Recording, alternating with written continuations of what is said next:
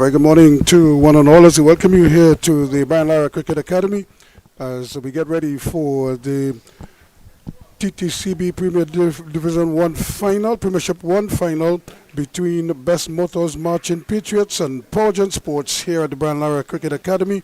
And of course the news here is interesting, but to tell you a little bit more about that, let's take you out in the middle for the toss. 2, 3, go. Good morning, welcome to coverage of the final in the 50 over championship Premiership 1. This match between Powergen and Bess Motors Marchin Patriots. We're here for the toss and we have Captain Adrian Ali of Marchin Patriots and Daniel Williams of Powergen, as well as match referee Afraz Mohammed. Let's have the toss now. Your call? You can call heads. Heads. Yes. Well, Marchin Patriots have won the toss and elected to bowl first.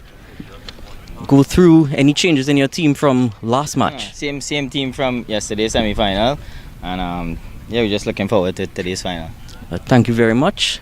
And Captain Daniel Williams, would you have chosen to bat or bowl first? I'd have chosen to bowl first. Looks like it have a bit of moisture.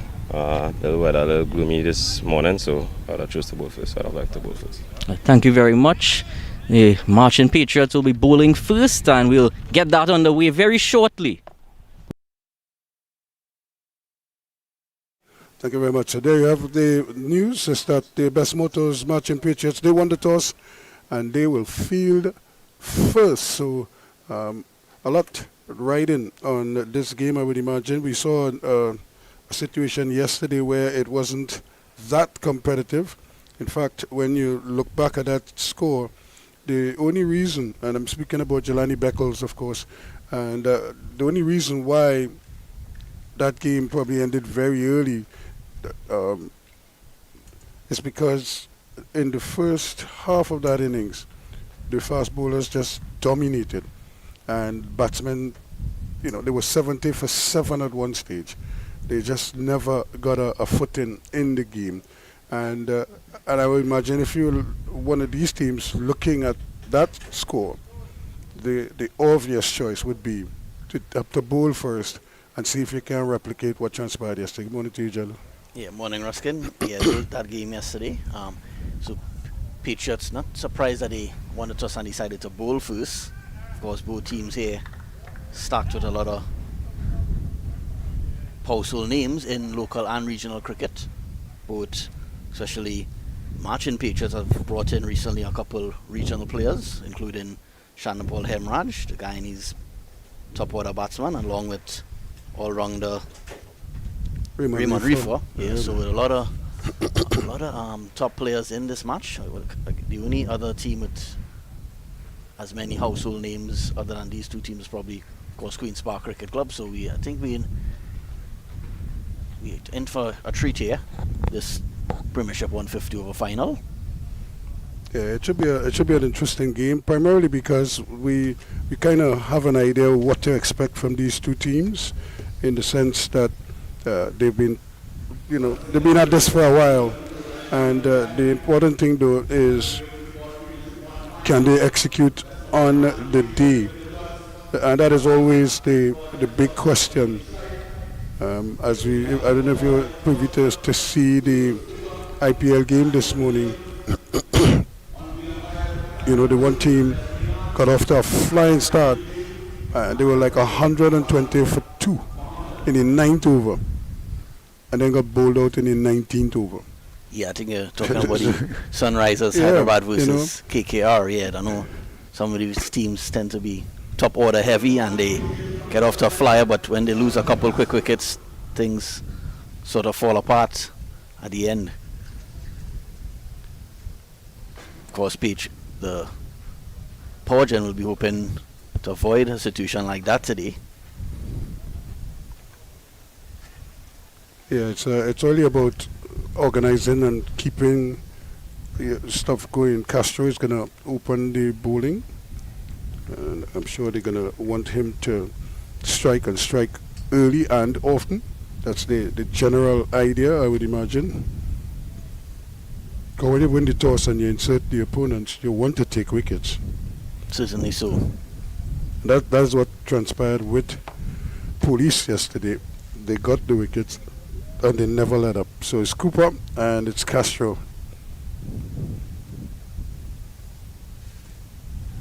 And again, assuming a good line. And yesterday, that's one of the other things we saw. The bowlers were very disciplined. They already got a lot of assistance from the wicket. They were so disciplined with their lines that it made life doubly difficult for Comets. And then, of course, their shot selection also let them down.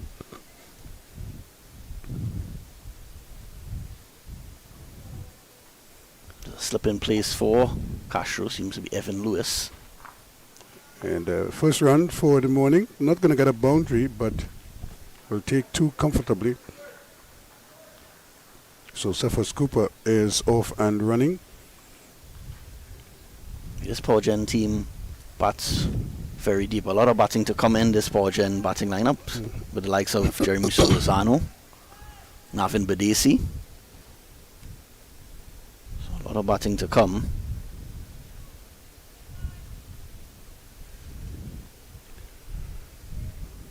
Ewart Nicholson has been around for quite some time. He was injured early in the season, so he's hoping to capitalize on his opportunity today.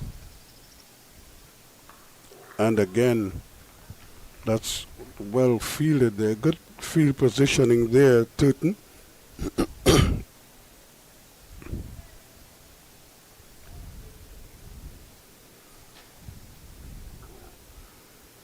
It's also a good time to say congratulations to Sunil Narayan. 200 wickets in IPL.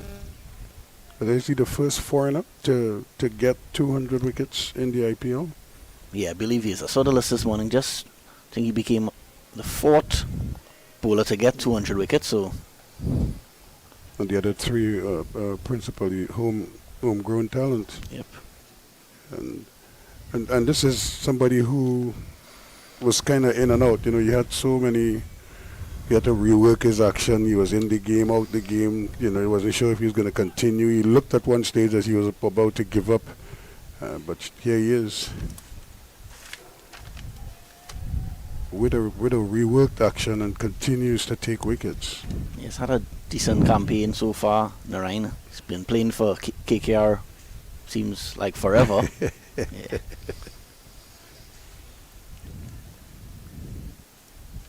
Rovman Powell playing for KKR this morning also had a decent game, had a brilliant catch in the outfield. Blinder. A little bit closer to the middle stump on this occasion, but easily dealt with. And that ends the over. So Cooper picking up 3 runs off that over. So at the end of the first over, it's 3 without loss.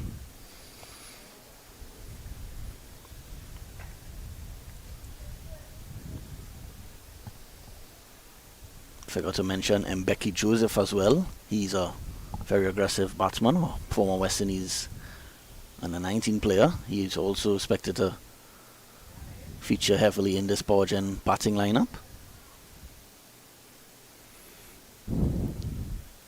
You know, we're talking about, you know, what CPL, there are stipulations where you have to have like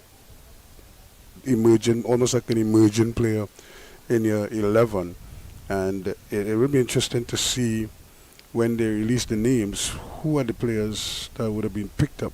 And I wouldn't be surprised if somebody like an Mbeki gets a call for different reasons, but the fact is he has some potential, and if somebody would invest some time and effort in him, who knows what is going to happen. Yeah, his name has been out there for quite some time because he has featured for quite a few years with the West Indies Academy.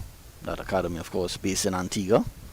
So he, of course, Becky Joseph and others would be hoping to get their name on a CPL roster.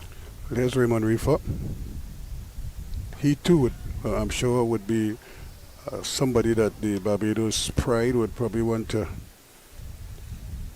get in their lineup. He's been sort of maligned because he found himself batting at number 3 for the West Indies, and I don't think that is by design. it was just a circumstance, and I'll give you a joke why that why that is so. I played in a North-South game, not here but at Guacara Park.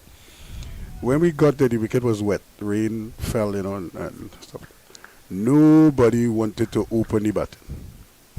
Right? When I say so, Raja, Musa, they all. Eugene Antoine was Giles Antoine rather was the bowler from the south. This is a North-South classic. Yeah. And none of them. So I say, well, because I was batting on number 3 for Powergen. So I say, I open the batting all the damn time, so I might as well open the batting, yes. Yeah. That's a good shot. Probably unlucky not to get it into the gap, but it was so well played. Didn't try to hit it too hard, just kind of stroked it. And I could see why he would have ended up in that position. And if he had success at all, then they probably said, well, look, whoever else we put there, they're not giving us anything, so we might as well leave Reefer there and let everybody else kind of bat around him. Because he wasn't, that's a beauty. Yeah, that one just swinging, just getting a bit of outswing there, Reefer, the left arm medium pacer. I was looking forward to the end of the story, Ruskin, in Guacara Park. Well, but I was just making the reference Yeah. that I didn't stay as the opening bat, and in fact by the second inning when the wicket had dried off, the regular openers, went ahead. Okay. But the thing is, I think I made like 32 or something like that. But my rule was to dry the wicket, get the wicket as well bowled again. You could see him, a good run also. You could see him looking to swing it, hang it in the air, and allow it to do its own thing there. And unlucky for him, Williams was able to get some bat onto it, and they were able to scamper a quick single. So that the idea is it happens because when I played for Powergen, even though I would bowl, a lot of times I didn't get to bowl because remember we had Bernard Julian, Colin Croft, Prince Bartholomew, Eric Ordine, Kelvin Williams, myself. Thought of a single there. Seemed like a pretty quality lineup there, Ruskin. Yep. And so sometimes 2 and 3 games you won't get the bowl because they would dish up the teams. Right. So Yeah. my role then became I was like the backup bowler, but I would bat. I would get to bat high up, so I batted 3. So it would be Richard Gabriel and Miller would open the bat, or Ron Farrier would open the batting, and I would bat at 3. Or Miller would bat at 3, sometimes I'd bat at 4. But when the others were on Trinidad or West Indies duty, as the case may be, Yeah. then I would have to open the batting. 5 without loss after 2 overs. And that's how circumstances, Yeah. And I stayed as the opener as long as I was productive in it.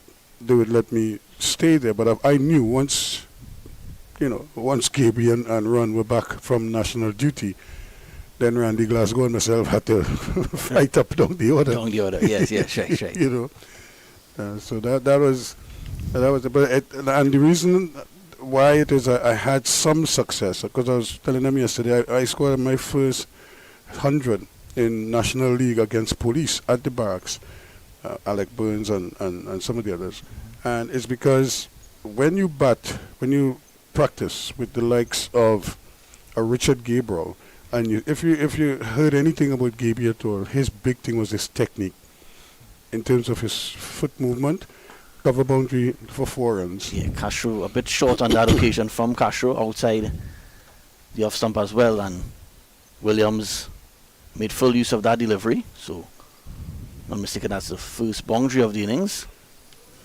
Well played too, because he hit it hard, but he got it high enough so there was no question of anybody in the inner ring getting a shot at it. Yeah, Williams is a player known for playing his shot, so he demonstrated that well there. Edged and gone. A brilliant catch taken by Evan Lewis there, and again it's the movement, just that little bit of a teaser there, and Williams goes for 5. It's 9 for 1. Yeah, so early breakthrough here for Marchin Patriots. Williams just after cracking a delivery down to the cover boundary for 4. He has to go now. You see that? Look at a replay of that one. Just stuck his bat out. Not very tentative shot by, and it went straight to the red force opener Evan Lewis. He has to go. So really breakthrough here for the Patriots. Yeah, and that's exactly what, when you put a team into bat, that's what you want. You want to take wickets. You want to take early wickets and then just keep the pressure building on the opposition. Seems that Jeremy Solozano walks to the crease. Solozano played a couple seasons for the Windward Islands Volcanoes, not featuring in the regional 4-day tournament this year. So he is hoping to get his career back on track. He's had a decent season with Powergen. Yeah, well, I've seen him play a couple innings already this season, and he really looked in very good nick. He was well organized, but this is going to be a test for him in the sense that because the ball is moving so much from both ends, so it's going to require a real application here. Yep.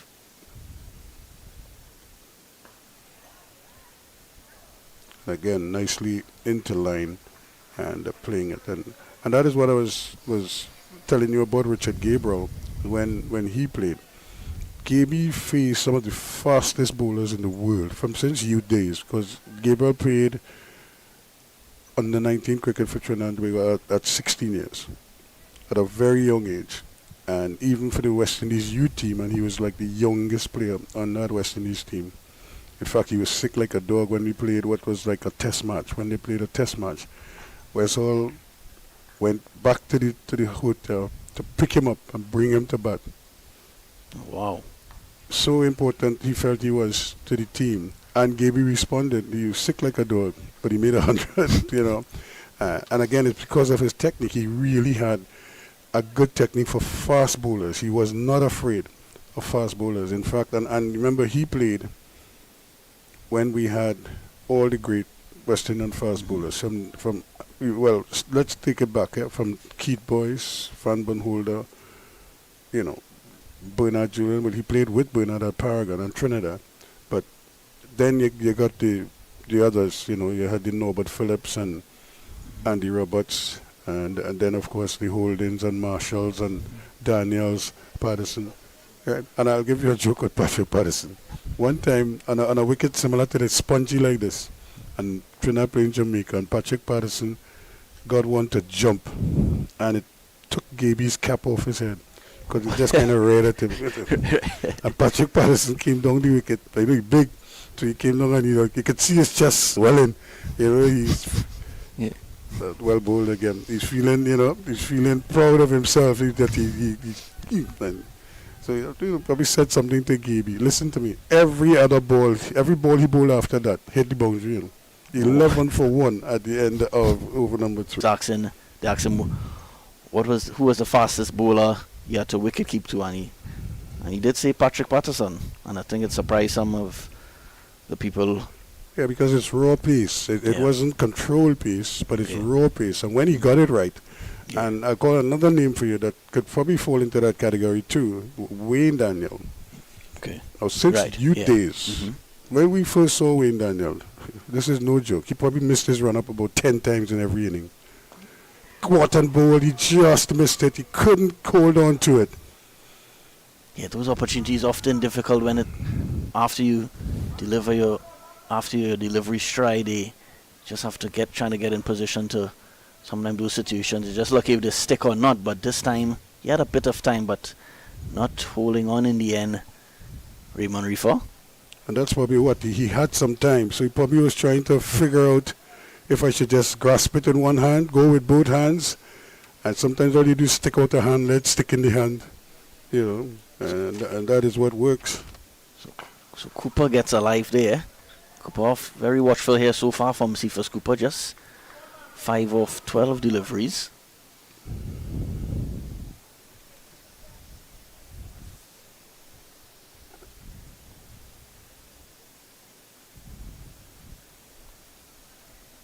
Yeah, but there are several names you could call in West Indies cricket that, Ezra Mosley, before his back injury, was very fast. In fact, he was underrated as a fast, but he was really quick. But then the back injury kind of slowed him down, so he developed he had to survive. And playing in England, you learn how to, Yes. use conditions as opposed to just trying to beat batsmen with a raw piece. And in his case, it was because of the injury, Yes. he kind of adapted. I know it has a similar situation with Ian Bishop. I know Ian Bishop Yeah. with But injuries. listen, Ian Bishop was never a medium pacer. Ian Bishop was yeah. Bishop was always fast. Yeah. There's there's nothing like cutting down piece with Bish. And Bish used to swing the ball at high speeds. Wow. Bowled again. But well played also. Cooper kind of organizing himself a little bit better, staying side on and accommodating the inward movement from Reefer. What Reefer probably is trying to do now is to set him up for the one that either straightens or goes across him. And it's where he pitches it is what is going to be critical here. If he pitches it up and he encourages him to drive, then he could probably hit that edge. And who knows, Lewis might be called into action again, or the keeper. And there it is, the one that he just wants to hold its own or just go across him a little bit. Cooper did well, picked up the line. And that is what top class players do. You have to think like a fast bowler when you're batting, because you're trying to figure out what it is he's trying to do to get you out, and then you counter that by assessing the situation. And if you don't want to play, or if you don't have to play, you're not sure, then don't play, as opposed to playing and hoping. Bang on target again by Reefer. Yeah, Reefer and Castro bowling very well in tandem to start here. Very tight. Just 11 runs on the board so far. So some tight overs so far by Reefer and Castro. That would have been a maiden over from Reefer. So he's done very well. He's come in and he's already adding value to this team, Yeah. which was already a strong team. Yeah, of course. Yeah, of course. A couple of weeks ago, Patriots bringing in Barbadian Raymond Reefer and also Guyanese Chandrapal Hemraj. Of course, both featuring heavily in this Patriots lineup as see that Castro will start his third over.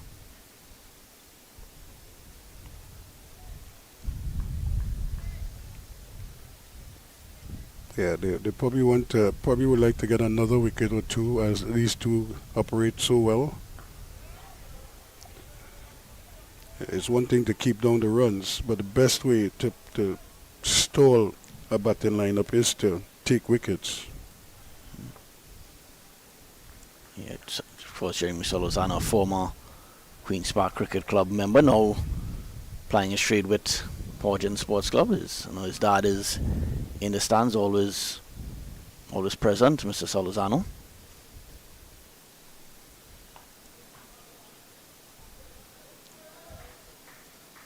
And that's also the other thing too. You don't want to soak up too many dot balls. So even though the bowling is tight, you just want to find ways to manipulate the field a little bit and find where the gaps are. And that's a single every time. Just play it square on the onside, and maybe even square on the offside, and you can be guaranteed a single.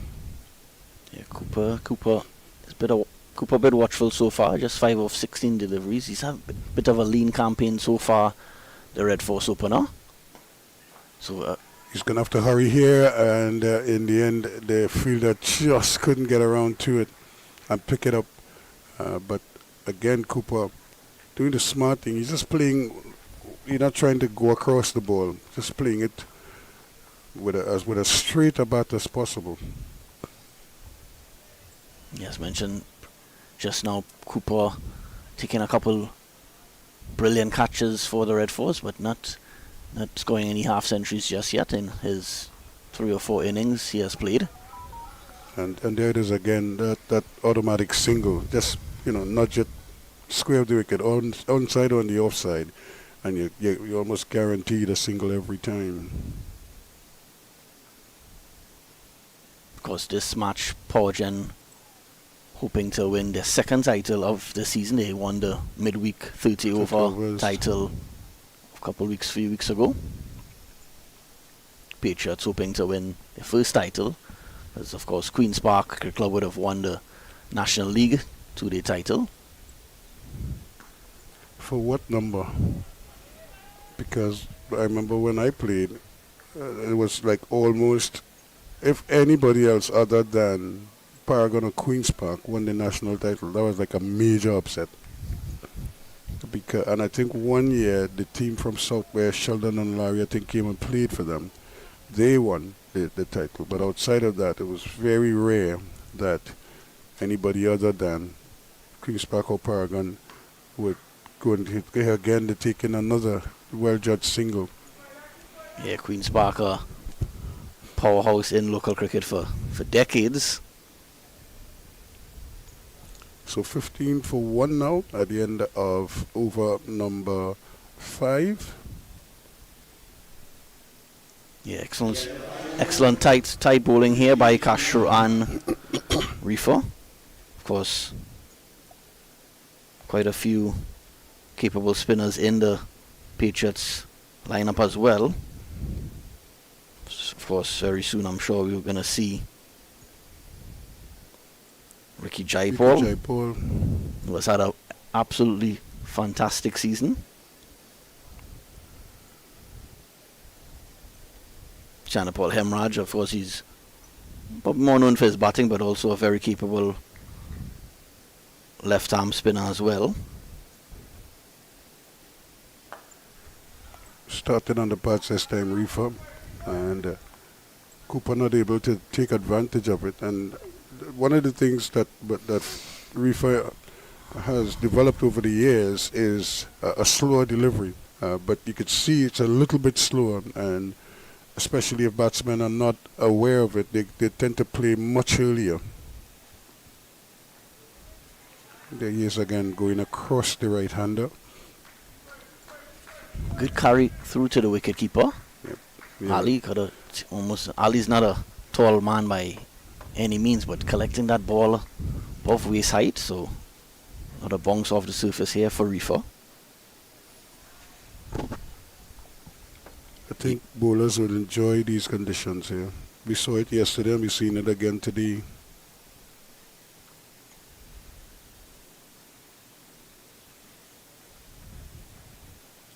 Well played, but again, brilliant field into his own bowling. Yeah, definitely saved a couple runs there, Raymond Reefer.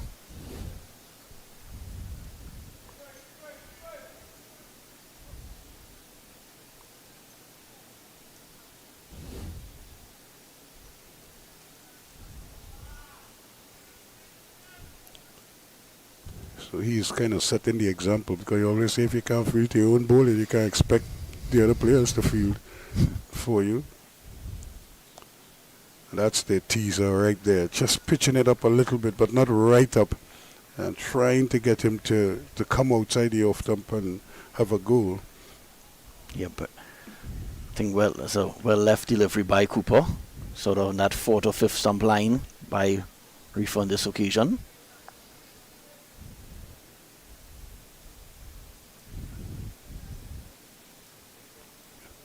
Yeah, this game is almost being played like it's a 4-day game of some sort, you know. Trinidad against Barbados. It's a real battle. He's gonna get another good thing. That's very well judged again, because the man at mid-wicket was coming across, but he couldn't get across. That Kalicharan was in the frame, but never really had a chance of cutting that off. Yeah, just Cooper and Solozano just picked up most of the runs here in singles. Very tight bowling here by Reefer and Castro. No bowling changes just yet. We expected to see bowling change maybe at least around by the 10th over. Normally these fast bowlers maybe just bowl 4 or 5 over spells. But these two have done very well. The batting team, they haven't been able to get away just yet, Powergen. So they trying to build here. We already lost 1 wicket.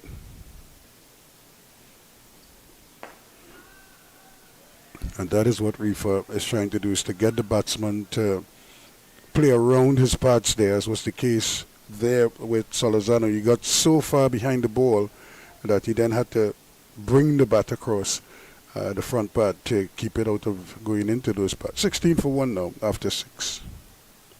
Yeah, well, just had a look at the summary scores. Reefer already bowling 15 dot deliveries in just a 3 over, so Reefer making scoring almost impossible here for the Powergen batting lineup. He's only conceded 3 runs. One maiden as well. So it's been really tight. Castro will continue. He will start his 4th over. It's well played again, and you could see they've kind of worked out where the gaps are. And the plan, of course, is if you're not going to get a boundary, then try and get a single at least.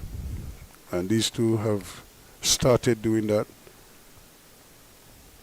And so, and if if in the over you get a 4 ball and you hit it, then you're making up for the runs you might have missed out earlier when you're consolidating. Edged, just dropping short. Now he's in almost like a fly slip, really, because he's a short third man, but he's very first. Was going to get onto that, but Turton is positioned almost very, very fine, and the ball almost carried to him. Yes, Solozano attempting a drive there. Wasn't as full as he would have liked, so getting the outside edge, and this one is cut away on this occasion.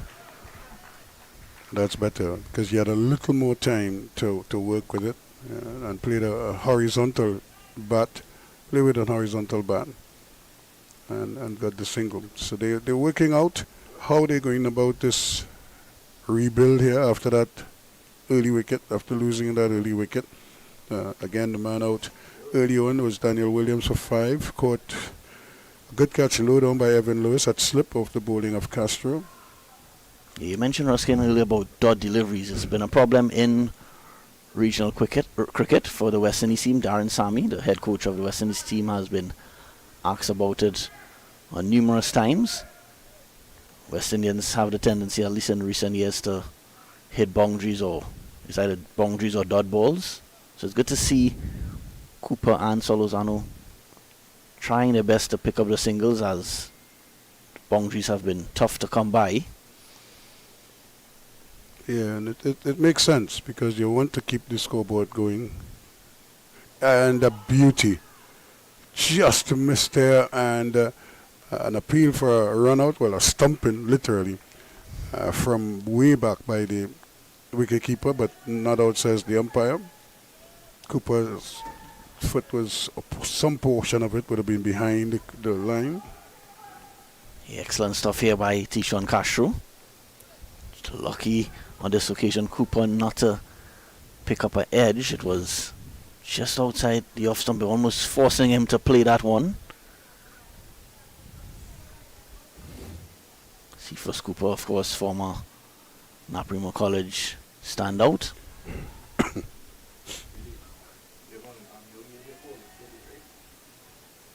Just allowing it to go through, so Adrian Ali collects it and immediately starts the process of getting down to the other end. 18 for 1 now at the end of over number 7.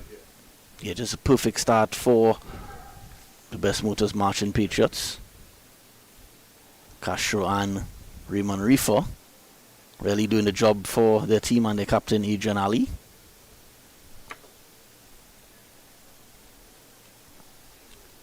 So Reefer it is who's going to continue. So they made a commitment to these seamers, and it's working out very well. Now here's the question: does he keep Reefer going, because he's not conceding runs? Yeah, sometimes it's for always difficult for a captain to make the decision. Well, since he's bowling so well, do I bowl him an extra couple overs to keep the pressure on Powergen, or do I still hold him back for, of course, the latter stages of the innings? Yeah, it's always a balancing act that you have to make, because it's a conscious decision. Do you go with the conventional thing? After 5, you take him off and hold him back. Well played again. That way you could bring him back for maybe 2 in the middle, or 3 if you're looking for a wicket. And if you get a wicket, then you have another decision to make. Do you then keep him going then and not have him available at the very death when you may need him? But then you're balancing that with, if we get wickets, it may not be that necessary at the tail end. And I would drip ball. Most times we're spinning the ball into those batsmen. It will be maybe a little more challenging for Ricky Jaipal, but he has really had an excellent season, so I'm sure he will be able to figure it out. Of course, Navin Badisi and Mbeki Joseph, both former national youth cricketers. Badisi, many would have said, was a bit unlucky to not make it onto that Red Force team.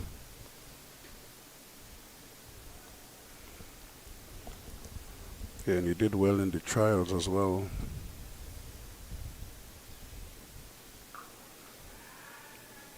I played again from Salotano. Again, not trying to hit it too hard, but placing it more than anything else. Yeah, still very watchful by these two. Very soft. Patriots will be very happy with this start. But I'm sure sooner than later one of these two batsmen may try to go up another gear. Of course, they will have a target in mind of, I'm sure, 250 plus. Yeah, the plan is, of course, bat all 300 balls that are available to you. And you could get to that 250. Either you get it with a big rush at the back when you have wickets in hand, or you get it on top, but you could lose a couple early wickets. So it's an approach that, remember when we first started to see the limited over scheme, the idea was the first 15, remember Sri Lanka? First 15 was just a gung-ho approach. Aravinda De Silva and company just used to bludgeon the ball. They didn't care who was bowling. Yeah, I remember that, Ruskin, in the 90s. They sort of changed the way the game was played during those days. Of course, that's before the T20 format got popular. Beauty. That came back a long way. And you could see Cooper keeping his eyes there. Reeves having a stare at him. And I think the both of them had a little chuckle. Look at how much this ball moved. Look at where the keeper took it, outside the leg stump after he passed. It just kept going. 21 for 1 now at the end of 8.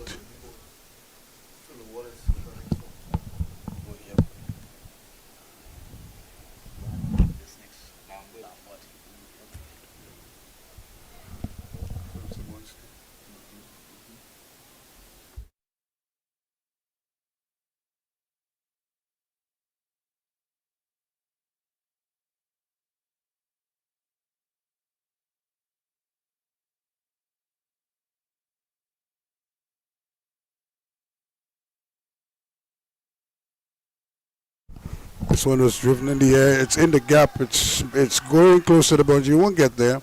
And they'll be comfortably back for 2 more. And we were just trying to remember a name. He was a hard-hitting right-handed batsman from the islands, just around the same time with Vivian Richard. Now, the islands had somebody like a Norbert Phillip. They had the Shillingford brothers. And they had like a Norbert Phillip, Jim Allen. And when Jim Allen came on the scene, when you bowl, you breaks in him. Oh man, he used to hit the ball really hard.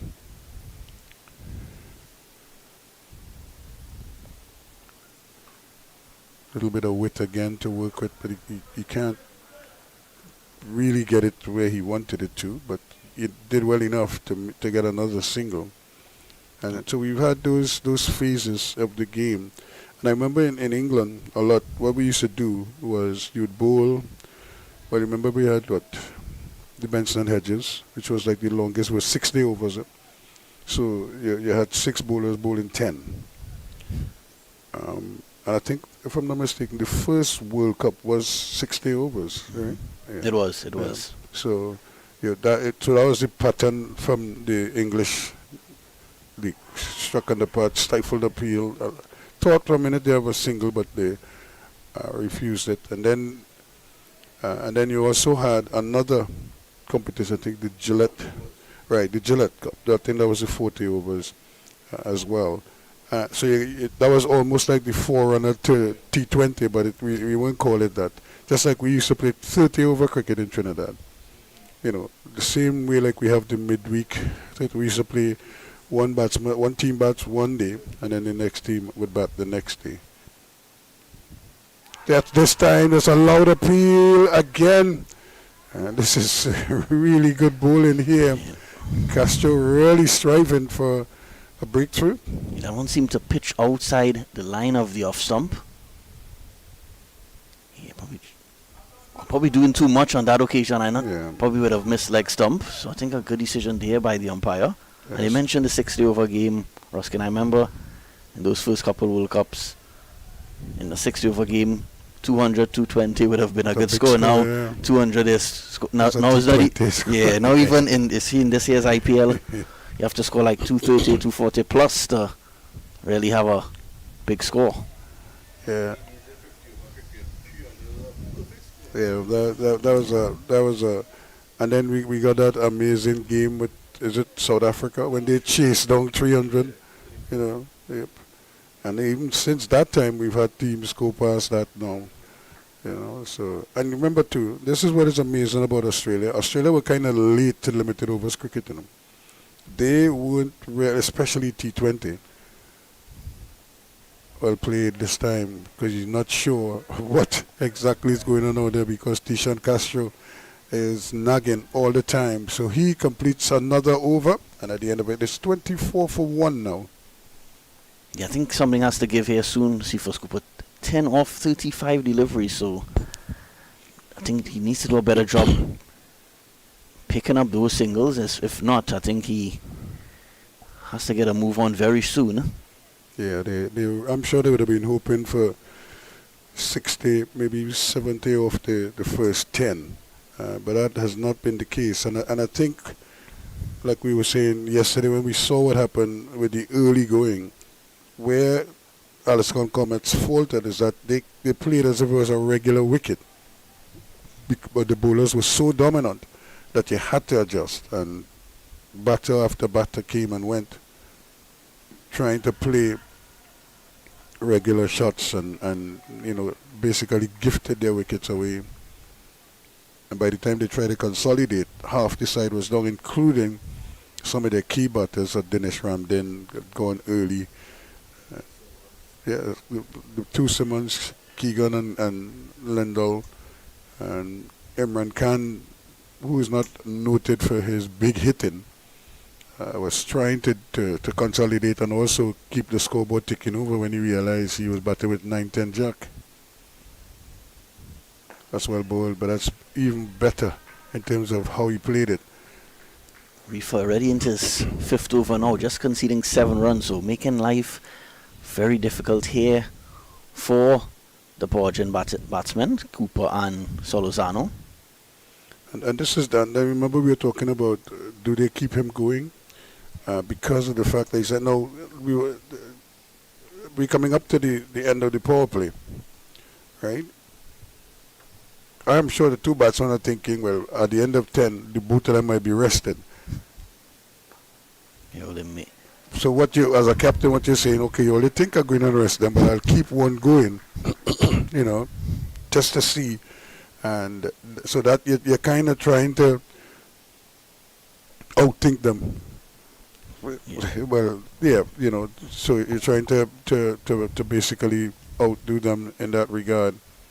Yeah, if I was Captain Adrian Ali. in there as well. Yeah, if I was Captain Adrian Ali, I'll probably bowl at least one of them an extra over or two, just because Reefer has been the only thing missing from him from his bowling figures is a wicket, but he's been absolutely brilliant this morning. This is well played. Yeah, Yeah. that is better, you know. Yeah, of course, my producer Jason reminded me that if joining us, Reefer would have dropped a caught and bowl opportunity earlier. It was a difficult chance. It was close to him. It probably was too close to him because he couldn't cushion it. Yeah, but Cooper is really struggling here to get a move on. He's 11 off 36. Solozano 11 off 17.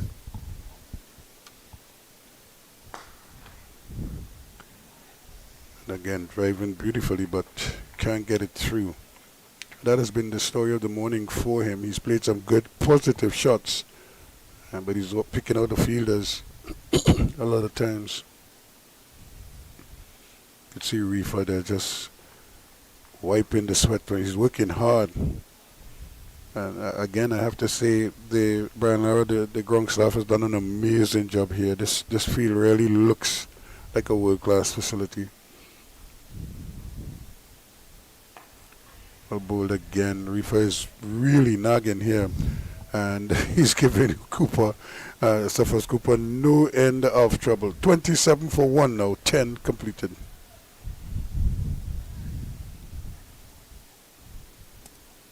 Yeah, of course, we'll be curious to see who is the first bowling change. There's a lot of quality, a lot of spin quality in this Patriots lineup as well. Of course, Ricky Jaipal has been tearing batting lineups apart this season, the left arm spinner. I think you saw the main group meeting there, so they were looking at probably discussing that same thing we were discussing at. Do they continue, and look who's continuing to bowl. Yeah, Tishon Castro is going to start his 6th over, so a long opening spell here for Tishon Castro. Really trying to keep the pressure on Powergen, Captain Adrian Ali, the Patriots captain. And I noticed that this boy came off the field, Reefer.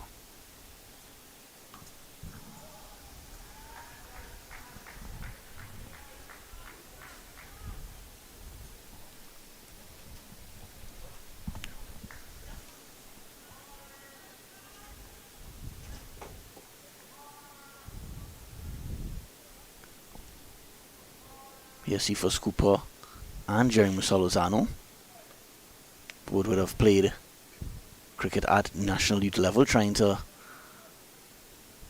rebound here after a slow start. This one is punched down the ground, just straight to mid-off, so another dot delivery.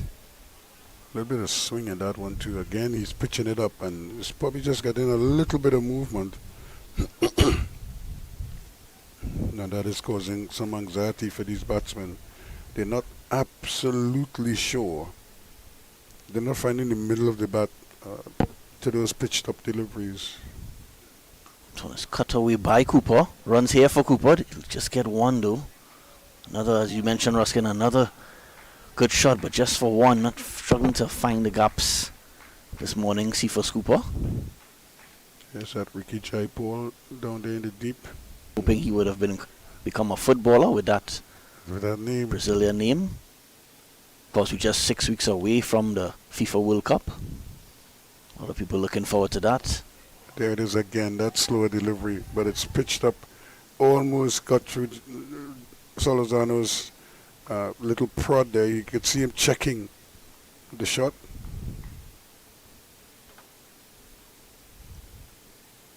So less than 3 runs and over. Powergen going at.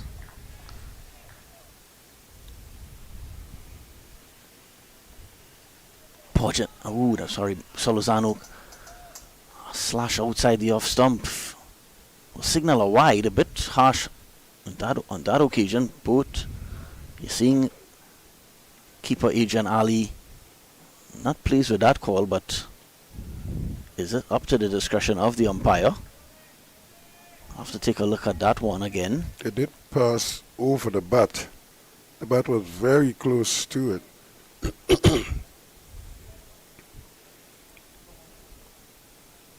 But he was definitely reaching for it, so. Trying to punch struck away onto the leg side. They'll get runs here. Should get, well, I think there was opportunity for 2 there, but well fielded in the end. Just another single, so progress still continues to be slow here for Powergen. Just less than 3 runs and over. And Patriots have been good in the field. Other than that drop catch, they've been very tidy, and it starts with the bowlers, and the fielders are just supporting them admirably as well. This one's definitely another wide by Castro. That one was no doubt about that one. That one was almost off the pitch on this occasion. And a little bit again, he got a no ball for bowling on the other pitch. Which we have seen a couple of times already this year.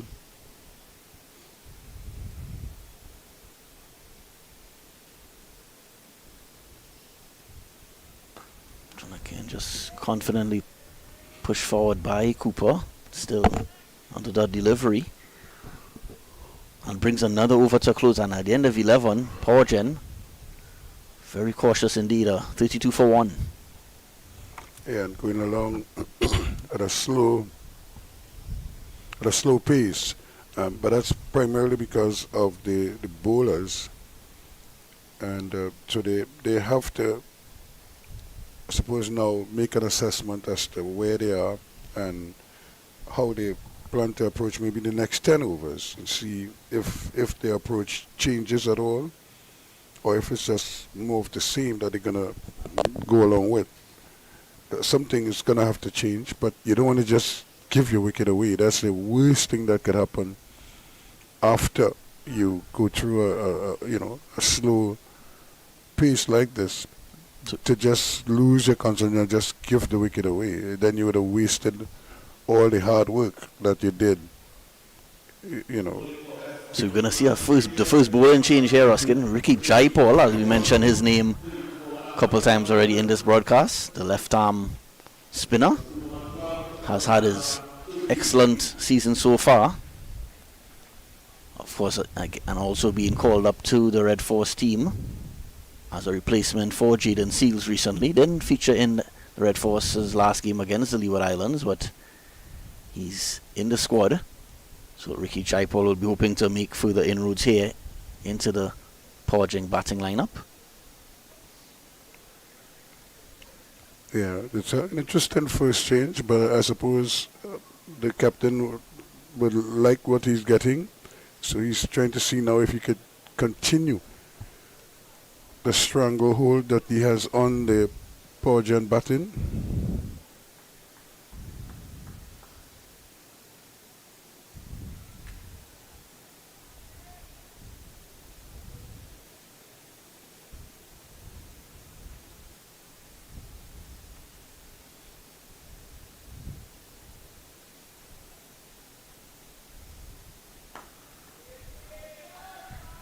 Again, Ricky Jaipal starting with a bit of flight there, just outside the off stump. Well negotiated by Solozano.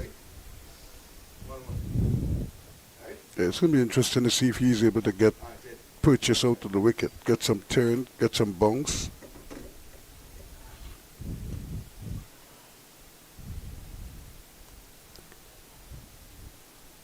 A slip in place for Jaipal. Again, Evan Lewis has taken up that position for the entire match so far, whether it's pace or spin.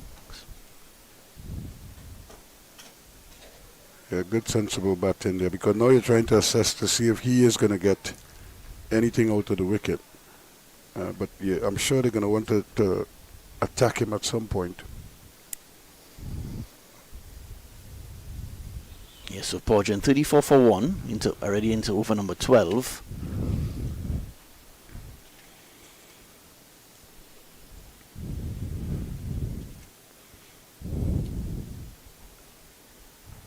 one's spinning away, so a wide signal by the umpire. So Jaipal will have to bowl that one again. And Trinidad and Tobago's had a history of outstanding left-arm orthodox spinners.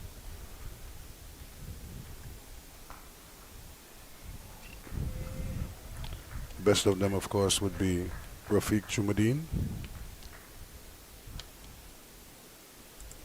Even his younger brother, Shamsuddin Jumadeen, was a decent spinner. Roland Sampat also, after he bowled in medium pace, came back and bowled left-arm orthodox.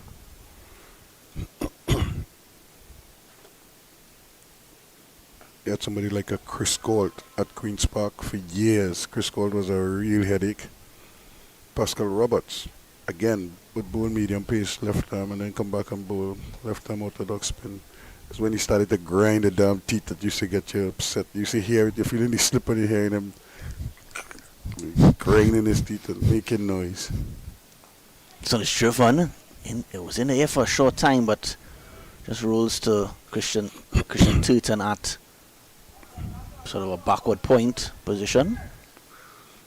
Yeah, we've had some really good left-arm orthodox spinners. Arnold Oliver was another one. Even Innes Gabriel, Richard Gabriel's younger brother, was a very good little left-arm orthodox spinner. And later on you would have had the likes of, if I'm not mistaken, Dave Mohammed.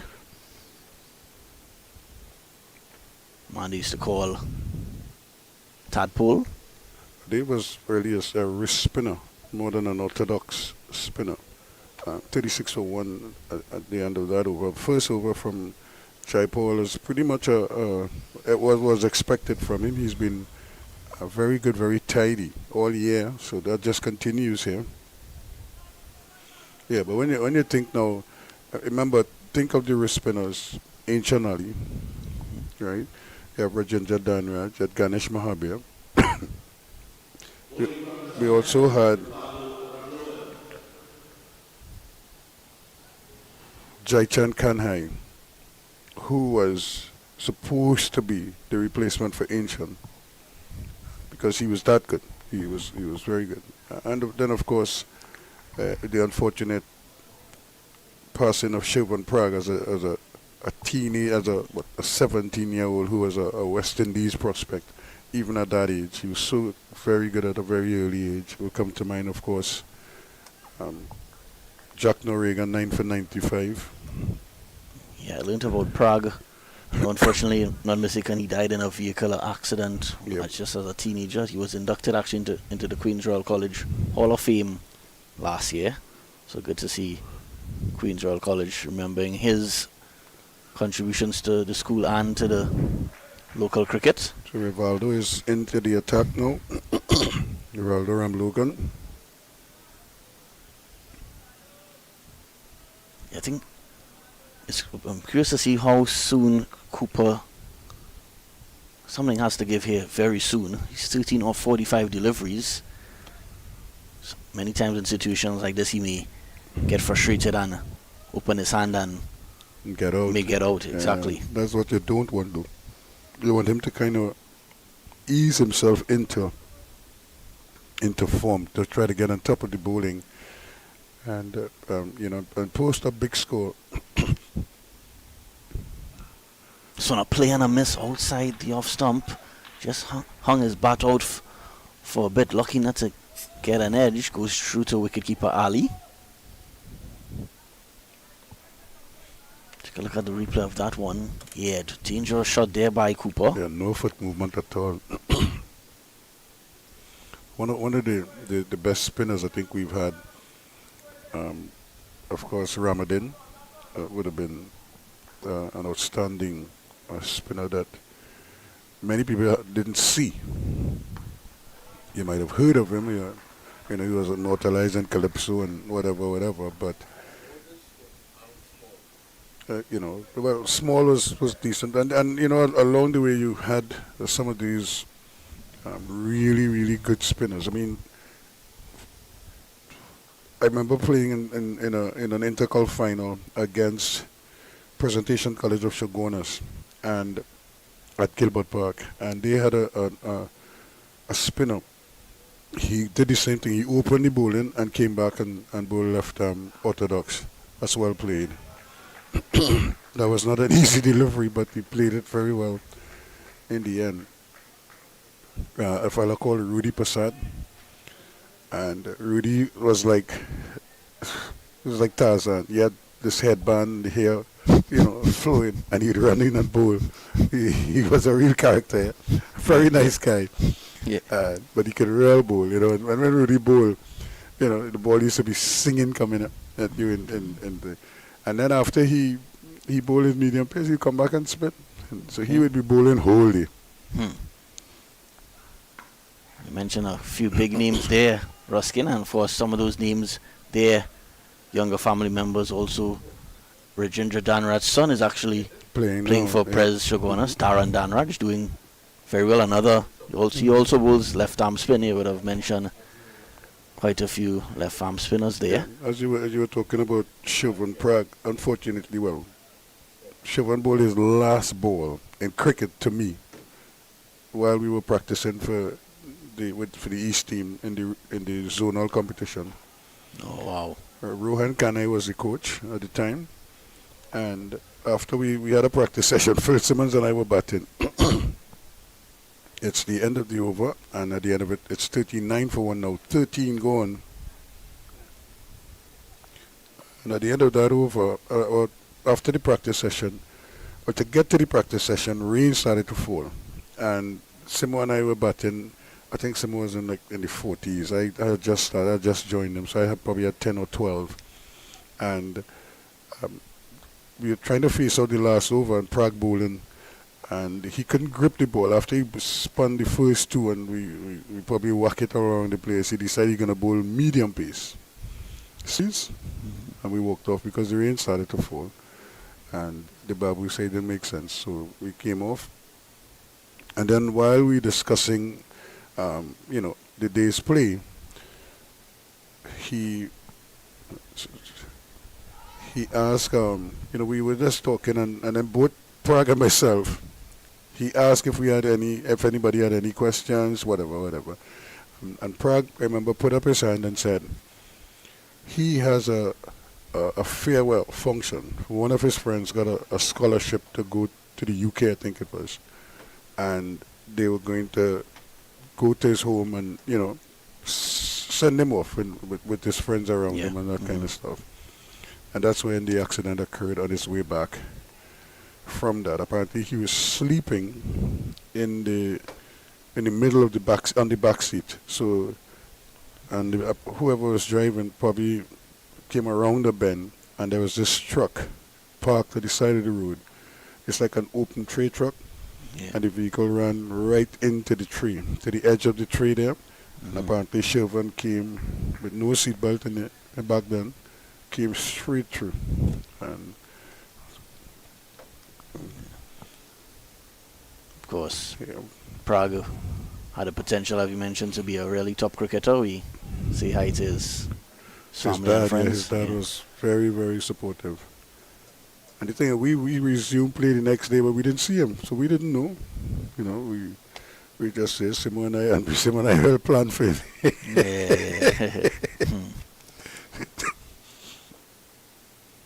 Big plans, man. We said we waiting on him, and next thing I know, lunchtime reached and we still haven't seen him. And we said, but he's out of character.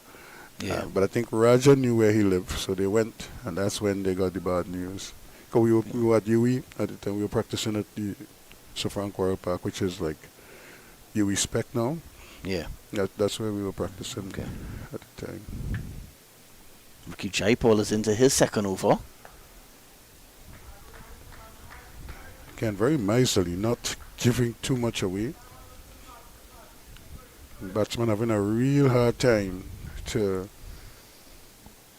get it off the square. They're really not able to manipulate the ball very well. Yeah, I think this game is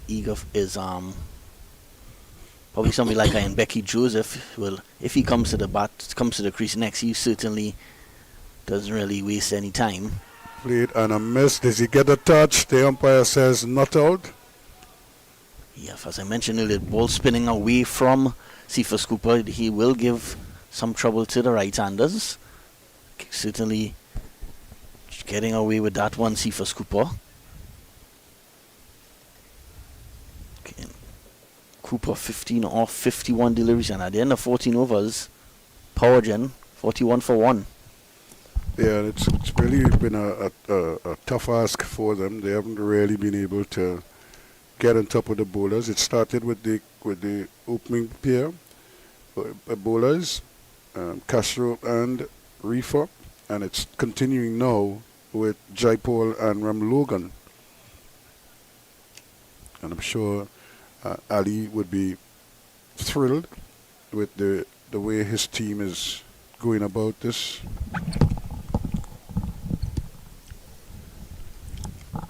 Yeah, almost a perfect start here for the Patriots. Of course, they will be eager to get a couple more wickets soon.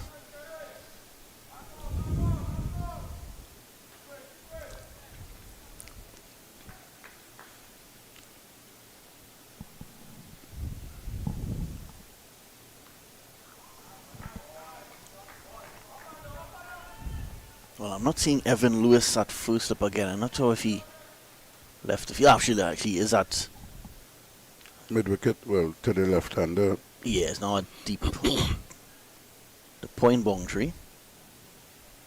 Actually, more like a Just a deep point. I don't know if he's going all the way back.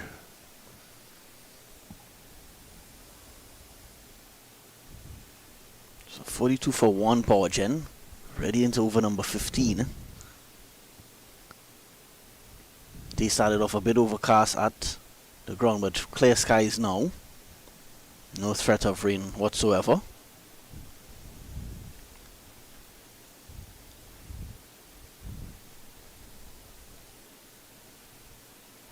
Just a short delivery on this occasion by Ramlogan. Outside the just overish left shoulder. Cooper not called a wide. No. Yeah, and I think he thought about it. He was going to probably throw the bat at it, and then he realized the height. It was an uncomfortable height for him. He would not have had control of it. And he did the smart thing. He just pulled out of the shot. Yeah, I think well played in the end by Cooper. This one just punched onto the offside. Quick single taken. Through to the stumps by Turton. A direct hit, but got back quite comfortably there, Solozano. Yeah, it was a well-judged single. Very well judged in the end. The call was early, and the response was, on time as well. And that's good to see, because despite all the struggles they've had, they have in fact been running well between the wickets. Once they commit to it, they're gone. Yeah, certainly so. Solozano back on strike here for the second over, being bowled by Raval Ramlogan.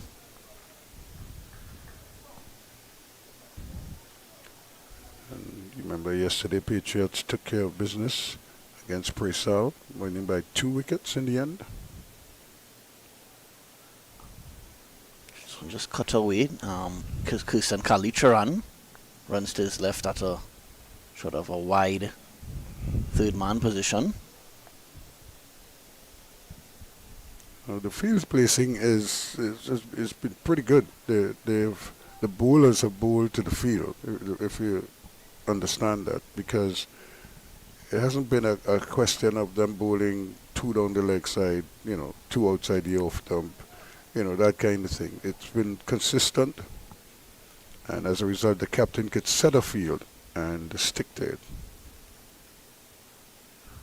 So another play and a miss by Cooper, just hanging his bat outside the off stump.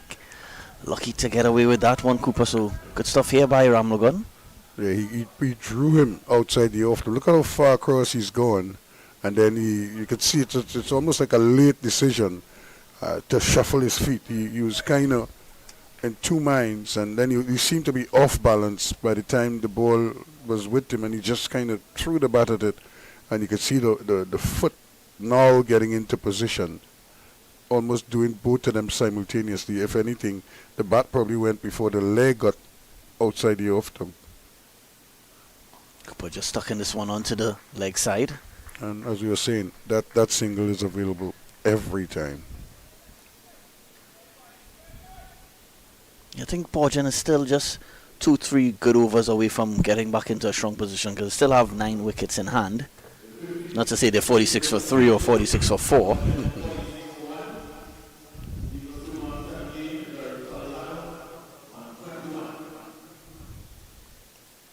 But the 2 bowling changes, they've also done their part so far. Jaipal and Ramlogan. After excellent start by Tishon Castro and Raymond Reefer. Castro, of course, the only wicket taker so far, getting the wicket of Daniel Williams. Reefer could have had one himself caught on bowled, but he grasped it. This one just left outside the off stump by Cooper. Showing real restraint there because under normal circumstances, he probably would have launched at that one. He could have probably cut that one down to the point boundary. There's protection at the cover boundary. There's a point in place. This one cut, fielded by Turton at backward point and under the delivery. Followed him on that occasion. He was probably hoping it would spin away a little bit more.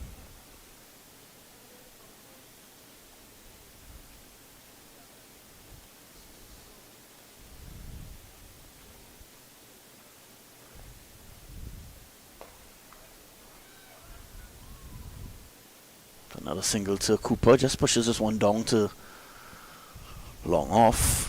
Kalicharan does the fielding, so still moving along very slowly here. Powergen batting first in this Premiership 1 50 over final. Of course, we had the Brian R. Cricket Academy. Yeah, I think Powergen are hoping that Cooper will change gears eventually and put up a big score. It's very, very rare that you see him struggle in a domestic game for this long. And so they're hoping that, you know, he's now experienced enough to work his way through, sort out whatever issues he's having, and still produce something of note at the back end. I'm wondering if he's lacking confidence because I've mentioned earlier he's had a lean campaign so far for the TNT Red Force team in the 4-day tournament. So maybe coming in to this innings, he's maybe, I'm not sure if he's overthinking it, but he maybe very eager to probably get a score. Mm-hmm. Let me.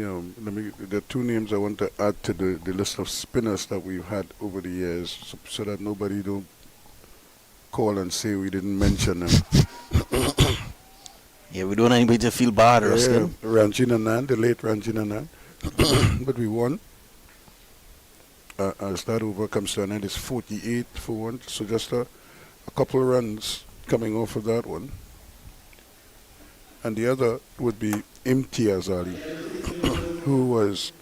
this is Imtiaz Ali Senior, not the son, who also played very well. So I think the players are gonna have a break. But Imtiaz Ali, I've always said, was one of the tidiest leg spinners that I've ever seen. He was always a tidy guy. He used to talk plenty, so he used to get upset with him. But he would he would back up his talk with his leg breaks and give you all kind of help. So 48 for 1 now, as the players take a little bit of a breather. We'll be back.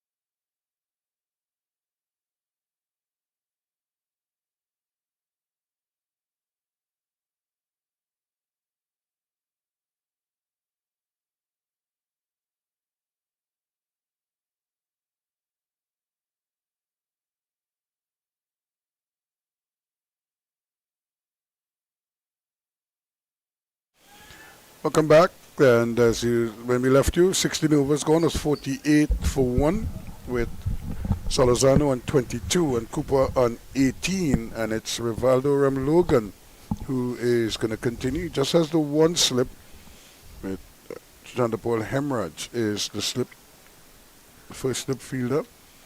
And a nicely set field. So another play and a miss there by Solozano on this occasion, so good start after the break by Ramlogan.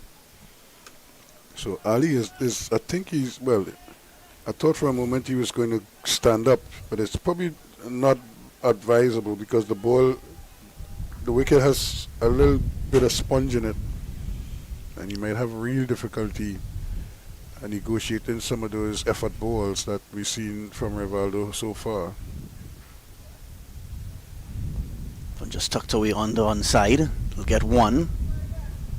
Have to settle for one.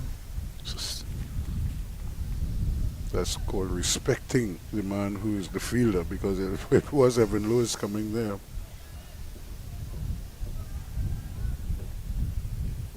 So one away from getting to 50 now. Powergen is coming to 70. It'll come in the 17th over, so I'm sure they're well behind of where they would have liked to be at this stage of the innings. Yeah, it's been a bit of a struggle for them, but we could see why. We understand why. It's been excellent bowling. All four bowlers have really kept things tight. One just put excellent effort by Ramlogan. He didn't stop it, but he may have gotten a finger or two, and Jaipal backs him up at mid-on.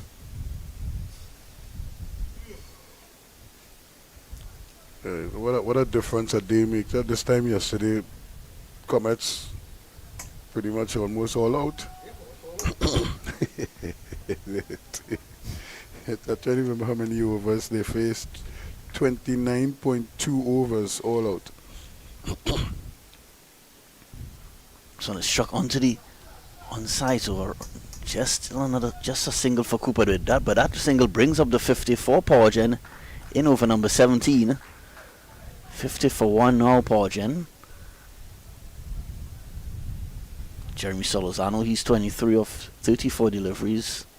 Cooper really struggling here to get a move on. He's 19 off 61, so that's a strike rate of less than 30.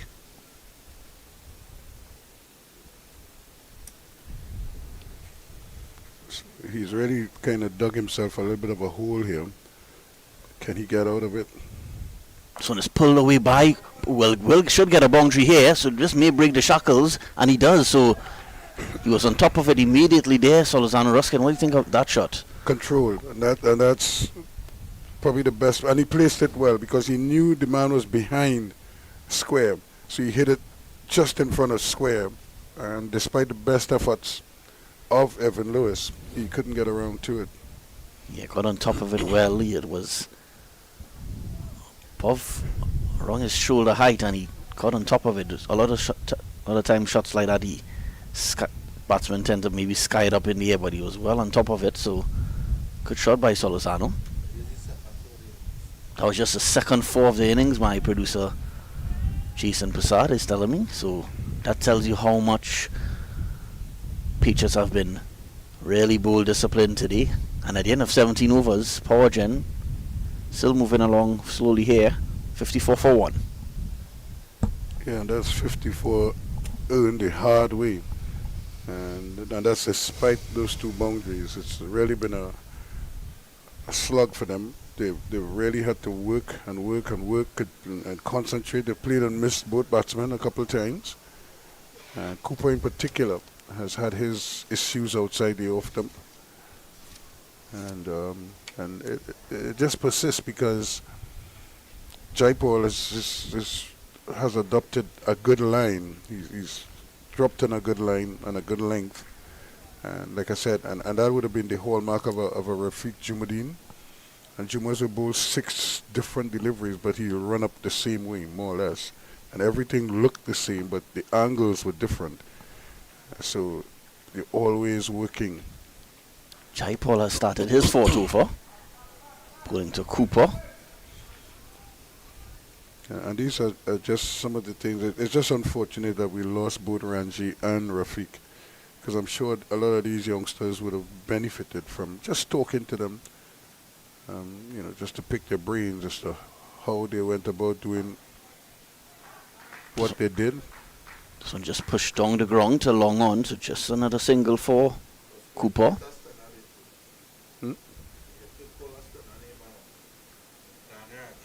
Rajendra, I'd called Rajendra earlier as to how he really did bowl very well. Tadpole was also affected. Dinanat. Steady start to this over by Ricky Jaipal. Just a single coming off it so far. Force Way just calling out some of the top spinners over the years for Mahathir Bodo. TNT. Bodo. And Mukesh. This one just try to play that one through A the simple catch to mid-wicket. Castro would have been delighted to accept it. Got himself into a real tangle there. It's on another similar outcome there. He tried to beaten by the spin there, lucky not to play it on this occasion, Solozano. Beaten by the length. Look at the length of this delivery. And he's on the back foot, trying to force it. And it would have been easier to come onto the front foot. 55 for 1, Powergen. This one better, more confident shot played this occasion by Solozano. We get a single to end the over, but at the end of 18, Powergen moving along slowly here, 55 for 1. Yeah, it's good bowling. Again, from Jaipal, he's really gave the captain the support that he was looking for, just to continue from what Rifa was doing at this end. So both those two have really stifled the run scoring from this end. And if anything, most of the runs, they've come from not that the bowlers at that end have been bowling badly, but based on what we've seen from these two, because Jaipal has not for 11 from 4. I think when Rifa left after his 5 overs, he had only conceded like 8 runs or something to that effect. So he's been, between the two of them, in 9 overs, they haven't even conceded 15 runs. So it's been a real fight from this end. Valdo Ramlogan will start his 4th over. So just played onto the leg side. Solozano doing a much better job than Cooper in terms of trying to keep the scoreboard ticking over.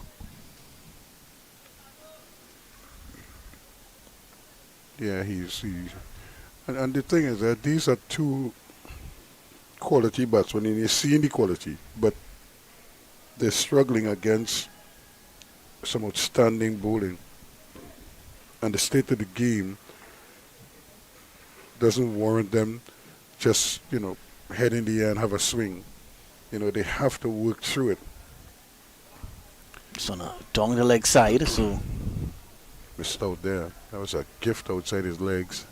if he got any would have gotten a couple runs there if he made any sort of contact. Yet We were talking about spinners, and one of my favorite spinners would have been Harold Joseph, because he was the mystery before Sunil.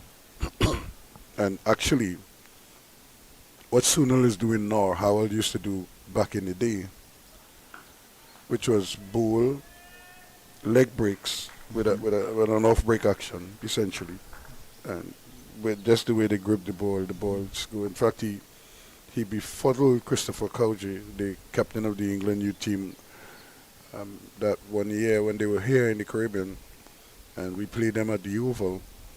And I remember I took a couple of wickets on top, and he was supposed to come, but he was afraid of fast bowling, so he kept going down the order. So every time I took a wicket, he'll drop down.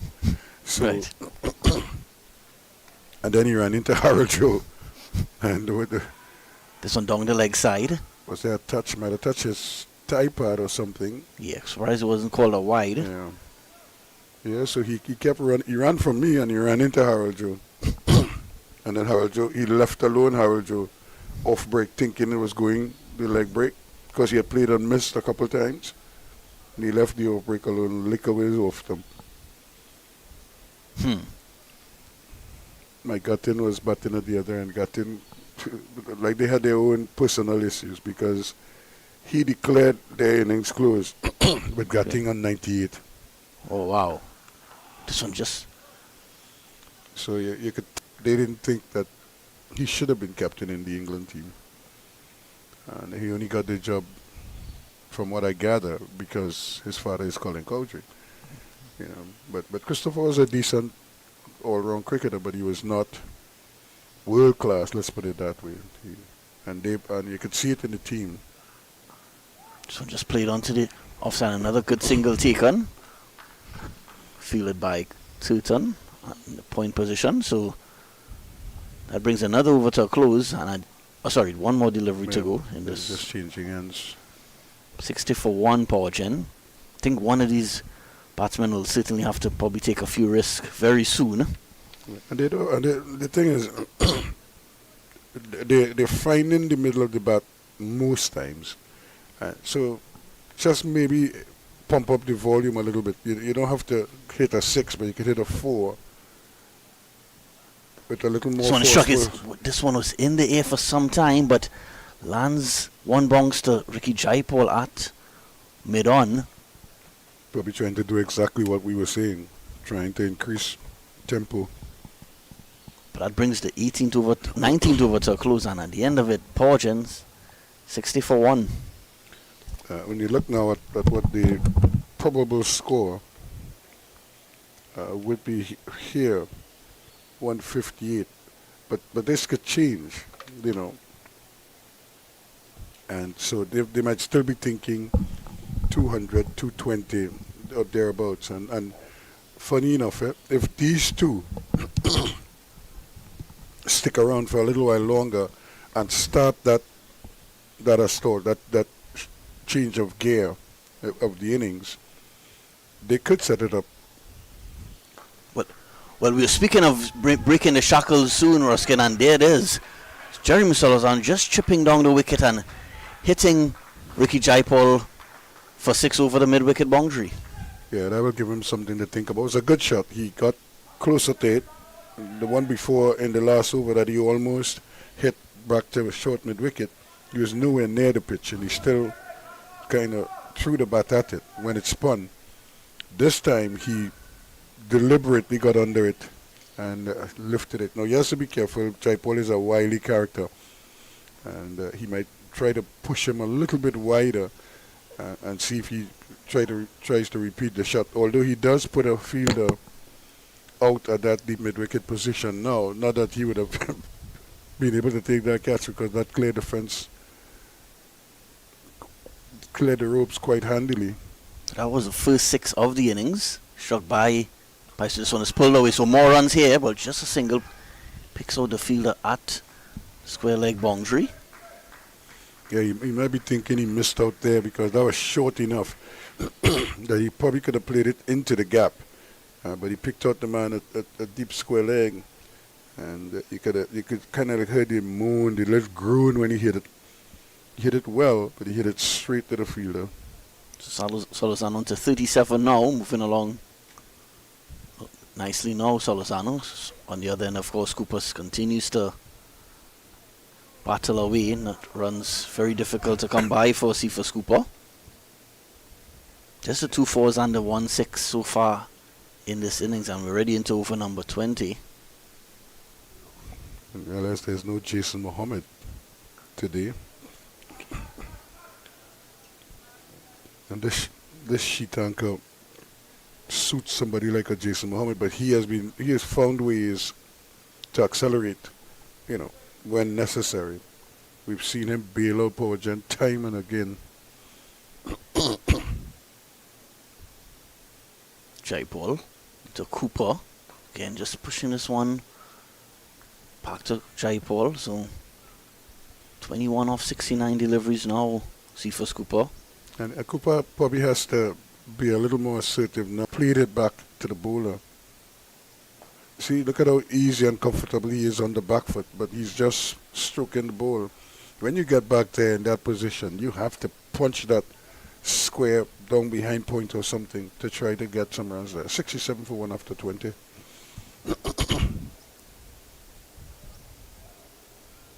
Yeah, so Cooper sort of shake his head after one of those deliveries in that over. He seems to maybe getting a bit frustrated now.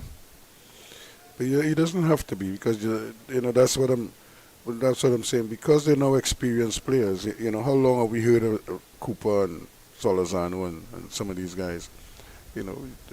This is a good test. Work through this test. Keep wickets intact and just build a good partnership and see where. Remember, they came together with the score 9 for 1. So they've now pushed it up to 60-some. So that's 58 they've added already. Maybe add another 58, although albeit a little quicker. But, just keep building, keep adding runs as you go along. And who knows, at the end of the day, they might get to the 250, maybe even 300, as the case may be. Another single taken there by Solozano brings Cooper back on strike. Of course, Cooper comes from a rich cricketing family. I had a short discussion with Cooper. Well, Cephas 5 brothers. 6 actually. 6 brothers. 6 brothers, And yeah. 2 sisters. Right. Who the And sisters? they all play cricket. Is Brittany? I don't know. I was just asking. Oh, okay, no. It's just 6 brothers. I confirmed with Cephas a couple of weeks back. This one has attempted pull shot, doesn't get hold of it. Cephas, he has 6 brothers. They're from the community of Moruga. And they probably have cousins who also play, so they keep it in the family. Of course. Yeah. And we've had families like that here in Trinidad, who played cricket and represented Trinidad and Tobago. Furlong brothers, of course. Yeah, 3 of them, Carl, Kenny, and Harmon. You have the Gooms, Sheldon, Larry, and Randy at the youth level. Of course, Darren Ganga and Shuin Ganga, and a couple other brothers as well, Sheldon Ganga. Mm-hmm.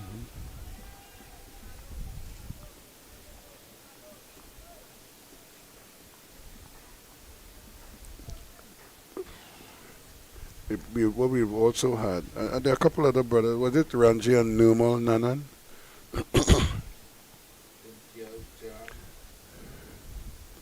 Yeah, the John brothers.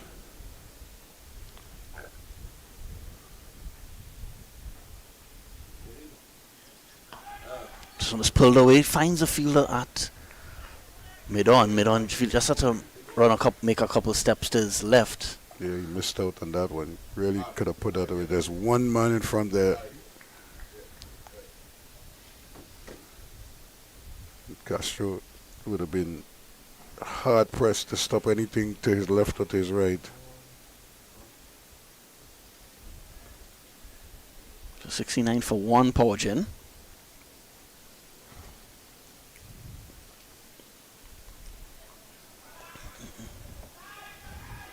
Of course, we were calling out some of the brothers who would have played for TNT and West Indies team. Of course, the Simmons family, not brothers, but Phil Simmons, Lendl The Simmons, Bravos. Keegan Simmons, all related. So the Simmons family, all from East Trinidad, the Rima, Tagariba area. Yeah, we've had a lot of father-son. Jerry Gomez and Gregory Gomez. Even Furlong with David following after his father. A lot of rich cricketing families in the history of West Indies cricket. Yeah, he'd be happy I call his name in the same sentence as Derek Murray.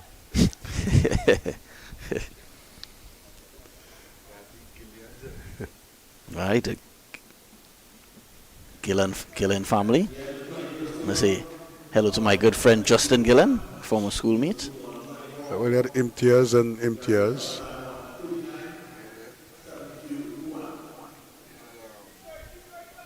I'm trying to remember if there were home. I mean, there were a couple others, There were a few others who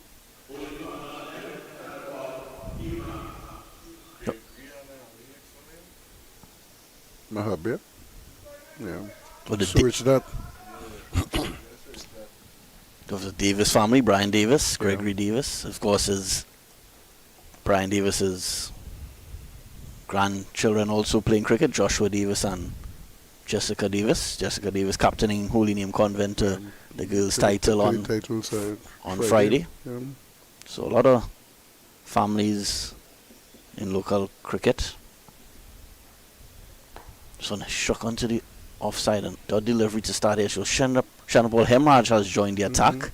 Yeah, you have to take advantage of those loose deliveries. That was a real loosener there from him.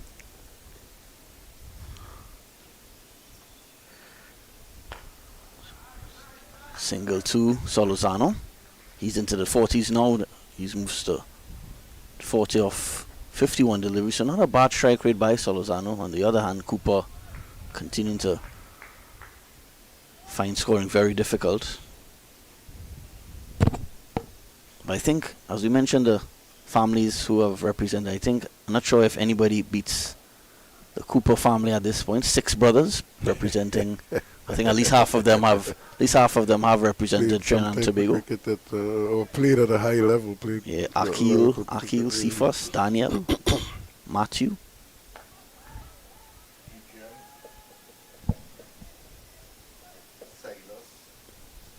Yeah, for 6 of those Cooper brothers, I've confirmed with Cephas. Yeah, I've actually thought it was more because I've been covering. I'll tell you what, I've been covering schools cricket and club cricket for 13 years now, and every time I feel like every year I come up a Cooper, find something another Cooper. So I was wondering, who are these Cooper brothers? Yeah, but we've had a lot of outstanding in different sports. Tennis is another one. Where you've had brothers and coming up there. Your father, son, well, you had a husband and wife in tennis, in the Marks. No, well, that over just ended, and at the end of that, there's 75 for 1 now after 22. Yeah, you had the Mark in terms of Ken and Rhea Mark, and then their son came, Christopher Mark, and played Davis Cup tennis for Trinidad and Tobago. I think their daughter also represented Trinidad and Tobago as well as tennis. And you'll find a lot of families in, I don't want to call them lesser sports, but squash. You'll have a lot of family there. Basketball, you would have had a lot of brothers and sisters playing. Netball also. You would have seen quite a few of the Castanadas. We lost Sharon Castaneda not too long, but Peggy Castaneda was part of that World Championship team. Yeah. Well, they say, Ruskin, blood is thicker than water, right? So some good genes being passed on by some of these families. Look at Alvin Cornell and his sons. Yeah. Anton was probably one of the more talented youngsters we've had, but I think he suffered not because of a lack of ability, but I think he suffered primarily because of factors that he had no control over that surrounded the way people perceived his father. Maybe they felt that one cornel was enough. So for no good reason at all, Anton was always made to feel as if he had to be twice as good as the next one to get going. But he was supremely talented as a young player. In fact, when I watch Anton play football, even now, his control still amazes me. So Kashri Singh has joined the attack now, so a lot of quality on show here for the Patriots. Yeah, it's amazing. It always amazes me that it's so tough to make it a professional level in sports, and you see so many family members all making it to the top level. Even We haven't even spoken about the NBA and basketball. There's a loud appeal here for... he's gone! A very confident appeal there by Kashi Singh, and Cooper's long, tedious innings has come to an end as he's struggled to get going for the entire day. See for Cooper, and he has to depart now. Gone LBW to Kashi Singh. Yeah, that is what you didn't want, is after all this time to not get a big score. And, so after you put all that hard work in, to just come and hit across one like that eventually cost him his wicket. But, hopefully he will learn from this experience, and because we know he can score quickly. He just never seemed like he was in that frame of mind in this one. Navin Badesi will be the new batsman, so it will be two left-handers at the crease now for Powergen. Yeah, Cooper really had a tough morning so far. Really never got into another gear.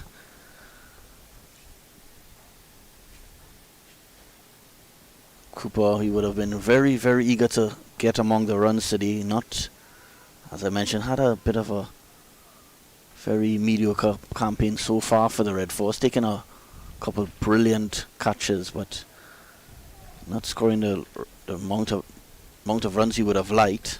So that brings Badesi to the crease. No stranger to local cricket.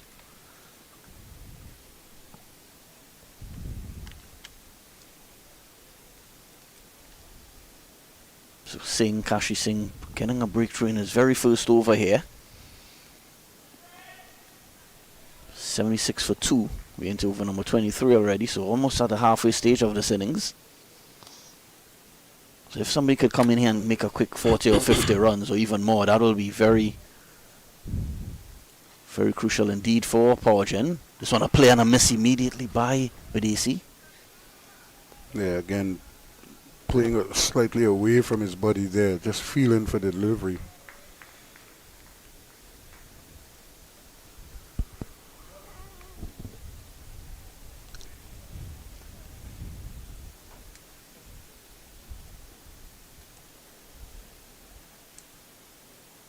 So it's cut away by Badesi. Runs, he will get off the mark. He'll get one. He'll think of two, but have to settle for one. Yeah, it's good fielding again out in the deep, not giving them any opportunities at all. Kamil Puran out there. Of course, Badesi and Solozano, both former Hillview College students at different times. So Badesi went to Queen's Royal College first and then transferring to Hillview College for sixth form.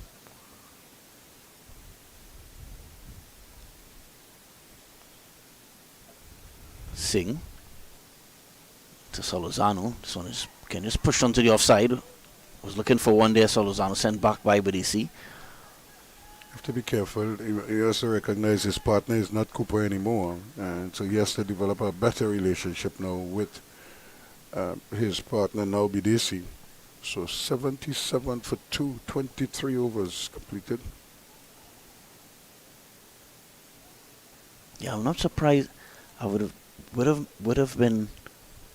have been surprised if they probably pushed Mbeki Joseph to 4, maybe because Mbeki Joseph really plays his shots, but they've stuck with Badesi on this occasion. Badesi, a more patient batsman, but he can play strokes. He can keep the scoreboard ticking over, so it'll be interesting to see how soon he settles in here, Badesi, and his approach to this innings.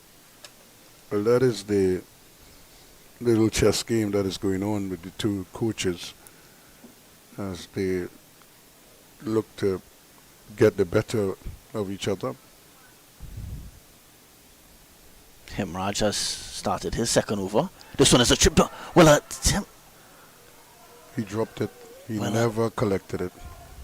Well, a missed opportunity here for Patriots. He was way out of his crease. Badesi had opportunity to get 2 quick wickets, but missed opportunity there by Adrian Ali. Couldn't collect the ball in time, and he was miles out of his crease. Again, just feeling the weight of the pressure of scoring. He's trying to get at the spinner. Almost gifted his wicket away there. Yeah, so Badesi gets a life.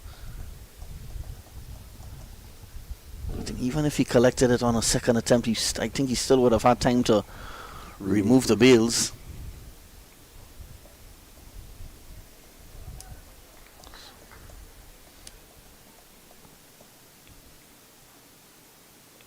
Again, a play and a miss. So Hemraj, excellent stuff here by the left arm Guyanese spinner. It was a quicker, flatter delivery. And got some bunks. So it's cut away by Badesi, finds a field at backward point. Turton does the fielding.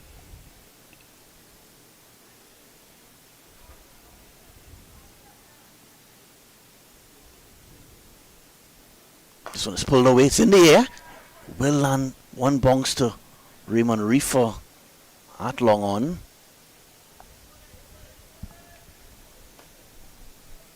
He was hoping probably to play that a little bit straighter, maybe just directly over the bowler's head.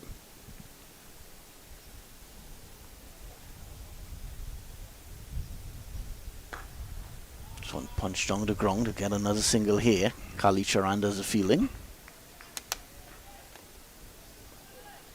79 for 2. Just one over after this to complete the first half of this inning, so continuing to be very slow here, Powergen.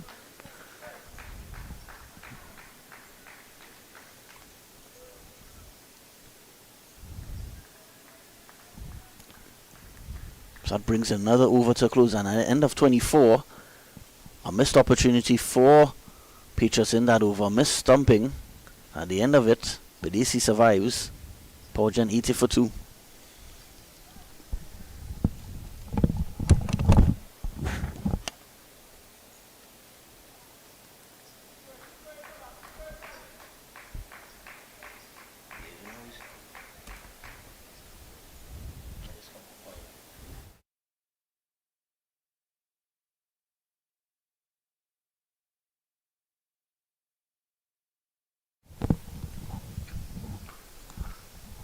Again, another short delivery that they can't take advantage of.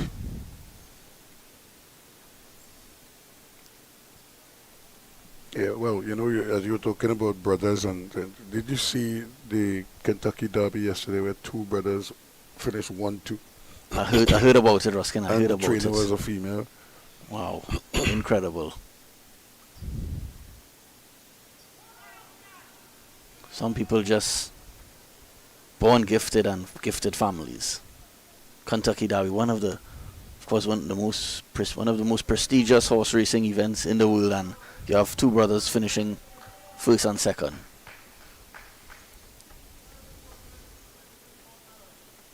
Did I ever tell you, Ruskin, I wanted to be a jockey at one point? Let me tell you, well, I grew up in Belmont, and I was born in the mid-80s, so in the 80s and 90s still had horse racing in the Queen's Park Savannah, so I was always in the Savannah as a little boy looking at races and so on. So I always wanted to be a jockey at one stage, but when they moved fortunately my interest, when they moved the horse racing to Santa Rosa Park, my interest sort of died a bit.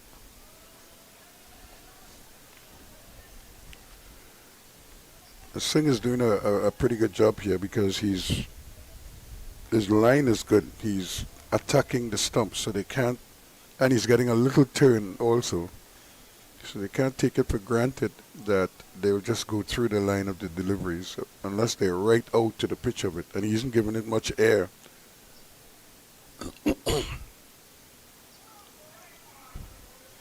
Badesi is just a bit of a tentative start here by Badesi, just not looking that confident so far. He's just 3 off 12 delivery, so a bit of a struggle so far here for Badesi.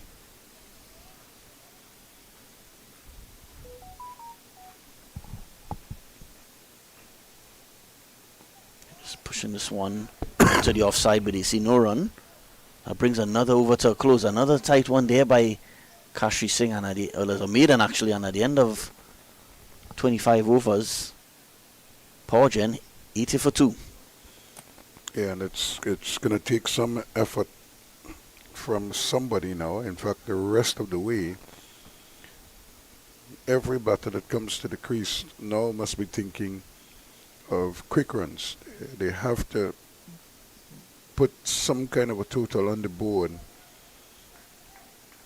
and try their very best to see if they can't give their bowlers something to bowl at. Tunis cut away by Solozano, finds a fielder. That's Turton doing the fielding at backward point.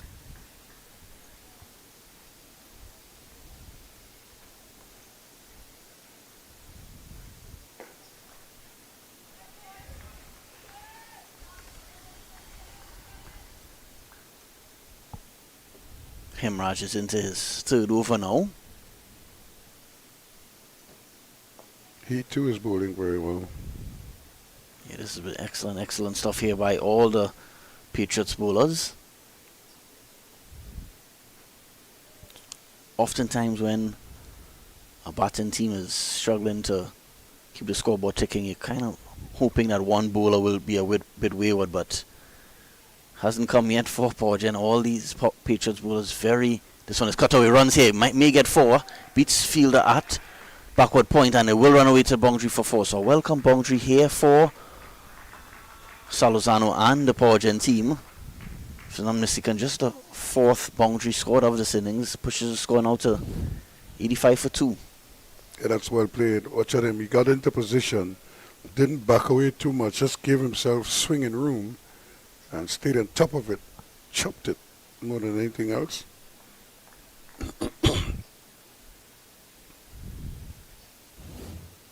Closing in on a half century here. Solozano is into the 40s now. Just one more runs here for Solozano. Sorry, that in fact was Badesi. And picked up a couple there. Yeah, Solozano on 43 now, just 7 runs away from. It's been a well played half century. The only batsman really batting with some confidence and keeping the scoreboard ticking over. This one is driven down the ground by Badesi.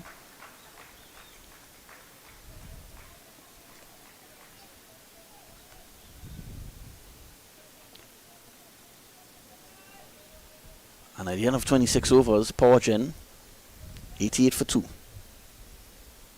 Yeah, so the slow burn continues here at the Bernard Cricket Academy for the Powergen outfit, aided and abetted by some really outstanding bowling. Yes, certainly so. All Marchin, all the Patriots, sorry, bowlers doing their job for their captain Adrian Ali.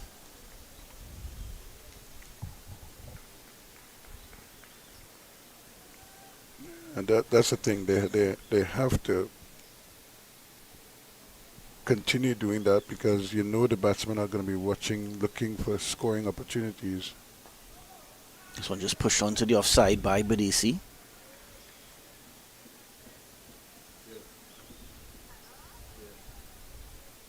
If you're bowling or spin into the left-hander now has to be calculated. Where could he get some runs? If he just pushes it there, it's hard for him to get the single, because there is that backward point who is closing in really quickly. Again, He just shocked.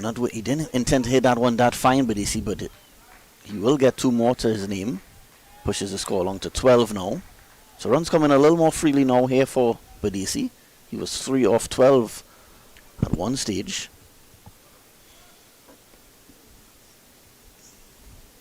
yeah, so he has to figure out where his scoring options, and with the bowler bowling that tight line off stump, just outside the off stump, where can he get a run? And that's the area I was talking about. It's difficult when you just push it there to get a run, unless you hit it really hard. And then there's a man at deep cover point to sweep up anything out there.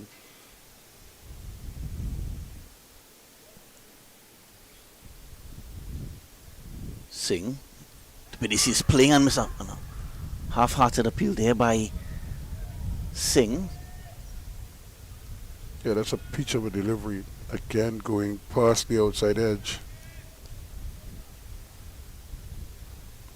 So he has a peculiar action, because you look at where his right foot, where it ends up very wide. In fact, he's cutting the crease on the outside. Okay, just pushing this one. Kalitran runs to his right at backward point, does the fielding. Yeah, so the angle is what is part of his strength, because he is bowling such a good nagging line from such a wide angle that I don't think the batsmen have really come to terms with that as yet. Badesi solid in defense, very watchful here by Badesi, so brings another tight over to a close. Kashri Singh, and at the end of 27, Powergen batting first in this Premiership 1 TNT Cricket Board 50 over final, 90 for 2. And they've had to earn those 90 runs. It's not been an easy go of it for them. Whatever their final total, their one main consideration will be runs on the board. And, whatever they get, they take.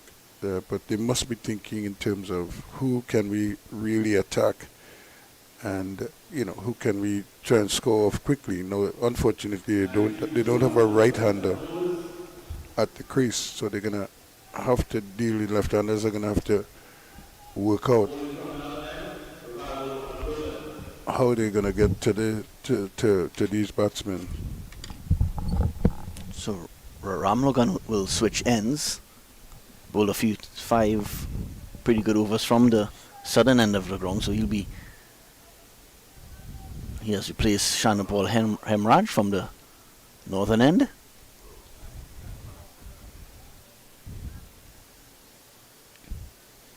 I'm a little surprised he done away with the spin, because the spinners were doing such an amazing job. This one is pulled away by Solozano. There's protection at the deep backward square leg boundary. Yeah, you're right, Ruskin. The spinners were really had a stranglehold on this match, but probably holding them back maybe for a few overs in the back end of the innings. I'm curious to see how soon he brings back Castro and Reefer, who had a brilliant spells earlier. This one just pushed away onto the leg side. Another single for Badesi. It's going to be a question of, does he bring one back early, and to see if he can get a couple more wickets. But what he doesn't want to do is to bring one of them back and then they go for runs, or big runs. So you don't want to release this pressure valve. So it's pulled away. So runs here for Emil will go close to the boundary. Is it? Well, it's brilliantly fielded on the boundary. Not sure if the umpires will have a second look at that, but he seems to have. Yeah, so 2 runs. So saves 2 runs on the boundary. Not sure who that fielder was. I'll try to confirm the fielder for you. Yeah, he did very, very well. And was he touching? Well, when he released it, I think he touched the rope, but the ball was back on the infield. Actually, did look like Kashri Singh, I believe. So good work by Singh on the fine leg boundary. Saving a couple of runs for sure. as you mentioned, Ruskin, the fielding has been quite good in this inning so far. Patriots fielders backing up their bowlers. Yeah, which is good to see, because the one thing you don't want is for a bowler to be running in and trying his best, and it's being undermined by bad fielding. This one is pulled away, but finds if there is protection at the backward square leg boundary, so just a single. Again, good contact once more, and you would think that this is the opportunity for them to take advantage of those loose balls like that. You want to put that away and hit it just over the head of the sort of mid-wicket fielder.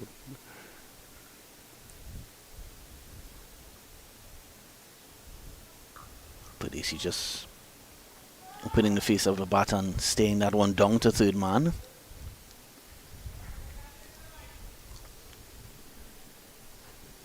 Look like a no ball signaled by the umpire. Okay, so a free hit coming here for Powergen. Good chance here for Solozano to get to his half century, just 3 runs away.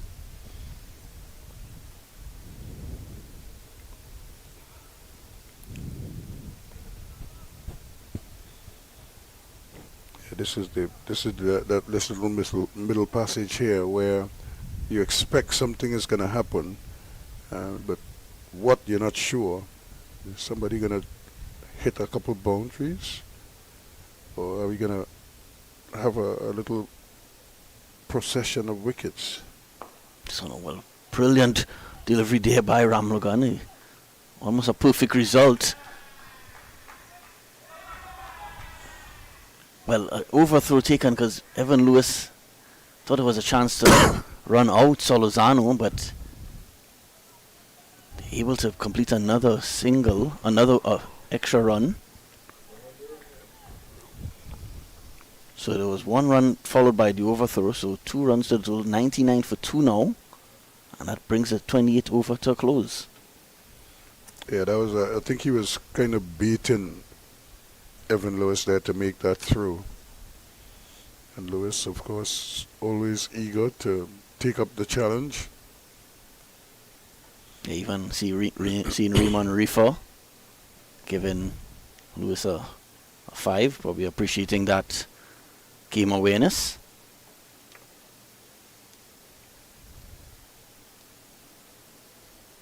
Yeah, that's the other thing. Now, what we see now happening in cricket, where players from different islands come and play club cricket here in Trinidad, that has been going on for quite some time. People might think that that's a recent phenomenon, and but I think back in the day, the more I think about it, West Hall played club cricket here in Trinidad. So Larry, well,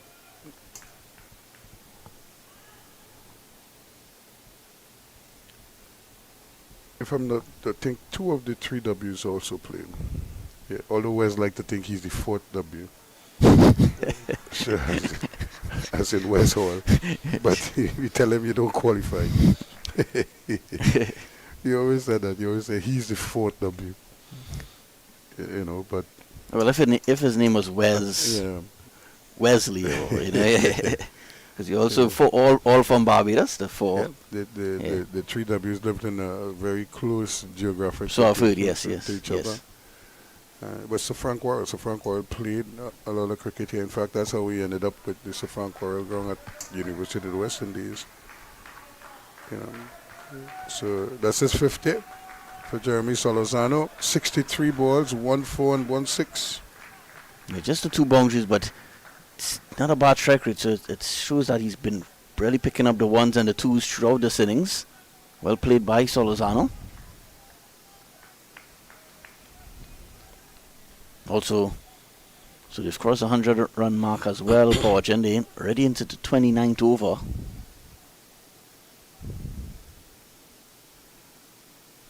Padisi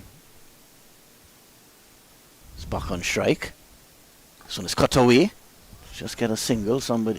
There's protection at that point boundary. And again, when you get a loose ball like that, you would think that he would really spunk that, make the man out in the deep, chase after it, either to his left or to his right. But he hit it hard, he hit it well enough, and he had enough time, but he hit it straight to him. You really want to start commanding the crease. An appeal for LBW here, and he's out. Down the leg side, but given out by the umpire. We'll have to take a second look at that one. Of course, Solorzano didn't agree with the decision as expected, but let's just have a look at this one again, Ruskin.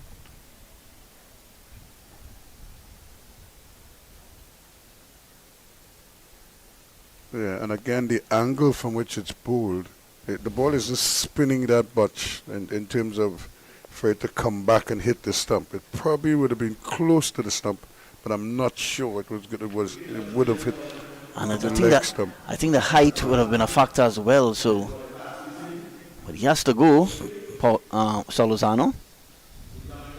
Solorzano goes for an even 50, so Powergen now 102 for 3. Yeah, this is another good timely breakthrough for the Marchin Patriots outfit, because they've been plugging away. They haven't really allowed too much to go by. They've really done very well with their bowling. They've been disciplined, and they've been very tidy in the field.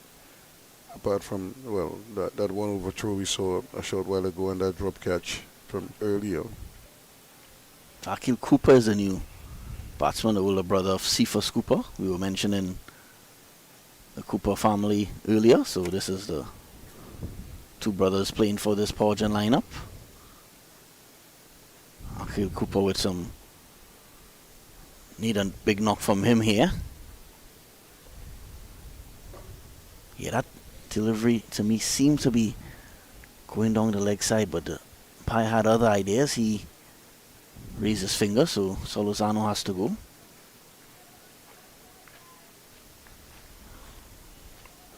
Yeah,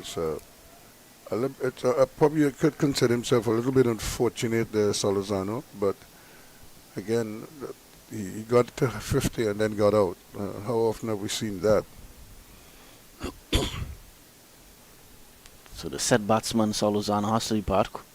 Akil Cooper to face his off the mark immediately here. Akil Cooper will get one, they'll think of two, but no urgency there by Navin Videsi, so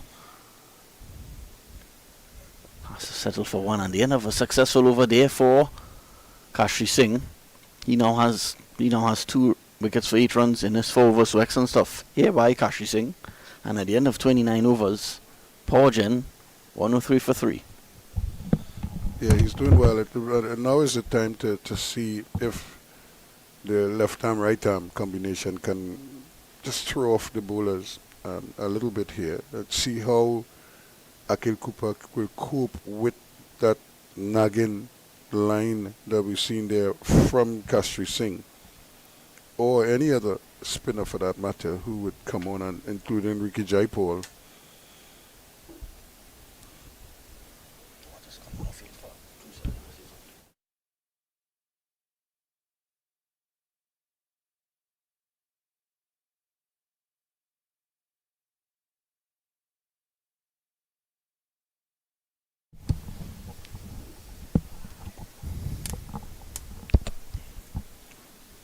So Akil Cooper will hope to settle down quickly here.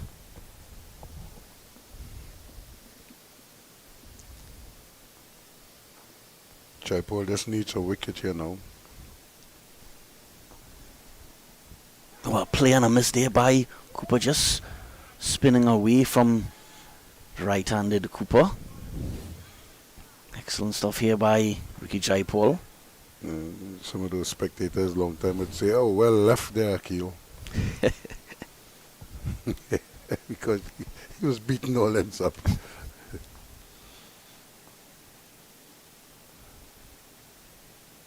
We mentioned earlier Quayakar Park, Ruskin. You said you would have had some, me too had some have some fond memories of Guacara Park. You would have probably been pleased to hear that they're trying to refurbish the ground and so on. Yep, I saw that. I remember Guacara Park was really a beehive of activity. Along with Skinner Park, Guacara Park was like the two main sporting hubs in the south. For cycling and other sports as well, right? Yep. Yeah. Well fielded, partially stopped there by Jaipal, but they complete a single, brings Badesi back on strike.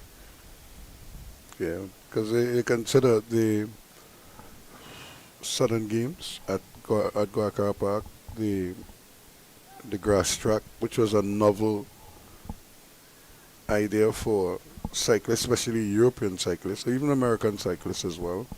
They'd never seen people ride on grass before. Now, when I tell people it's grass, it wasn't like high grass like this, you know. It was firm, so almost like concrete So when you rode in it. So it just flicked onto the leg side by Badesi. Yeah, so when you ride in it, it was hard. It wasn't the smoothest surface. That was the challenge.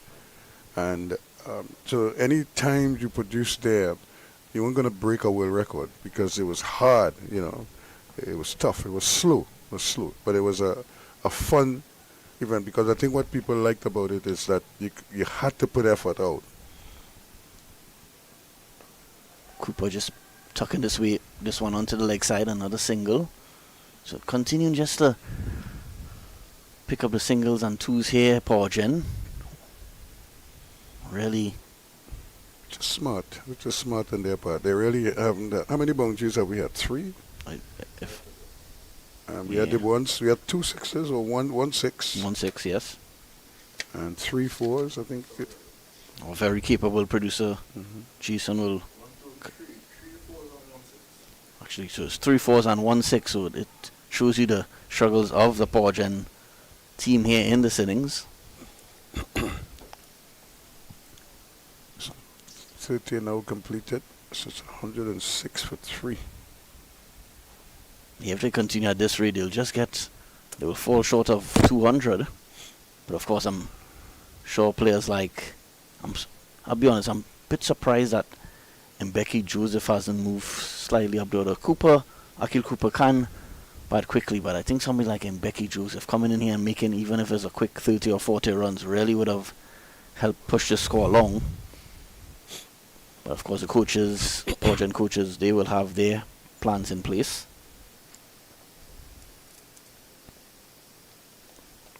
Yeah, definitely. So trying to see what happens. Kastri Singh is going to continue, and this is now Akil Cooper's turn to probably flip the switch here. There's a long on and a long off, wide though, and so that might be tempting for him. As is that one with a big gap on the offside for him to just ease a quick single.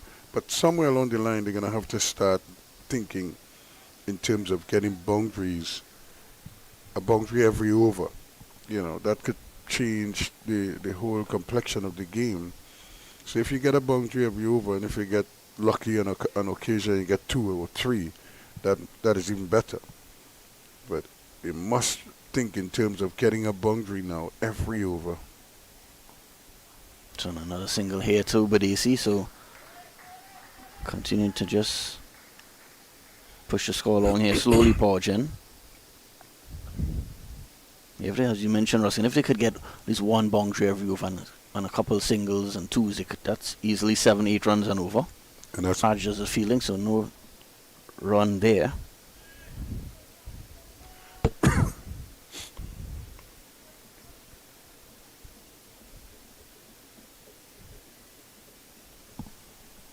This man has come in and he's kind of changed the game somewhat for Marchin Patriots. So again, and so another dot delivery here.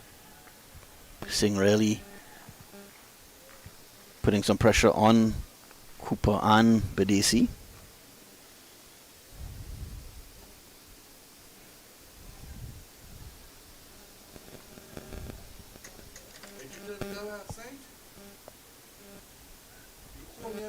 This one again, just trying to push this one onto the onside. Didn't make contact that he would have wanted.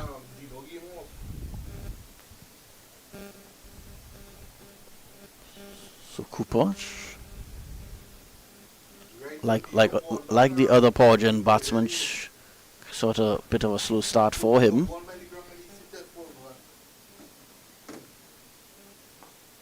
Just solid in defence there. Cooper, but it brings another tight over to a close. Kashi Singh now, excellent figures of 2 for 10 in his 5, and at the end of over number 31, Powergen 108 for 3. Yeah, and they continue to keep the clamps on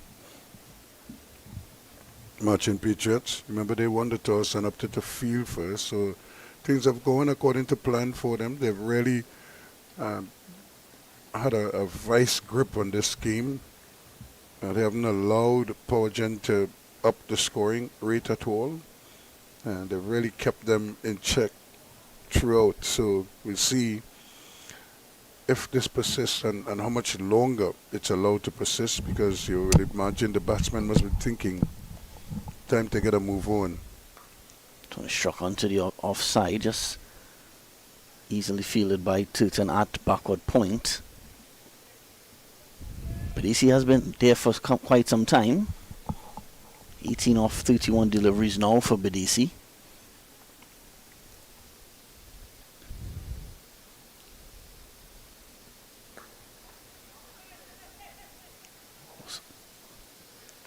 Almost overcommitted there for that run, Cooper. And then sent back at the slam of the brakes.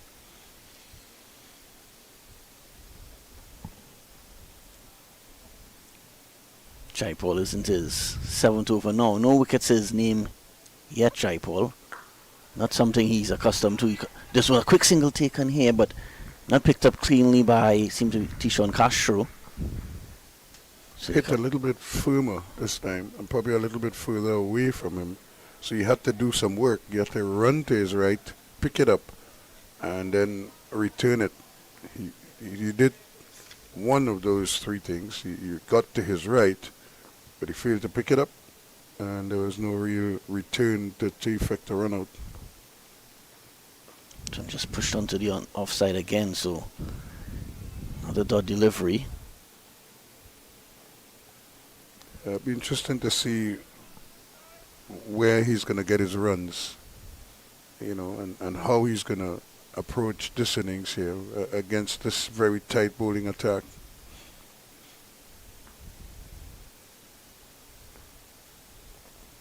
This one is, was a thick outside edge, lands just in front of Evan Lewis at first slip. Evan Lewis has been in that first slip position almost throughout the entire innings, but gets away with that one, Cooper.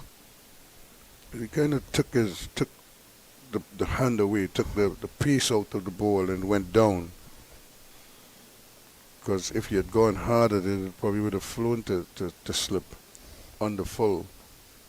Jaipal into Cooper. Cooper again is playing and missing at this one, Cooper. So again, and what another tight over there by Patriots. And at the end of 32, Powergen 109 for 3. So 109 for 3 after their 32 overs. Really a struggle, to say the least, for the Powergen outfit, which you don't normally see from them. They've been consistent over the years. They know how to score quick runs, but they don't have a Jason Mohammed, and he has been the real savior for them time and again. He's been able to pull them around from precarious positions with some timely innings and timely wickets at that. That's another well-judged single. Because the fielder had to work his way to his right, they were more than able to complete a comfortable single in the end.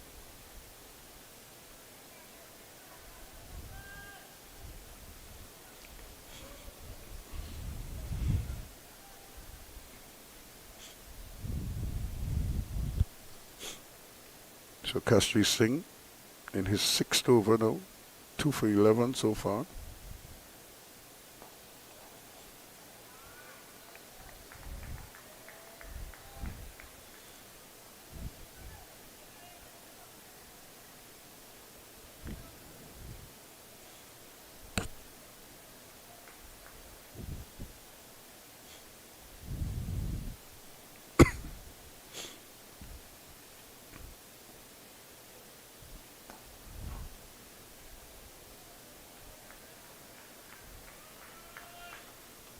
So again, nothing coming easy for Powergen.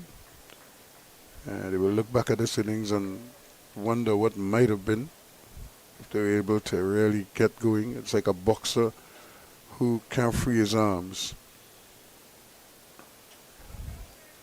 You know, how often have you gone to a boxing match and you see the whole fight, and then when you hear the interview after, the boxer says, "But I could never get to free up my arms to throw all the jabs that I've been practicing, all the hooks that I've been practicing in the actual fight." And that is what I think is happening here to Powergen. They get so bogged down that they can't break the shackles at all.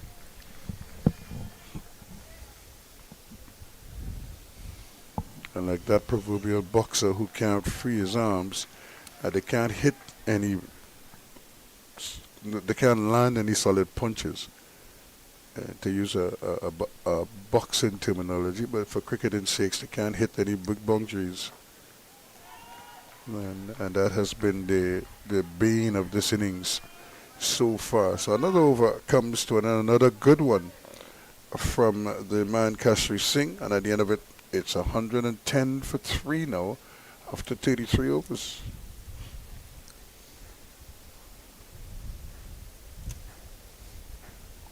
Yeah, Akil Cooper, 4 off 18 deliveries. Bidesi, he's 20 off 34. So a bit quicker by Bidesi, but of course, need to get a move on here shortly, because with the likes of, if you look at the Patriots batting lineup, with the likes of Kamil Puran and Evan Lewis, if they get going today, they will prove very challenging for the Powergen bowlers. And also, following the opening pair of Puran and Lewis, they have the likes of Turton, Kali Charan, Captain Adrian Ali, Raymond Reefer. Keeping things very tight and then giving them as small a total as possible to chase down. But as we've seen in the past, small totals can prove to be very tricky sometimes. Not that police had any such worry yesterday. So on is driven, well struck, but doesn't pick the gap. Just a single. Kali Charan does the feeling had to run to his left, feeling at long off.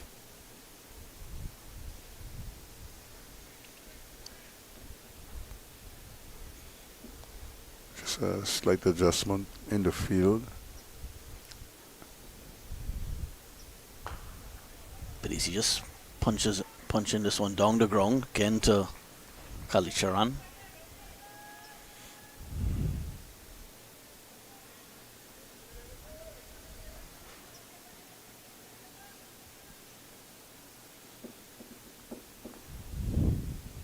Very curious to see how soon they take a few more risks here.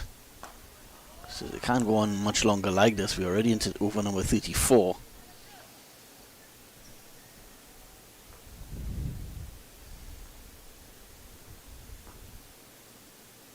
So it's cut away, but finds partially stopped by Tishon Castro. Again, it's a rank long hop that he can't put away. You know, you have to put those away. And unfortunately for most of the batsmen we've seen today, that just, it's almost like it seems foreign to them. Again, for the second time in this over, Bidesi almost think about chipping down the wicket, but then holding back in the end. Yeah, you saw where Cooper and Hemraj almost got into a wrestling match there because you're trying to hold him back from running the single. So the over comes to an end now. 114 for 3 now after 34 overs.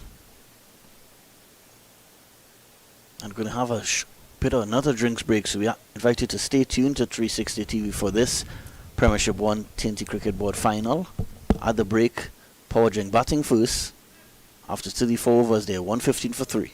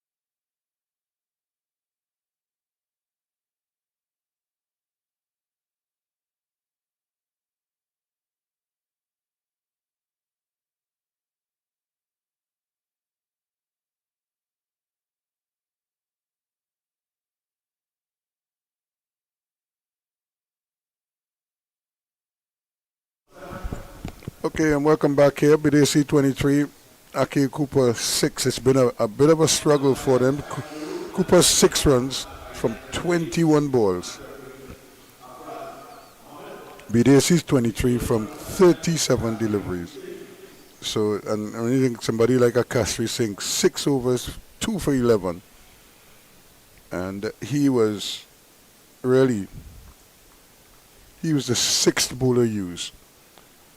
So, under normal circumstances, you would think he might be, excess or surplus to requirements. But he's come here now and put in this amazing performance. And yet again, they can't seem, and that is probably the most frustrating thing. It's not that they haven't had a few deliveries that they can cash in on, but they've just not been able to find the gaps. Yeah, as you said, some well-timed shots by the Powergen players show this innings, but not getting enough boundaries. Just the 4 boundaries so far in this innings. We're already into over number 35. And that's well played. That could gonna race away for a boundary. So add 1 to your 4-run column and make it 5. But badly needed at this point. Yeah, well, it was a short one outside the off stump and well put away by Cooper. Just what they needed. They need a lot more of those to get a competitive score. Which is what we were talking about. I was just interested to see how he would bowl to the right-hander. He was having his way with the left-handers when there were 2 left-handers at the crease. Now that there is a right-hander involved, it just changes the dynamic a little bit for him. We just saw Cooper there, who is a very powerful man. Really hit it hard, which is what we've been asking for. Hit it hard, but hit it into the gaps as well.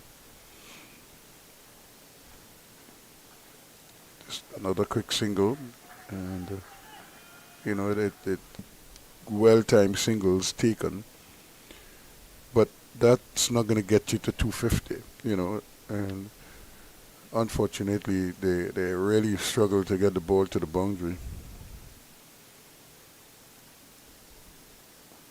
Or even to turn 1s into 2s, they've not really been able to get it off the square consistently and force the men on the boundary riders to have to run in or run to the left or to the right.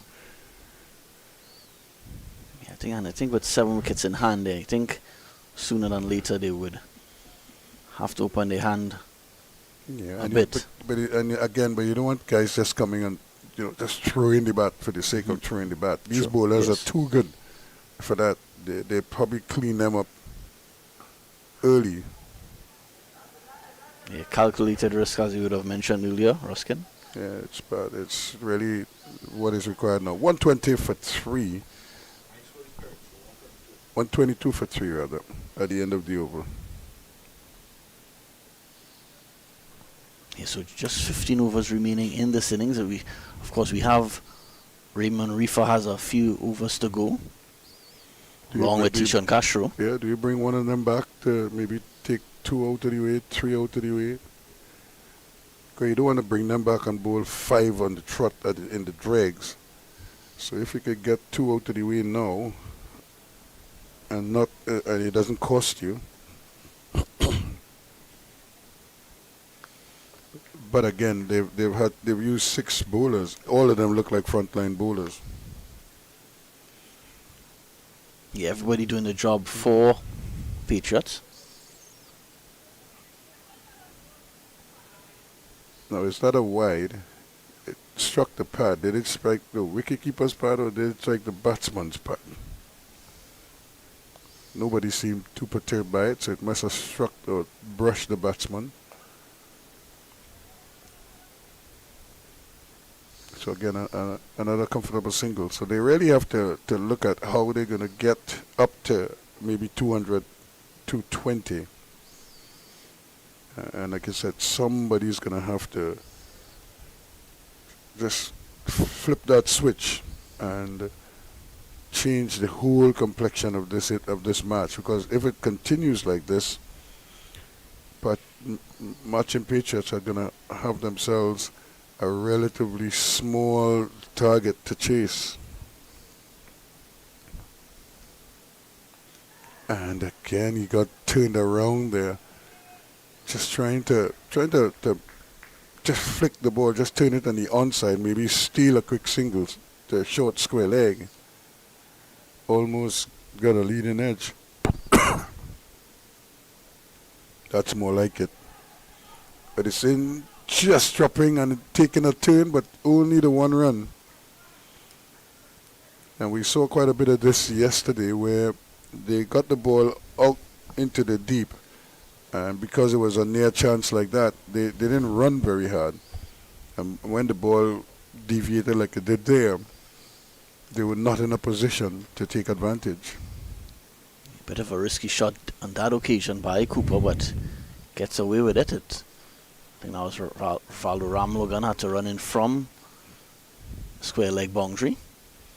Well, they're going to have to take some risks, so I don't mind that shot. And here's another one, and the catch is taken. So again, trying to get on with things here, eventually pays the price, but they see, so he goes for 26, and it's a good catch out in the deep from Kalitran. They seem to misjudge it just slightly, Kalitran, so he had to put in a dive at the last minute. Kalitran, but well held in the end. Kalitran is taking a look at the replay of that one here. He just had to put in the dive. Well caught, so to break through the air for Bidesi. For the Shannon Paul Hemraj getting the wicket of Bidesi. So that will be 4 wickets down now. And well, as expected, I thought he would have come in maybe a little sooner. And Becky Joseph, well, this left-handed batsman really plays his shot, so it'll be curious to see how he approaches this innings. He's just into the final 15 overs of this innings. So quick 30 or 40 here by Mbeki Joseph, or even more, will really very, very useful here for Powergen. Yeah, not just useful, but absolutely necessary. They need something to just to give this innings a little bit of impetus to go to the end. What it looks like, they look like they're going to bat out the 50 overs, which is key. You want to use up all your overs, because it's a cardinal sin in limited overs cricket to not use up you're already limited in the number of balls available to you, and then to leave balls, or to leave overs on the table, you're asking for trouble. So they look like they're going to bat out their 50 overs, but something has to give here. Somebody's going to have to take this game by the scruff of the neck. And Becky just pushing Becky off the mark immediately. Becky Joseph. Yeah, it's good to see them thinking about their singles and rotating strike. 125 for 4 now at the end of 36.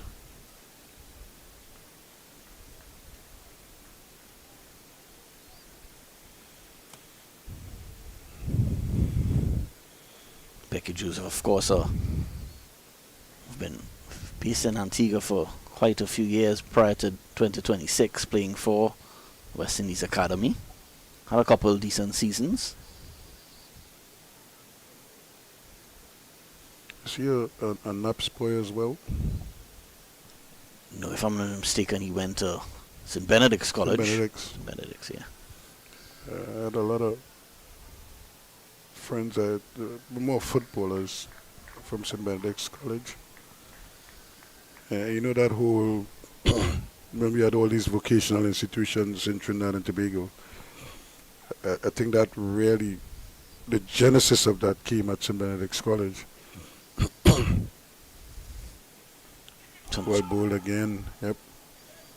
And why I'm saying so is because when Don Basil Matthews looked at this situation, the quote-unquote, the more prominent schools, Presentation College, Naparima College, they would dominate the sporting landscape, and he couldn't compete with them. So he devised a way to do that. Sweep shot, can't get it away. But at least he's seen intent here now. He's not just prepared to just come and block. He's trying to get the ball away. And that is why, and through that program where he developed a lot of vocational classes for a lot of young footballers and track and field stars, we were able to benefit. When I say we, Trinidad and Tobago. This time they're going to have to hurry, and they do. Kalitran can't pick it up this time. And so that's when you had the great St. Benedict's colleges, that whole era. Because it's almost like he went down to Point Fortin and say, all you, come, you know. Yeah. And because they were all talented footballers, probably just kicking ball, you know, on the block. And but he knew in terms of academics, he may not have been able to get them through the door. So he had to devise a strategy that the ministry was comfortable with, and hence, you know, he instead of thinking the traditional classes, they basically focus on more vocational work with one or two, I suppose, English and maths thrown in there as the core, you know, core courses. Yeah, no, St. Benedict's would have produced a lot of national footballers. Very, very many. Well, a bit of a mix-up here by... Yes, no. Should have been a single, though, if they had gone initially.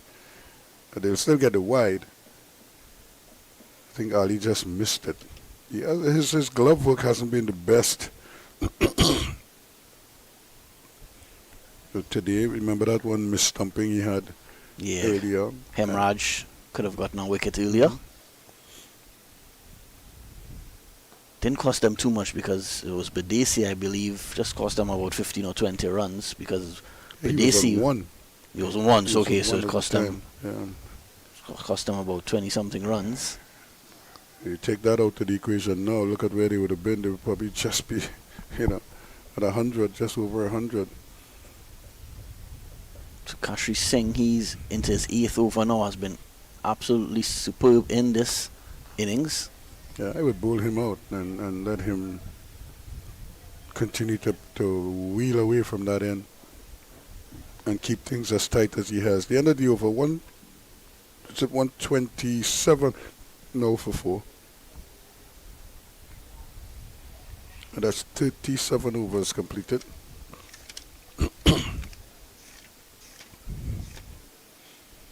So Salozano made 50, 26 to Cooper. But he really struggled to get the ball off the square. Badesi also had his issues. He too made 26. So the 3 of them got decent starts. But weren't able to carry on.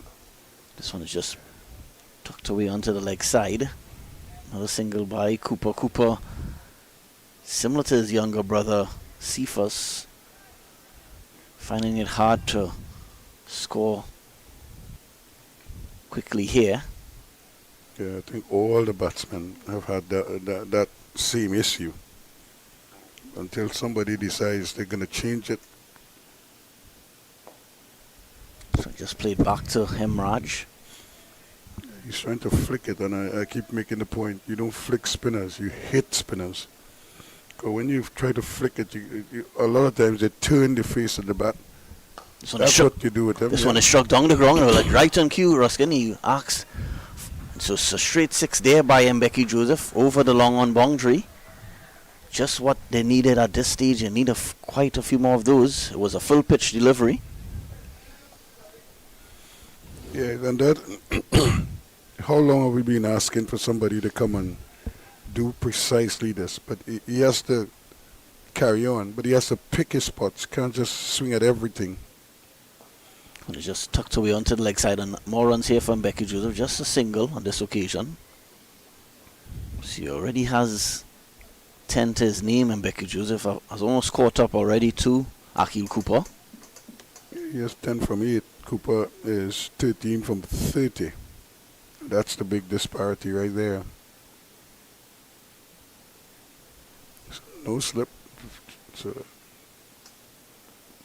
yeah, Evan Lewis has been in that first position for the majority of the match. Speaking of Evan Lewis, he does the fielding there at a short fine leg position.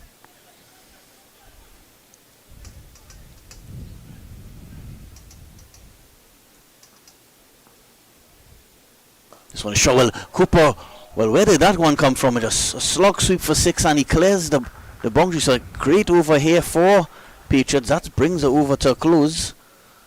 2 maximums in that over. And at the end of over number 38. Yeah, Powergen batting first. 142 for 4. he just cleared that front foot and launch. And so obviously now they may feel compelled to attack a little bit more. And so far so good. And you know, I suppose Cooper was saying, anything you could do, partner, I could do better. You just hit a 6. Let me show you what I could do. And long may it persist. Yeah, that was an excellent shot there by Akil Cooper. He pushes the score along to 19, so that's probably one of the best overs so far of the innings for Powergen. 2 sixes in that over. Yeah, they really they got 15 runs from that over. Yeah, if they could get a few more overs like that, that will probably get them close to maybe the 240, 250 run mark. Still 12 overs remaining, so a lot of deliveries to bat still. Hemraj continues. You could see them trying to just push and run. But like I said, I think Mbeke needs to try and just force the issue a little bit here now and take some of those deliveries that he's trying to block and try and get them close to the fence. So just this one will Kind of mix up again with the running between the wickets. Yeah, Cooper was very slow to react to the call by Joseph, but he gets home comfortably in the end. And that has always been the kind of like a blind spot for batsmen to judge singles. Once it's square the wicket on the onside or square the wicket on the offside, the non-strikers a lot of times are very hesitant because they are not seeing what the batsman is seeing. The batsman, the one who's on strike. This one pushed onto the offside. Hemraj doesn't pick out up cleanly, but no single taken. That is that even at the West Indies level, they have problems judging those singles. And a lot of times, exactly what nearly happened there is what happens invariably. One man is stranded because the other one hasn't responded. Just want a wide down the leg side, signal wide by the umpire. Yeah, but again, you're not getting too many of those. You really want to take advantage of those. That's outside of his legs. You know, there's one man a short fine leg. You just clip it past him. Just 7 extras in this inning so far, so excellent stuff by the Patriots. This one is cut away, punch away, runs here. Just should get at least 2 here. They will come back for 2, so 2 more to the total. Runs coming a little more quickly now here for Powergen. It's good to see because they need them. Really, Marchin Patriots haven't given them much to celebrate, to free up their arms and to dominate the bowlers.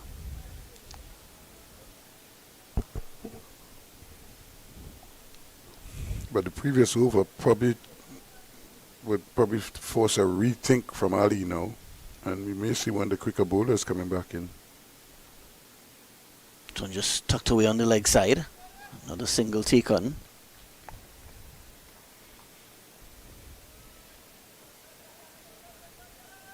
So at the end of another over by Kashi Singh, he has completed 9 overs now. He now has... I think he still has... Sorry, one more delivery to go. Mm-hmm.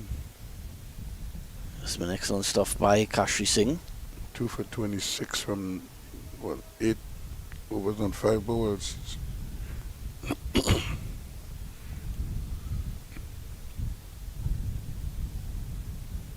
So an attempted sweep shot, an appeal for an LBW, not out, says the umpire.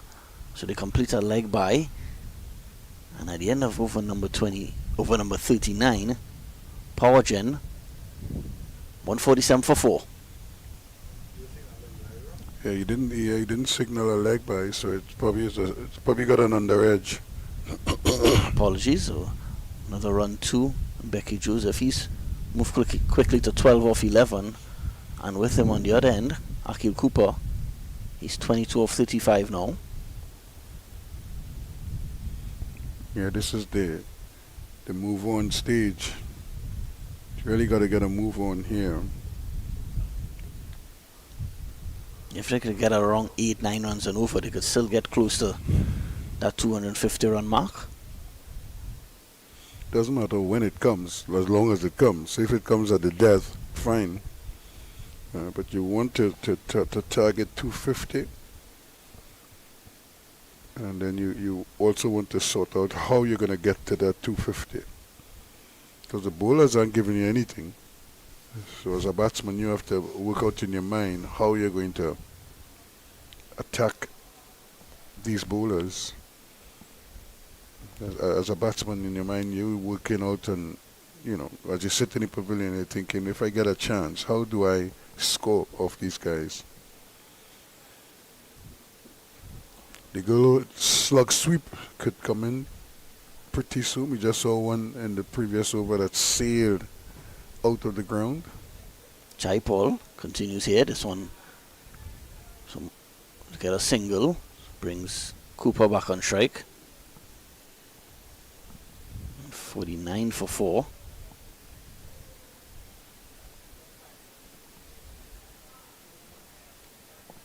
Yeah, they don't need to panic at this point, but they need to be a little bit more aware of whatever targets they set for themselves, and how do you get to that? How do you achieve those targets? This one is cut away. Finds the fielder. Tishon Castro does the fielding.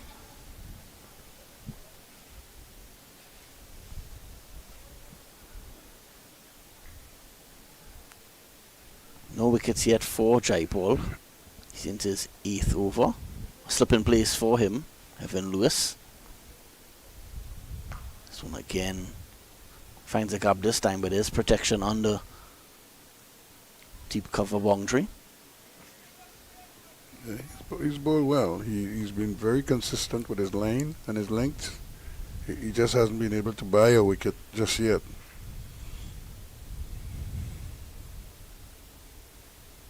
Maybe the batsmen are treating him with so much respect that he can't get past.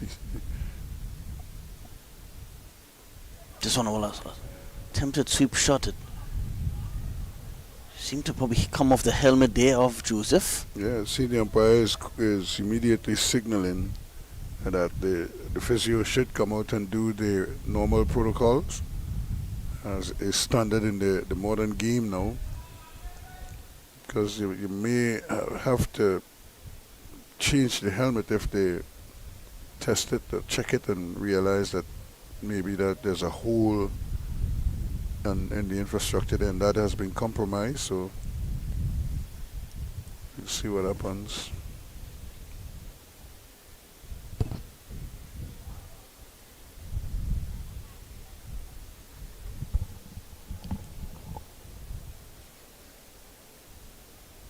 So everybody just kind of standing around waiting for the physio to finish his checks.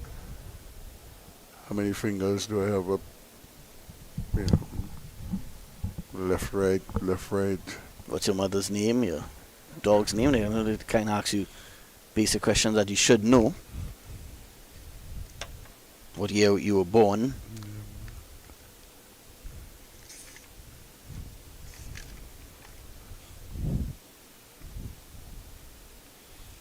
He seemed okay, and I never had any doubt that he was okay. He just missed the ball completely, and it probably just rose up and struck him on the helmet. But the protocol is the protocol, and you have to respect it.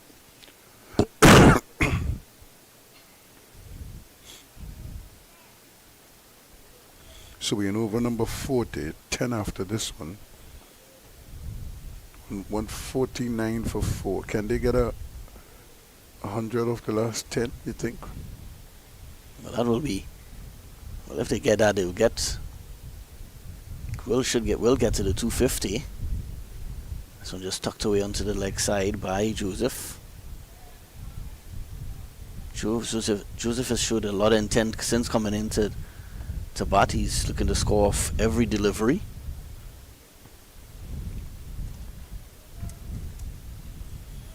And to me, that has to be the case the rest of the way. There is no tomorrow, so to speak. This is it right now.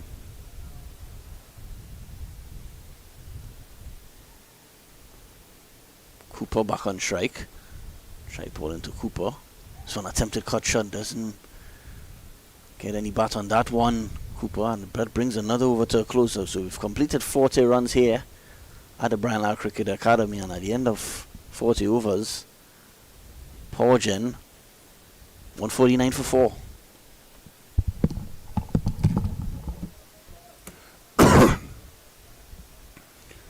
So that's where we are now after these 40 overs. Time now for the final power play. Will this see a change in approach here? Because if they have 60 deliveries, can they get another 100 runs?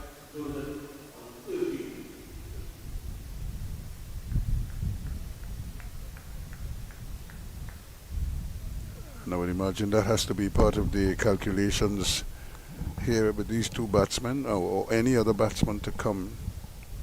How do you keep pushing the score? Becky Joseph just cutting and didn't time it as he would have liked. Gets a single still.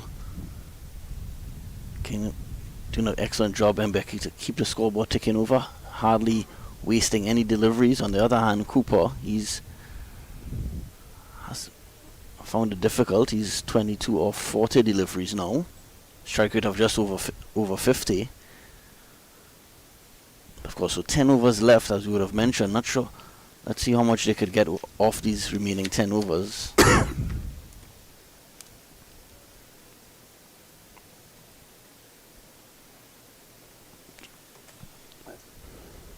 Singh to Cooper, so another run here to Cooper.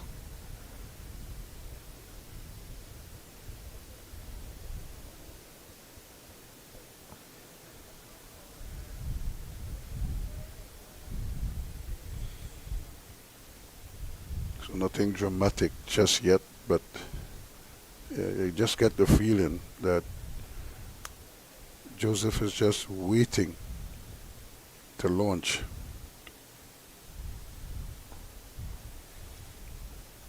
Might think of a second there, but Cooper is not interested.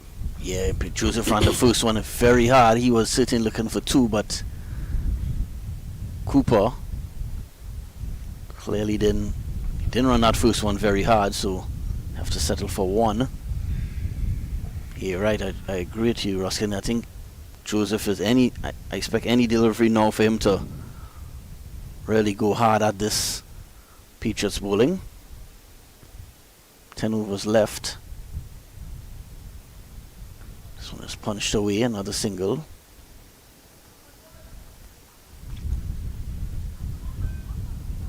If Joseph could bat the remaining 10 overs here, they could still get up to that 230, 240, even 250 run mark.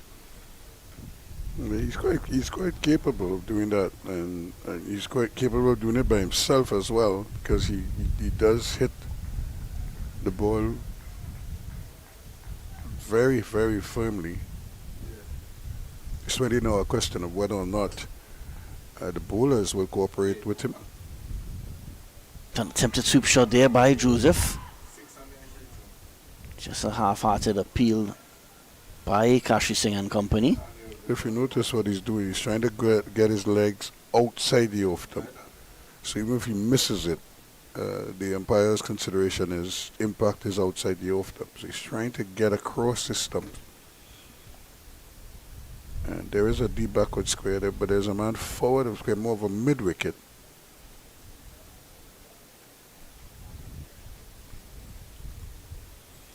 So it might be that big gap that is inviting him there.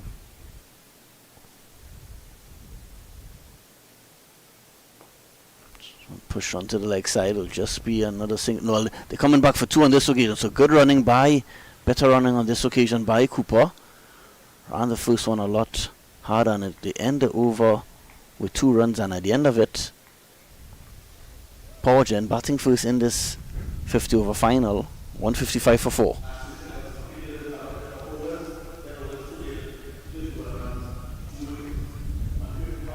Yeah, and that ends the spell, that ends the day for Kashi Singh, at least with the ball in hand. Excellent stuff here by Kashi Singh. He ends with 2 for 33 in his 10. Which was very impressive because he certainly kept the pressure on, kept the brakes on, and never released it. Throughout his entire spell, he's always been thereabouts, creating some problems for the batsmen, especially the left-handers, because he was taking the ball away from them.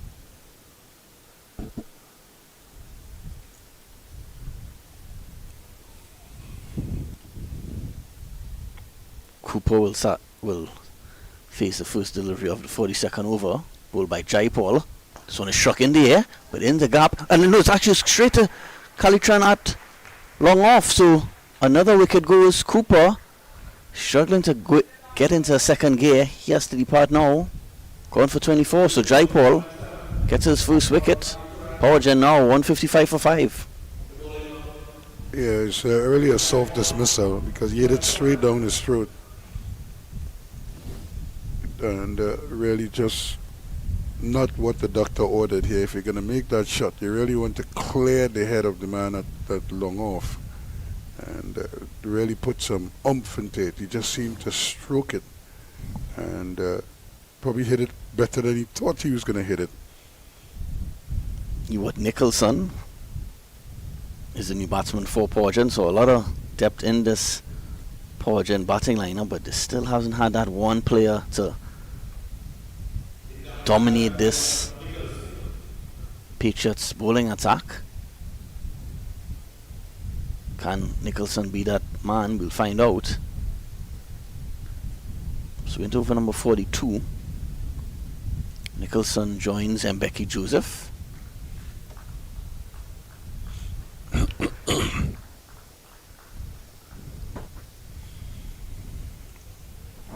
Yeah, so it's been a real struggle for the Powergen batsmen to try and get on top of the bowlers. Every time they seem to do so, they lose a wicket. Yeah, you know, every time they attempt something extravagant, it doesn't really work out for them, and as a result of that, they've lost these wickets now. All of them well poised. Even Akil Cooper got to 24 and got out. 26 apiece to Badesi and Cooper, and 50 to Solozano. The only man missing out really was Williams. Yeah, as you mentioned, a lot of batsmen getting starts, not converting those starts to 60s and 70s. Jaipal bowling to new batsman Nicholson. So not play on him, is just pushing at that one outside the off stump. Who shooter wicketkeeper Ali.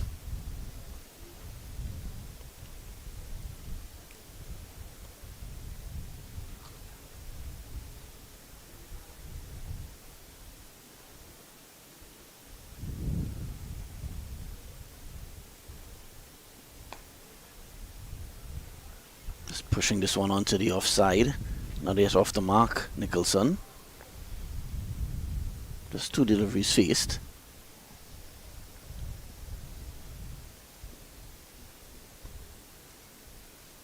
Slip in place for new batsman Nicholson. Jaipal. Excellent length and line there by Jaipal. So after that wicket, 3 dot balls on the trot.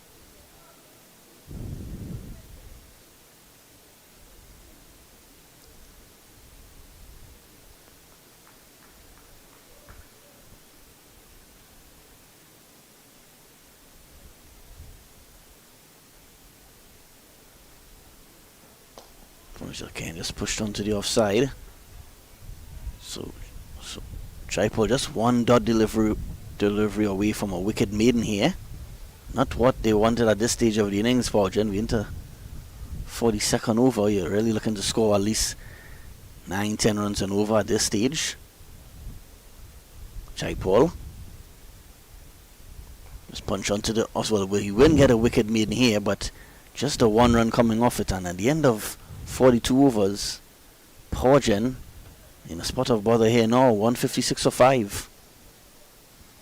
And again, good bowling again from Jaipal, just keeping everything in front of him. His 9 overs cost him, what, 36 runs? 24 runs rather, one wicket. So that's excellent. I think the bowlers will take that.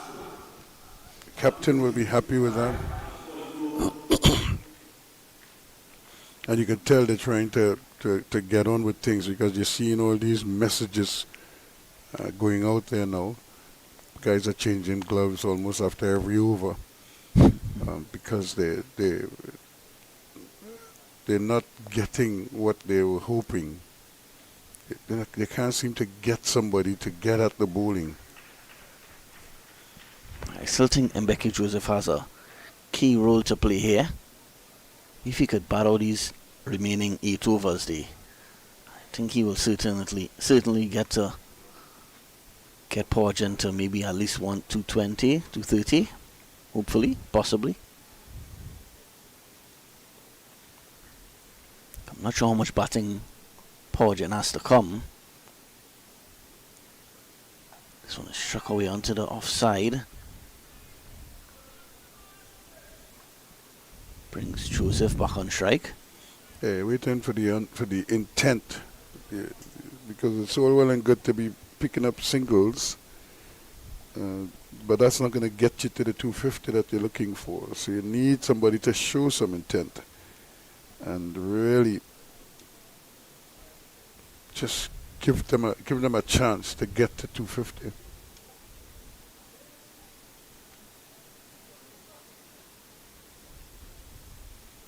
It's not going to be easy. We've seen that already in this innings. And the wicket seems to be playing quite nicely. That just hasn't spun prodigiously, hasn't done anything untoward. So it's really on the batsman to... Tishon Castro, he's forgot to welcome into this one. Is struck down the ground. Does it have enough on it? It does. So 6 runs then, Mbeki Joseph. It was short. Outside the off, someone just launched over the long on boundary. And that's an incredible shot. They hit that from the height he was hitting at, and to place it where he placed it, it just tells you how strong he is. Welcome back, Mr. Castro. Yeah, Castro was excellent earlier in this innings, but greeted with a 6 now. This one is struck again. Well, it's good. Well, bounced. But he did well in the end to limit them to 1 run. But they were asking him to come forward. He really misjudged it. Yeah, Castro is not pleased. He thought he should have tried to complete the catch. Looks like Rivaldo Ramlo gone out there at the long on boundary. He badly misjudged that one, because he was in a good position to just step forward and take the catch, but he opted to back away from it and prevented it from going over the boundary.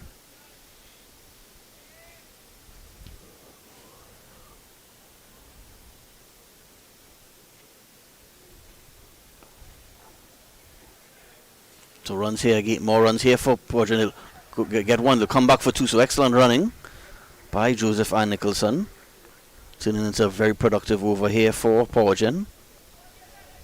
Yeah, that's more like it. That's precisely what the doctor ordered for them. They're going to have to run hard, turn 1s into 2s, and, the odd 6 or 4 will all help.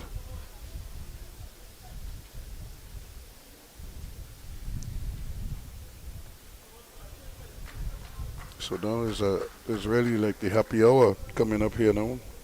They really have to make an effort here. This one is just stayed away. Well, a And big he's in mix-up trouble. here. Yep, he's Well, in trouble. well, a direct hit he would have been long gone. But Hemraj feeling at was like a short fine leg position, couldn't get the direct hit, so Nicholson survives. Yeah, again, the running between the wickets is a little bit tricky right now.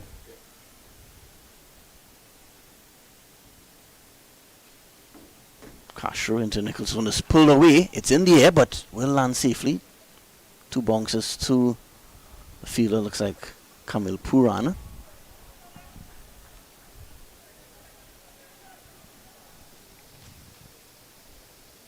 Again, another over that doesn't use up very much time, but successfully completed. So 43 overs go now. And it's 167 for 5.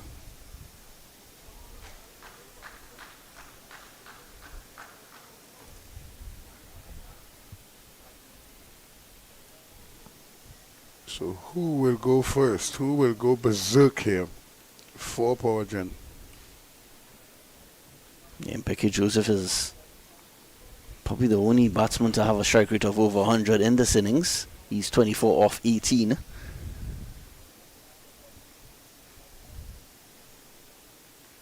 Jaipal starts another over. Slog sweep attempted here by Nicholson. Didn't get hold of it, but gets a single. You're starting to see the intent, and unfortunately, you know, it could be a matter of too little too late, because they really didn't do much in those middle overs to help their own cause. And here they are now, desperately needing some kind of an injection of runs, and they need it quickly. Excellent delivery on this occasion by Jaipal. Dot delivery. Free dot delivery here, very valuable at this stage of the innings. Yeah, it's clear. They know that they're behind the 8 ball here. They have to do something to get some runs, some more runs on the board. And a reverse sweep attempted there by, well, a misfield, a careless sloppy by Hemraj. Allows the batsman to get 1.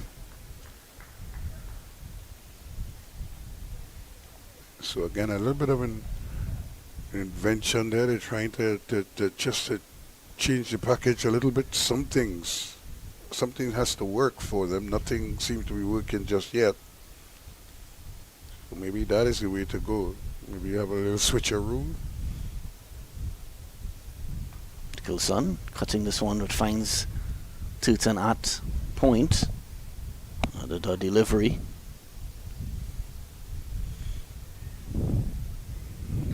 Nicholson, they really need Nicholson to get going.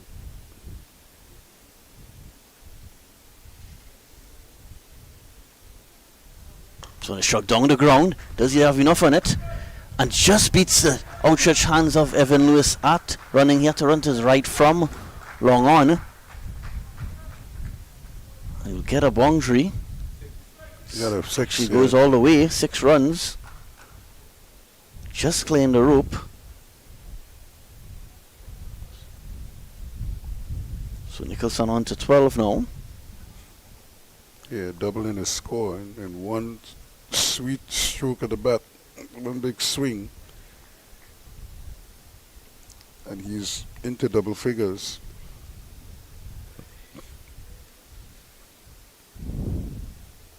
This one just tucked away onto the leg side. Brings Joseph back and try. Well, actually that will complete the over, and at the end of 44 overs, Powergen 178 for 5. Certainly is a continuation of all that we've seen so far. 176 for 5, and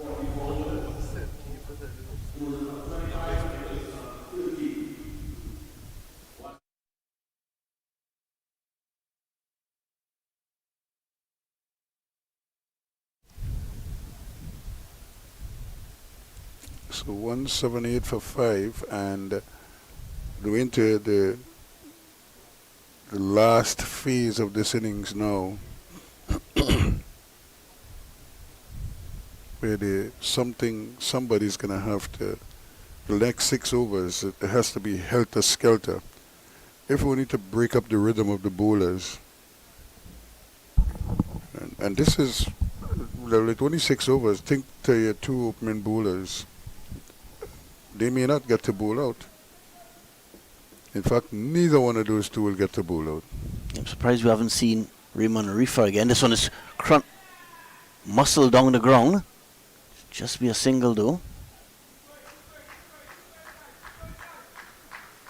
Yeah, no, he did go off the field immediately after finishing his 5th over. But he's back on the field now, but he hasn't bowled since. I'm not sure if he's picked up a niggle or what. And Becky Joseph back on strike.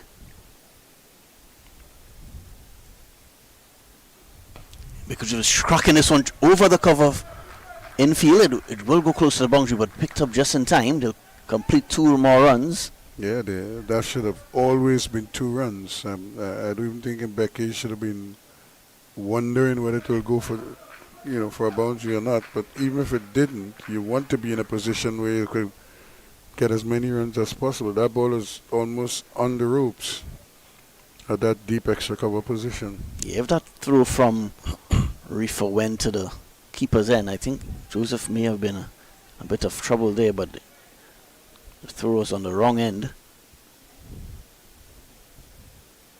A big swing and a miss by. Well, he finds the edge and he's out caught.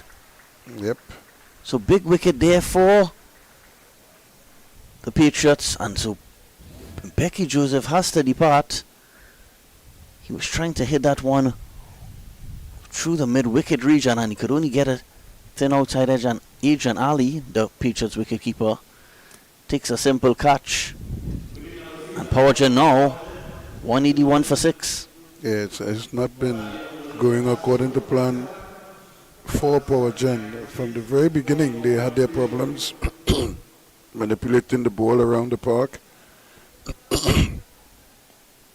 And now it's persisted even at this late stage. So Uthman Mohammed is coming, and we've seen him strike a few lusty blows. Can he be the one to do the heavy lifting that is needed?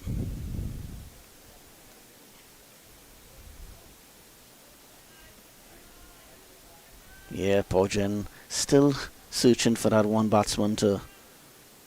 And Becky Joseph batted well, but he didn't kick on again after getting a start. He still dismissed with more than 5 overs to go. He struggled in between the big hits. He had difficulty getting the ball into the gaps, getting it off the square.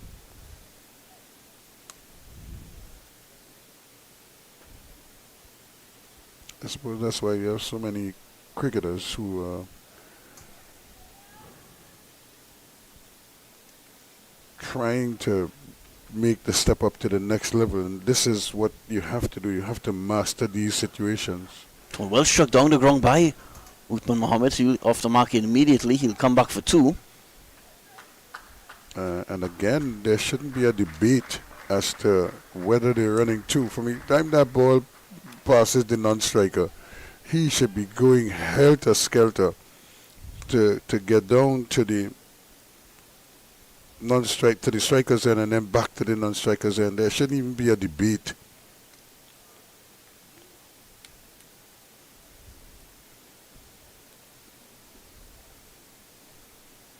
So Ewan Nicholson now trying to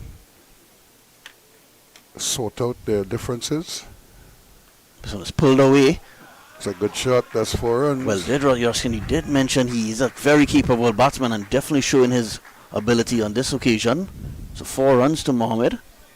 Yeah, you can't underestimate him because remember he's just swinging, and once he makes contact, it's gonna go. and flirting with a short ball outside of his legs, you're asking for trouble.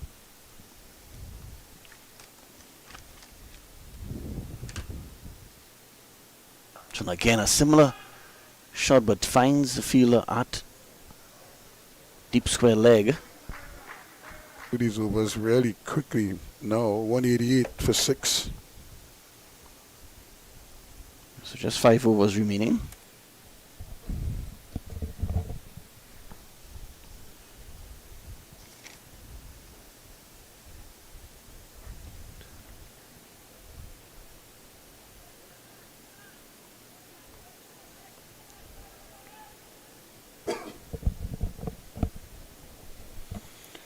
So maybe this is the period here now where we going to see either a proliferation of wickets or a proliferation of boundaries, because Reefer is back into the attack now.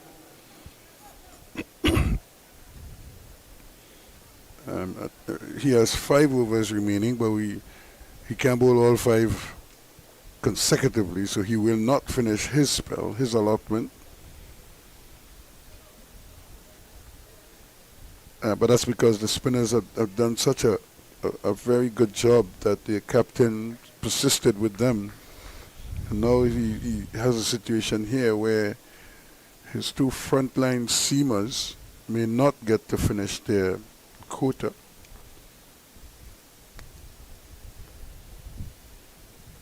Reefer must be a little bit stiff. He bowled what seemed like ages ago.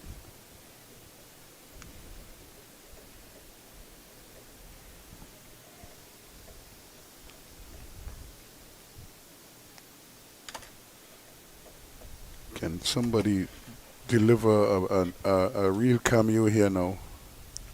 Refer just starts with one a bit wide. Not signal wide, so the delivery to start here by Refer. And again, when you at your bat now, you're thinking, what is he trying to do? Look at the field placing. There's a third man, a sort of wide third man or deep backward point on the boundary, deep cover, long off, long on. It's on a big swing by Mohammed. Runs here, should get 4, and it does. Just what they needed at this stage of the innings, and Mohammed is providing that. Yeah, somebody has to, because nobody prior to him seemed like they were prepared to take a few risks. Now he has a license to just swing. You know, so as we always say, he's playing with house money now. Nobody's gonna point a finger at him or bowl at him in the dressing room to say he didn't try. He is trying, and he's connected on a couple big ones. What they need him to do, though, is to bat deep, maybe see it through to the end and continue to connect the way he's connecting.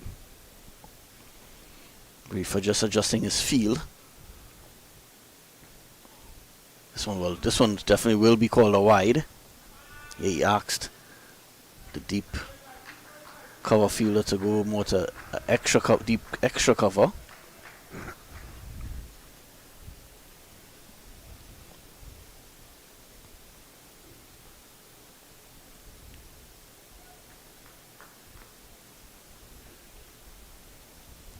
Can Reefer now break this partnership? It's beginning to just fester a little bit. It's going to shock very hard again by Mohammed. Will find that fielder that he just moved to deep extra cover, so good field positioning here by Reefer and the Patriots. He's not the most elegant of batsmen, but you know the intent. You're not going to see him in no coaching manual for shot making,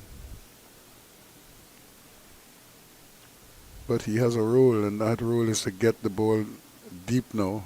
Trying to shock in the air, well, it doesn't get hold of it. Just go straight up in the air, and Ali has a simple task. So another one goes here for Powergen. Things falling apart here. Ewart Nicholson is the latest batsman dismissed. Reefer gets his first wicket, and Powergen now 194 for 7. Yeah, another one bites the dust, literally. And this has been the pattern throughout this inning. And every time they look like they might get something going, something happens that derails their plan. And Yes. they now find themselves with 7 wickets down. And they could actually, if they're not careful, they could get bowled out under the 20 overs or within the 50 overs rather. And that would be a cardinal sin. Avinash Mahabir Singh joins Uthman Mohammed in the middle. Uthman Mohammed certainly has tried very hard here. Must say he's doing a very solid job to try to get Powergen to a more competitive total. Reefer to Mahabir Singh. This one is again signal a wide. Not pleased with the call, Reefer.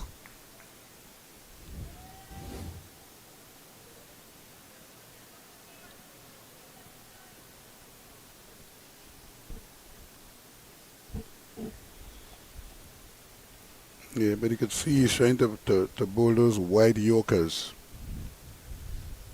and make it difficult for the batsman to get under the ball.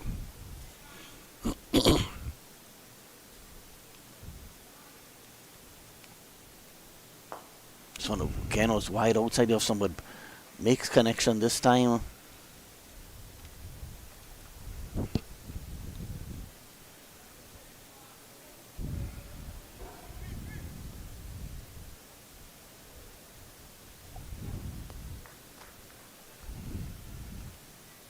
Brings Mohammed back on strike. This is the matchup you're looking for to see if he could get get a boundary off him. It's on a big swing and it comes off, seems to come off the helmet of Mohammed, so not sure if they'll have a concussion protocol. I think it probably struck him somewhere on his person as he was trying to really swing it to the fences, and he probably got to the ball too early. So a little bit of change of pace there from Reefer. Nevertheless, it's 196 for 7 now. So just 4 overs remaining. He's a big, strong lad. What's a few body blows? The good thing for him is he could return the favor. Yeah, of course, Mohammed will be hoping to, will certainly be bowl later on. Castro starts his another over. This one just pushed, so dot delivery to start here by Castro.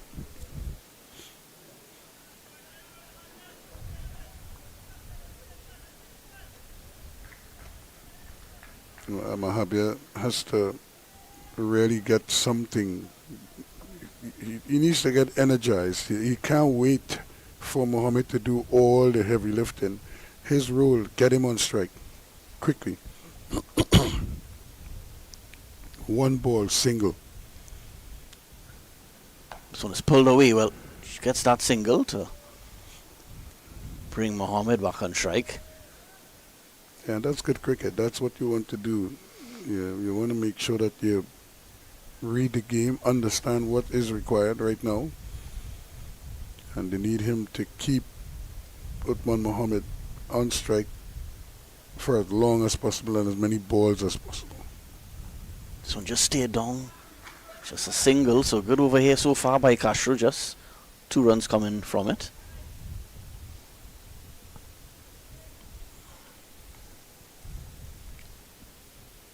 So now quickly back on strike again is Mohammed. So he would, or rather Mahabir, so he would now have to do his part. Well, this one is skied up in the air. Try to make room for himself, and Turton takes a comfortable catch. He moved to the offside and tried to flick it over his shoulder, probably over the fine leg region, but could only sky that one to short third man, and Turton takes an easy catch, so another one goes. Yeah, and again, trying to invent runs here. So you don't need to, that's not the shot that they need right now. They just need him to push that into the covers and run. he went across the stumps. Okay, just play it on the onside. The nearest fielder is on the boundary on the onside. He might even gotten 2 runs inside of there. So it really is about how you see the game.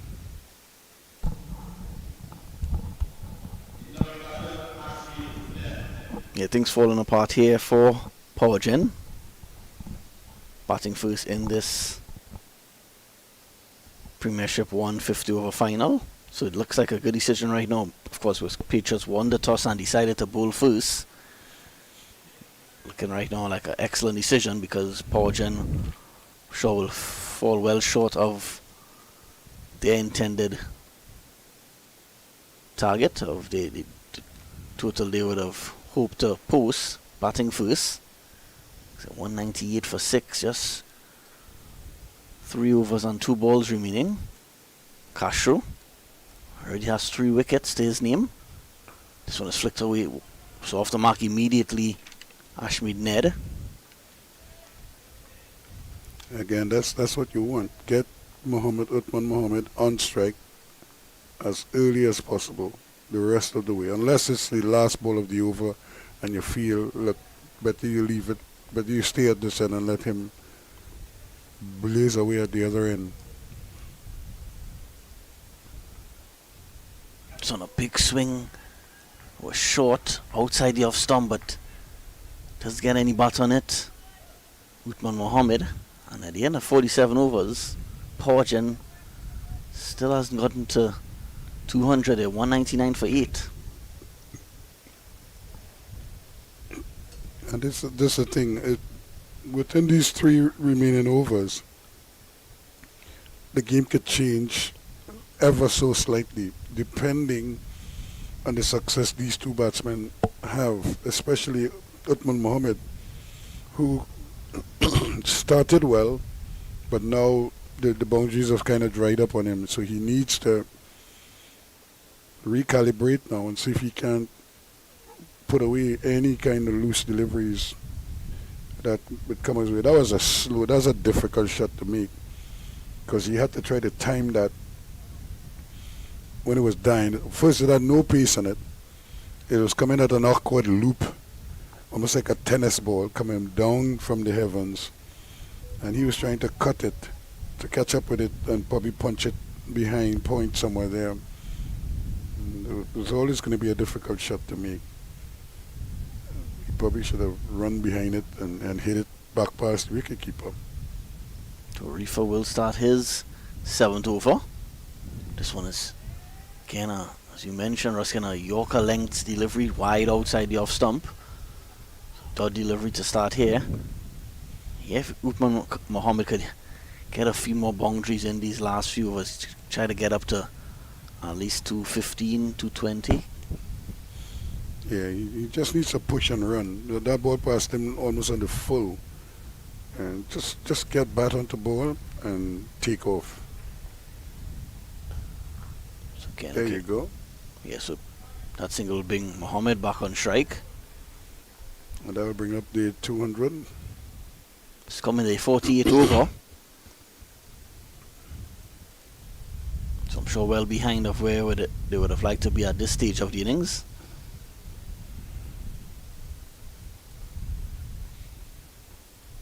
But as I say, runs on the board. Yeah, well, that's the operative thing now.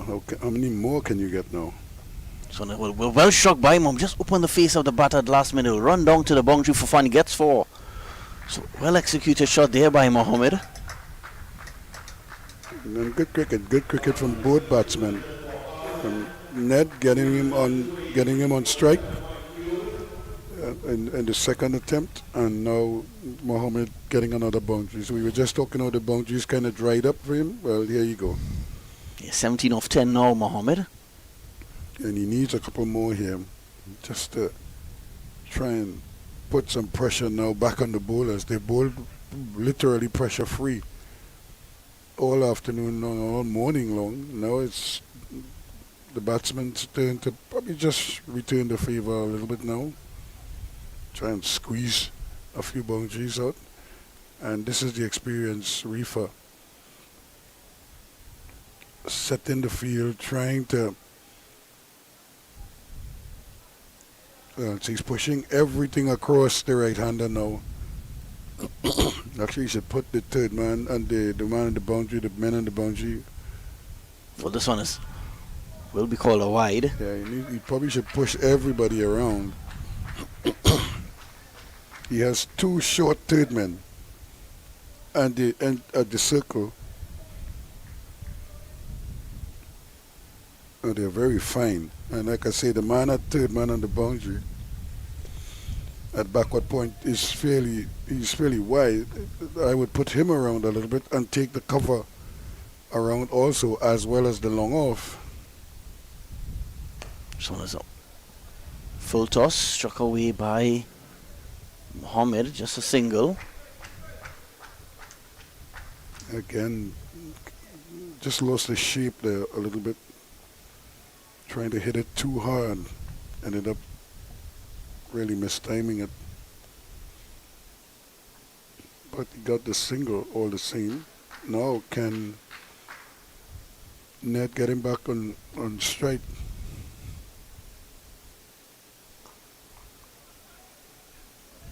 Thought delivery by Raymond Rifo.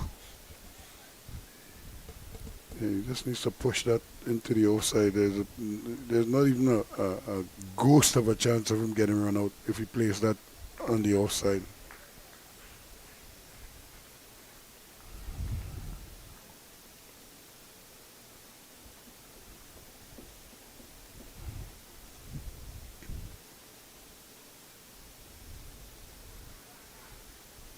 Just hitting this one. So Mohammed is going to turn down the single so that he gets first strike at the start the 49th over rather. 206 for 8 now after 48.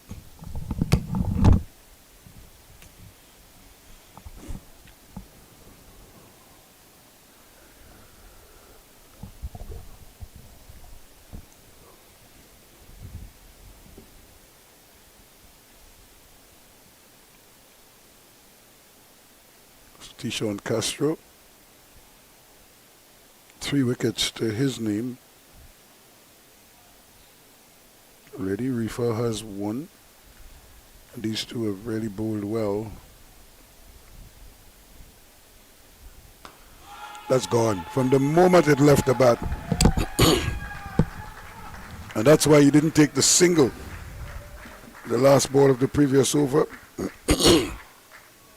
Because he wanted an opportunity like this, and Castro served it up on a platter, a nice half volley with pace off.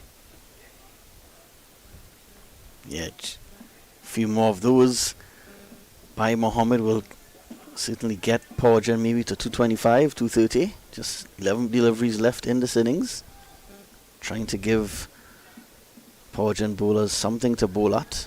212 for 8 now. Can Castro respond here? So struck down.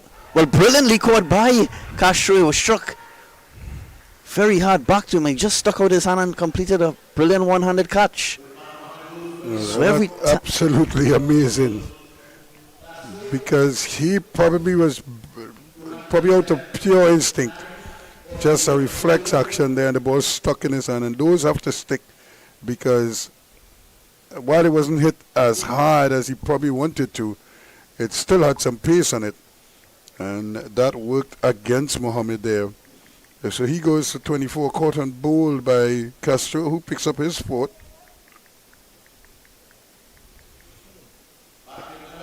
And that's a brilliant catch all the same. So yeah, the fielding has been good in this match so far by the Patriots. So Kali Charan take a good catch earlier, diving forward on the boundary. Then we've seen good one-handed catch there, taken by Castro off his own bowling. So that brings John Ross Jagisar to the crease.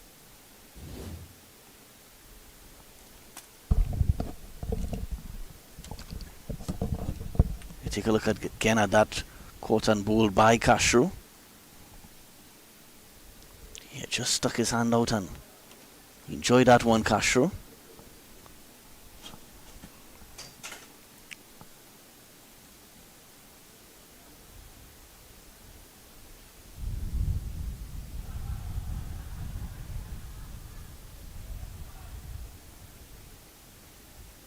Castro into Jagisa. Jagisa just pushes this one onto the onside. Brings Ned back on strike. 213 for 9.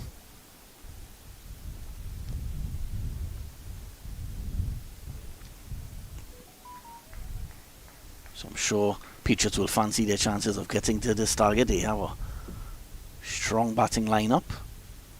Likes of Shanapal Hemraj. This one is pulled away.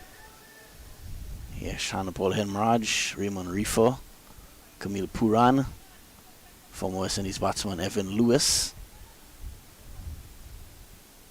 All expected to feature in this top order.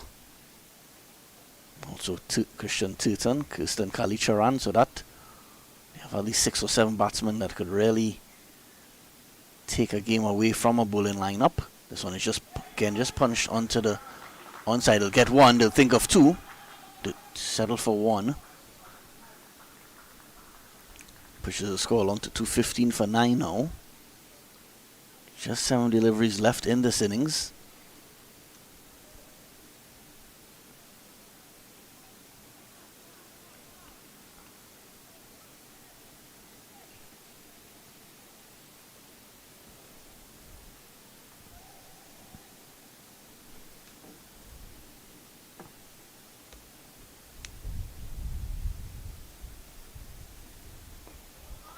Castro, bang on target here.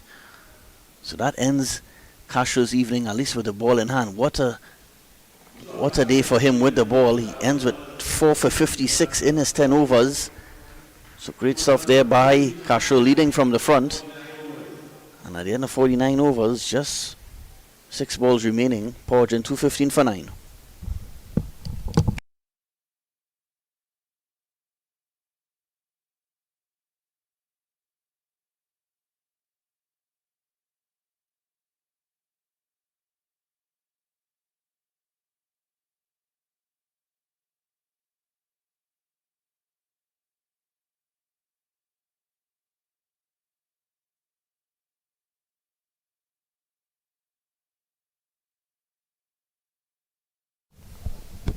So Raymond Reefer will bowl the final over here for Patriots.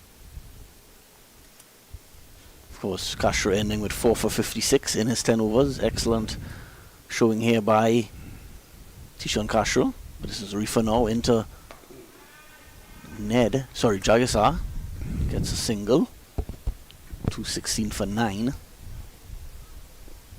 Do you think they're short at least 20, 30 runs? What do you think? Yeah, easily. They would have been thinking 250 probably.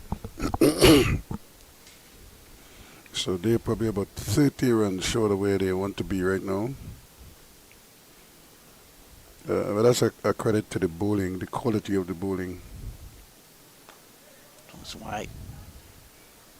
Well, you saw the last over, Reefer adjusting his feel, and that shot went straight to that short third man fielder. 2 short third man fielders in place, and it went straight to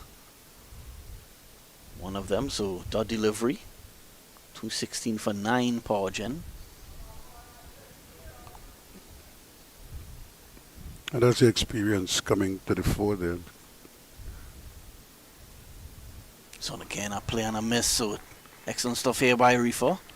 Keeping things very tight here. 2 dot deliveries in this over already. Yeah, this is not the time you want to be playing and missing. Even if you get a single, it's 1 more to the total.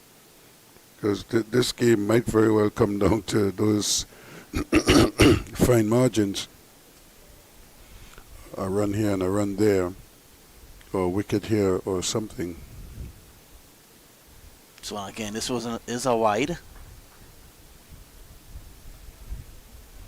but you could clearly see what he's doing. He's angling the ball across the right-handers, bowling it at a full length, so they can't get under it.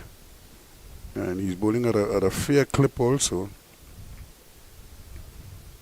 making it very, very hard for these lower order batsmen to catch up with those deliveries. Just want to struck straight back to Reefer. Only partially stopped, so they'll get one. They'll think of two. They will come back for two. And Kalitran opted to go down to the wicketkeeper end. He should have just had a shy at the non-strikers end. That's probably the easier. One, the ball has less time to travel in the air from his hand. And he probably could have tried to hit the stumps directly or get it back into the arms of Reefer and let him do the honors. He missed the trick there. That should have been a run out. Two deliveries to go. Reefer. This one is struck down the ground. They'll get one. They'll have to settle for one. Yeah, but this again is excellent from Reefer. You're seeing the experience coming to the fore. He understands what is required. It's just a pity he didn't get to bowl out his 10 overs. But he's done an amazing job. There you go. Last delivery of the innings. This one is wide outside the off stump. I think Reefer is saying there that Jagisan moved a half a foot outside the off stump, so that wide marker should have moved as well, but signal a wide. I'm trying to see if I've ever seen an umpire change his call in terms of those wides when bowlers query the batsman moving.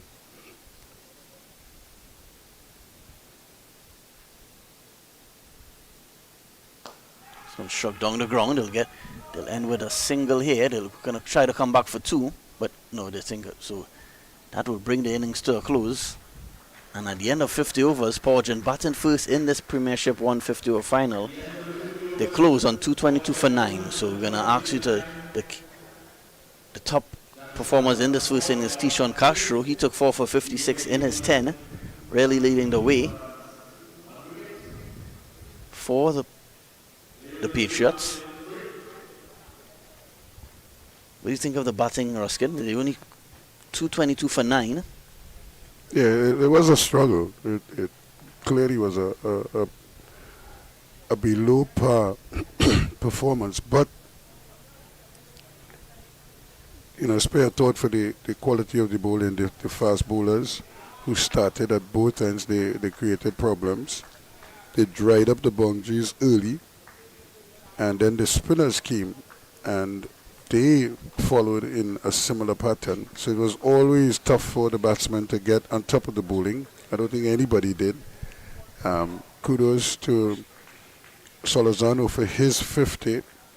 28 to Becky Joseph. He probably did the most in a shorter time together with Uthman Mohammed, who was really just swinging at everything he could for his 24. 24 also to Akil Cooper, and 26 each to Sifas Cooper and to Navin Bidesi. But all in all, it's a solid bowling effort, good bowling and fielding, because we saw some really good catching. And, the batsmen probably would think, boy, we left 30 or 40 runs out there that we never really looked like scoring because of the quality of the bowling. Now they'll be hoping that their bowlers apply a similar type of pressure early and get some early wickets, and that will, as they say, put the cat among the pigeons. And who knows, we might very well have a good contest on our hands before it's all said and done. Ruskin, so thank you for that recap of the first innings. We're going to take a short break. We're going to be back in about maybe 30 minutes time to see if the Patriots, they will need 223 for victory to wrap up, to complete this 50 over title.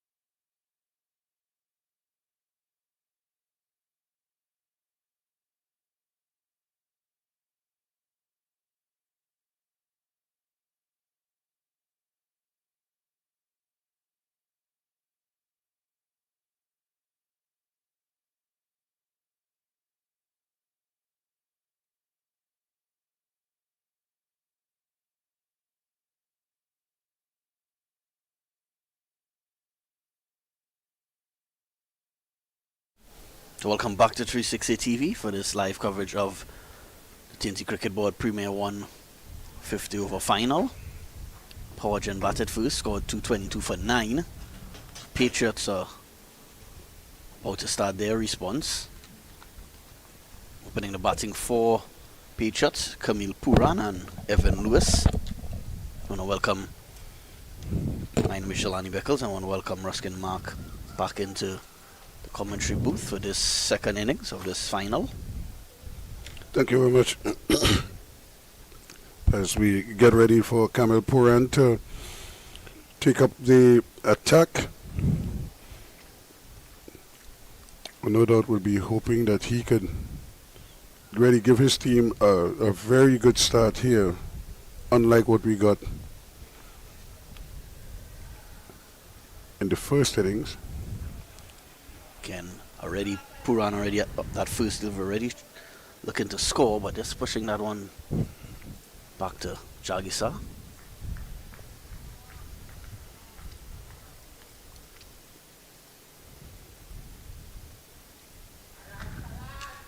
This one punch Jagisa runs off the mark here. They'll get at least 2 here.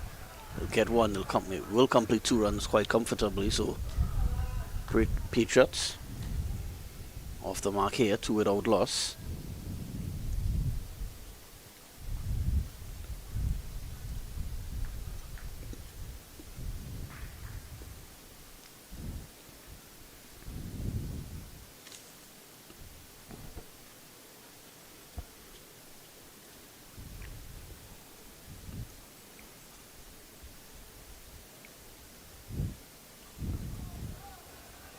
There's a slip in place for Jagisa.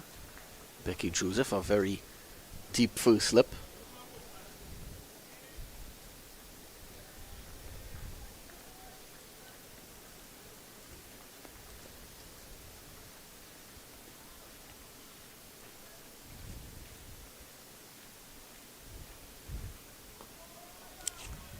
Puran just solid in defense. This is what you expect from John Ross Jagisa, to try to keep things tight, and against these 2 experienced batsmen, he obviously knows that there's very little margin for error. This one just pushed back along the ground to Jagisa, so decent start here by the off spinner.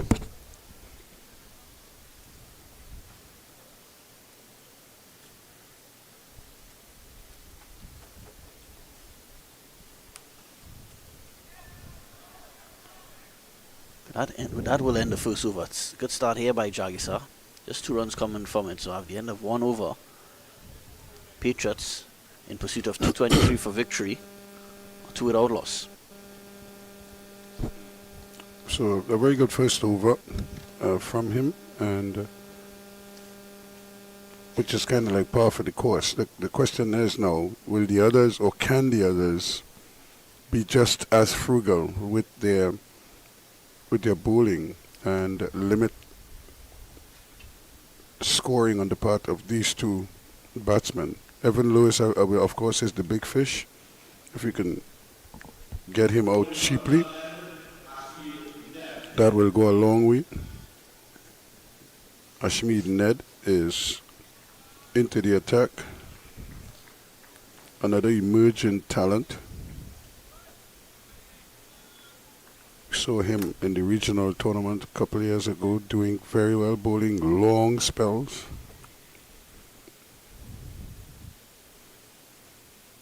It seemed to get better as the more work he put in.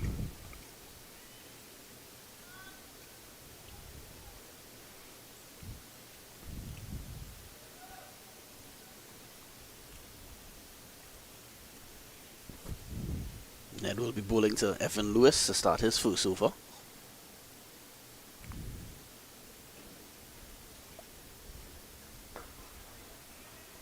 course, Evan Lewis on a break with the TNT Red Force. So many of these players in this match, of course, they will be heading back to Antigua for the resumption of the regional 4-day tournament.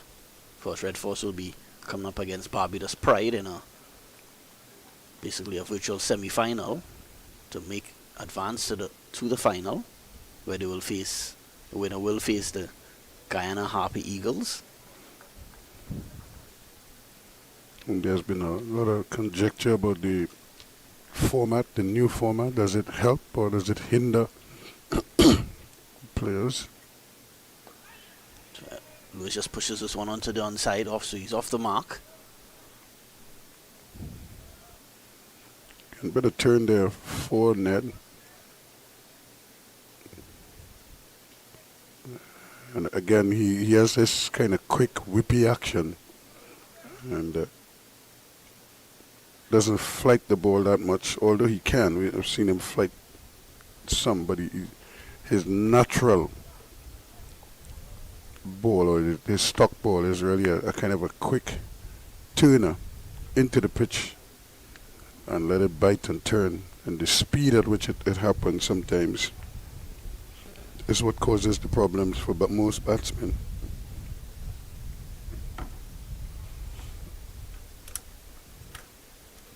Both Pooran and Evan Lewis love to play their shots, so curious to see their approach as they start this innings. Just need a little more than four runs and over. And just push onto the offside.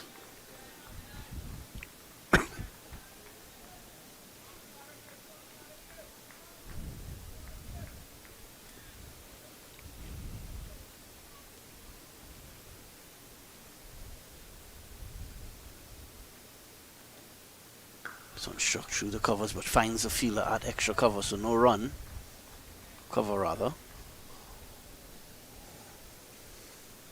Saw the issue in the first innings with players like Cephas Cooper making good contact, timing the ball, but not finding the gap. So Pooran and Evan Lewis will be hoping to avoid that. Pooran gets another single.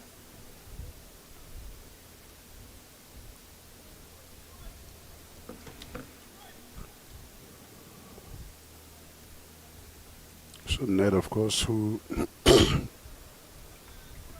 has been pushing to try to get up to the senior West Indies team.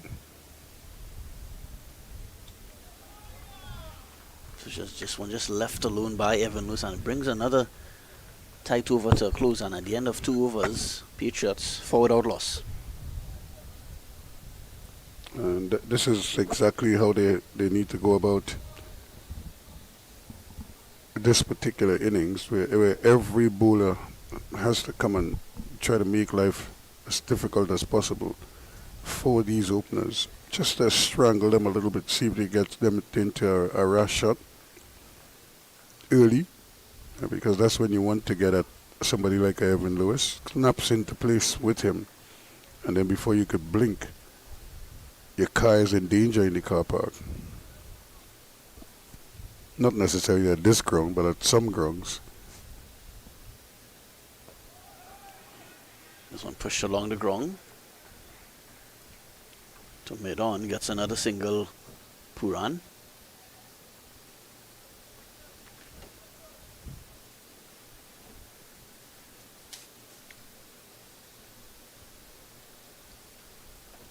Yeah, certainly when the Patriots play at home, pretty small ground they have in Charleville, so a lot of lost balls, especially with the likes of Evan Lewis and Pooran in your batting lineup.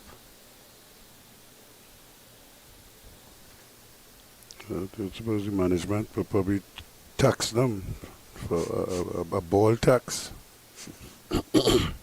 Jags into Lewis. Lewis just pushing this one onto the leg side. Another single taken, so just content now in getting singles, Patriots. No boundaries in this innings just yet. We're just into over number 3. I don't think that will persist very long, because both of these guys are quite capable. The question is, what kind of temperament are they in at the moment? Are they here for the long haul, or they just want to get on with things? Speaking of which, right on cue there, Erskine. It will go close to the boundary. Well fielded by, looks like Navin Badesi. A deep backward square leg. Puran will have to settle for 2.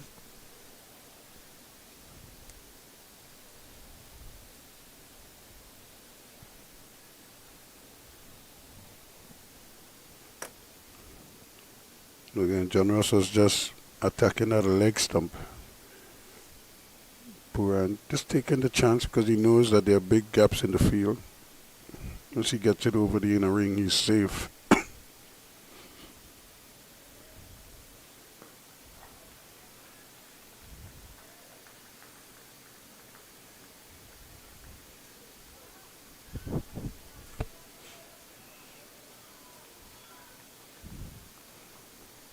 He does have the protection at long on. So again, should get forward. So this will be the first 4 of the innings. Just sort of paddling that one down to the deep square leg field, deep backward square leg. So first boundary to Puran. Yeah, badly line delivery, and it had pace on it too, as a quicker one. So all you have to do is make decent contact and place it well. There is a man at square leg deep on the boundary, but that ball was well away from him. So he didn't really have a chance of cutting that out. So Jaggers has to be careful here because you don't want them just picking you off a boundary at a time. Puran just punches this one down to long on. Another single, so 13 without loss now. That will bring the over to a closer. Productive over there for the Patriots in pursuit of 223. 13 without loss.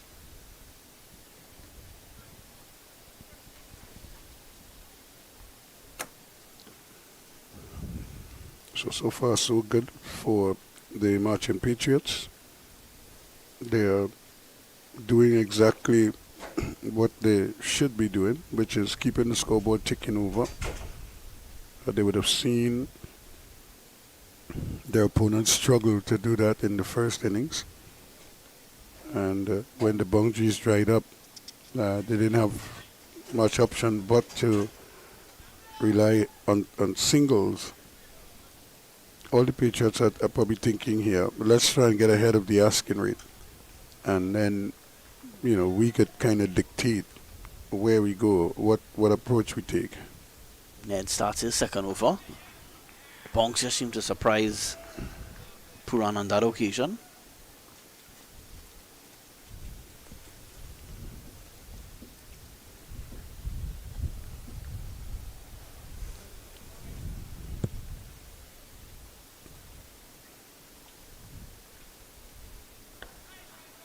Just punched onto the offside. That's another dot delivery.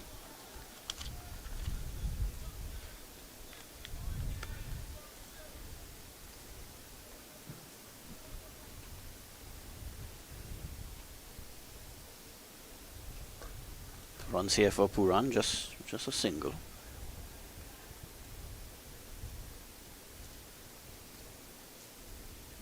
Again, Ned has to be, very concentrated. You don't want to give up a strike like that. Don't let him rotate on you.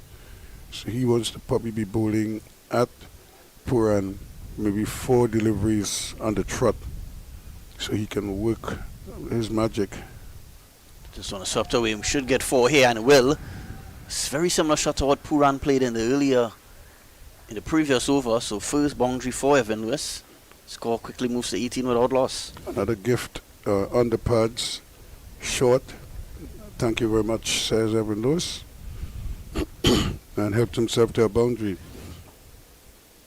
And like I said, sometimes a batsman like Evan Lewis, all he needs is one to get him started, and then all of a sudden the floodgates open and the bowler wondering what happened. Well, what happened is that you got him started. He's now feeling a lot better. His confidence is up. This one is down the leg side. Well, the way that the first slip fielder reacted and bowler Ashwin Ned, I'm not sure if he got a nick on that one. He probably just brushed the pad.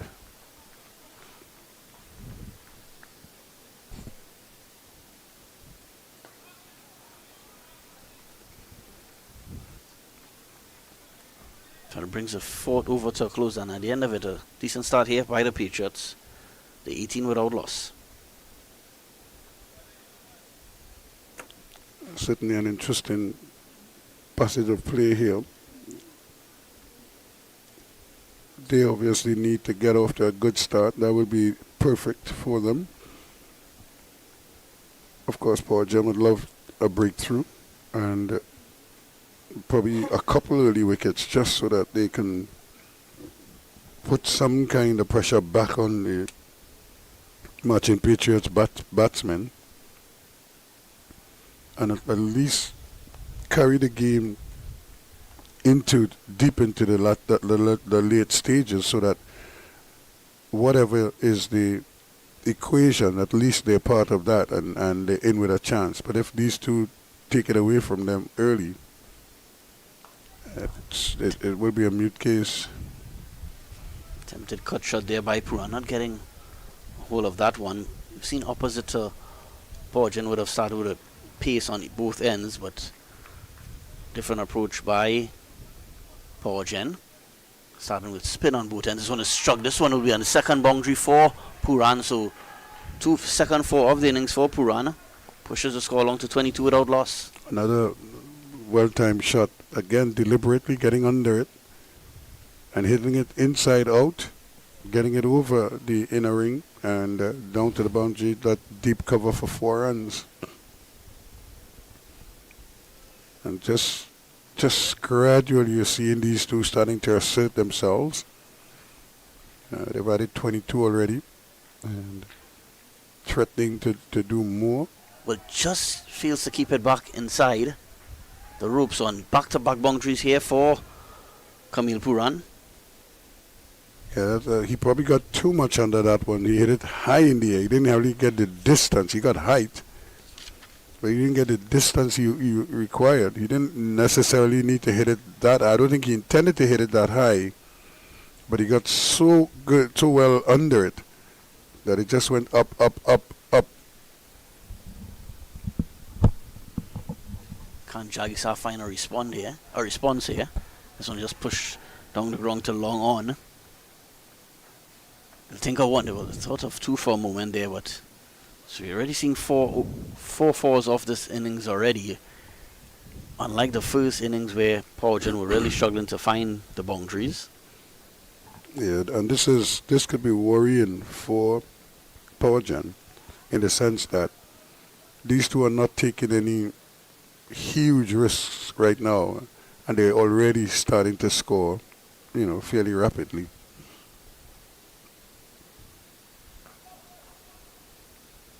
So they have to be mindful of that because that could create all kinds of headache because whatever is the plan could be disrupted very, very easily if these two stick around for an extended period. Lewis is just pushing on this one onto the leg side. No run taken. That ends a decent over there by the Patriots, and at the end of 5 overs, Patriots 27 without loss.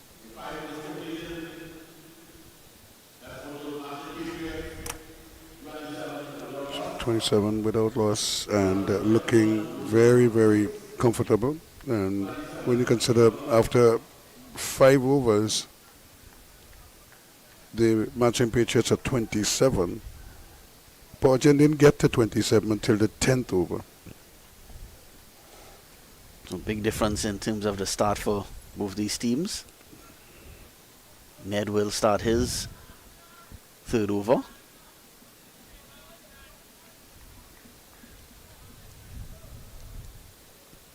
And I think this is who he would prefer to be bowling at, bowling to the right-hander. So Puran has to be careful here. There's that nice little ring around from short third man, backward point and cover, as well as a short extra cover and a long off.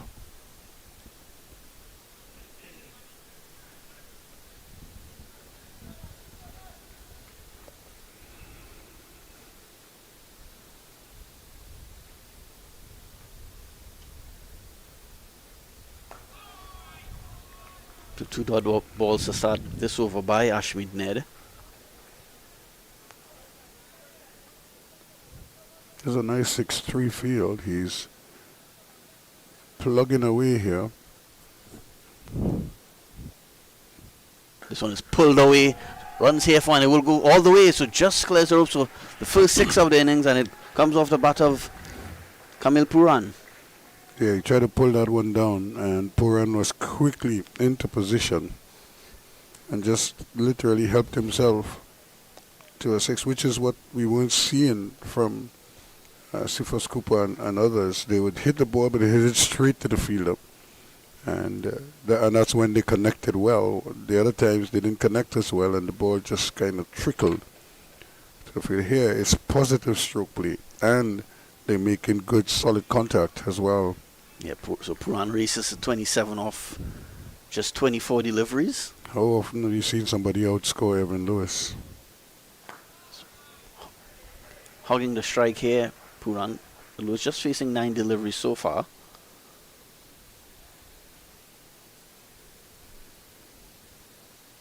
And Ned has to be very aware here of Evan Lewis, because if he drifts into his pads at all or bowls short, Lewis would be very, very natural uppercut, in the sense that he gets under the ball and really whacks it over the infield, especially when it's placed up on his pad. He can just lift it over square leg or over the widest mid-wicket. Ned into this one is again attempted pull shot. Well, it gets by keeper Daniel Williams and should run away for 4 byes, and it does. 4 wides rather. Yep. So it's 4 plus the 1 for the wide, so that's 5 more to the score. Expensive over here by Ashmead Ned. Yeah, they're ticking along nicely, and that was the example of what I was referencing. That was a short ball outside of his legs, and look at how he was trying to play it. He wasn't looking to hit a boundary, he was looking to hit a 6, because he got under it, was trying to just lift it. Ned into Lewis, just forward in defense this occasion, Evan Lewis, but brings an expensive over to a close, and at the end of 6 overs, Patriots well on course here. Good start, 39 without loss. So there's 12 runs from that over. He already 4 fours and 1 6 already struck in this innings. Yeah, and they're making it look easy because the wicket now is dried off significantly. There isn't that swing that we saw this morning, and there isn't that big deviation off the wicket. Remember, this is now the second roller that is on the wicket for the day, so it's probably putting it to bed literally. And now Evan Lewis and Puran are trying to make light work of this 223 target. Jonas Shagisa will start his 4th over. He's been punished a bit by Kamil Puran.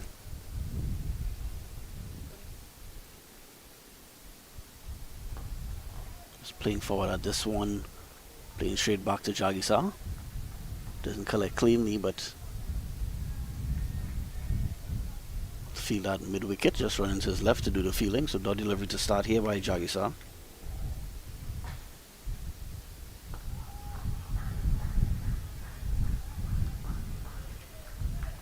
Slightly quicker delivery and forces Puran to hurriedly bring the bat down. So he's really attacking that pad of his. This one struck down the ground. Comfortably fielded by Jagisa. So decent over here so far by the off spinner. He's worked out that he's trying to cramp him there, but if he misses the mark at all, he could be carted out of the ground by Puran, who is being very watchful. When he's not attacking, he's purely in defense.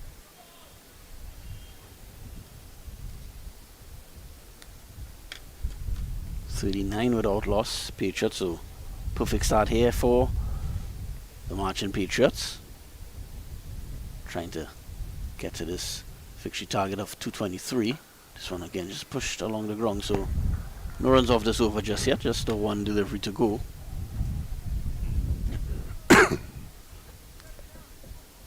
Peaches have started well, so they could afford to have a quiet over or two here.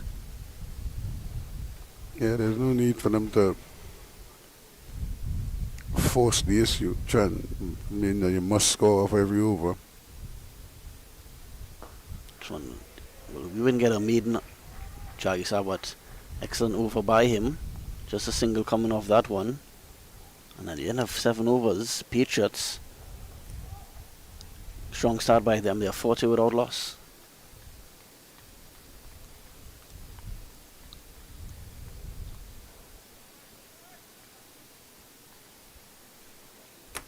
So going along quite nicely now. They're not any real bother at the moment. Evan Lewis, of course, showing his experience. He's 6 from 11. Kamil Puran, who is the more aggressive of the two, is on 29 from 31. And is just looking for an opportunity to have a go. But I could say the same thing for Evan Lewis as well. He's been eyeing something big. Some attempted cut shot there by Puran. Doesn't get any bats on it, so the delivery to start here by Ashwin Ned. Yeah, you don't want to get a nick for one of those. They will hurt you for a while. Just punched onto the offside.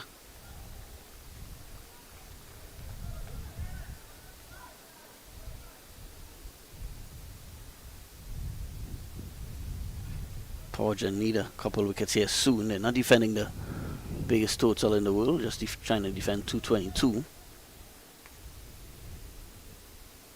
Yeah, and if these two stick around, that will look like 122.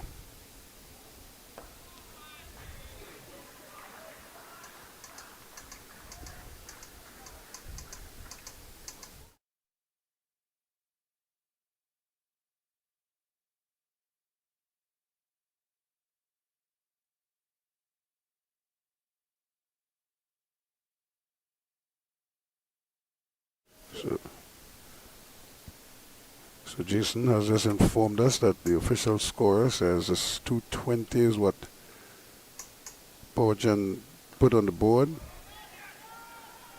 Well, a misfield there will allow Lewis to come back for a second run. So when you're defending, just trying to defend 220, you really need to be on top of your fielding.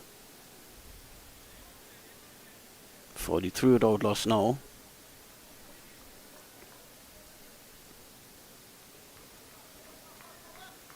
The complete opposite to the start that Cephas Cooper and company would have started. They would have gotten 4 Powergen.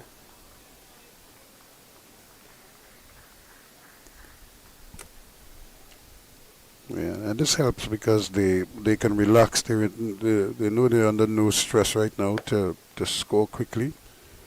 But every so often, Lewis and company, I'm sure, will launch. This one just pushed onto the leg side, so another single. Runs easy to come by here for Lewis and Puran. And at the end of 8 overs, Patriots starting to put themselves in a dominant position of 44 without loss. Yeah, 44 without loss represents a good start, a good solid start for them. We're not even out of the power play yet, so they are very much on the go. And remember, like I was mentioning to you, after the first 10 overs, Powergen only had 27 runs on the board.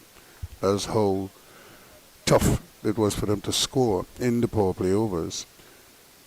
Here, this pair, they've already gone past that, and they're looking to double that. Now, they still have 2 overs to work with, so they have 12 balls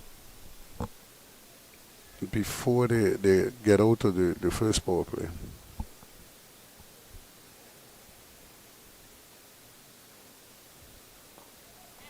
Quick single taken here, comfortable in the end. And the fielders have to be aware of this. The problem with them is Evan Lewis hits the ball so hard when he's basically dead. You can't adjust to it. But somebody has to attack the ball. You can't just let him push the ball, 2-3 meters from the square, and nobody is able to at least deter them from taking a quick single.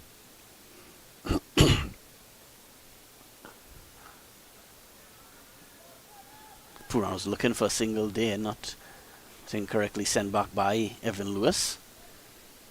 Yeah, no need to risk a run out at this stage. Everything is going in your favor. Just keep it going. Just flicked away onto the leg side. And again, I make the point. He's striking the ball so well. Don't flick the spinner. Try and hit the spinner. Because if that ball only stops or holds up in the pitch, you threw your shot long before the ball even gets there. There he goes again, trying to flick it, turn it on the onside. And no ball by Jagisa. Never a good sight for a spinner to overstep his run-up. Yeah, he's been, well, not for the first time, but he's always challenging that crease. Trying to get as close to the batsman as possible. So free hit now.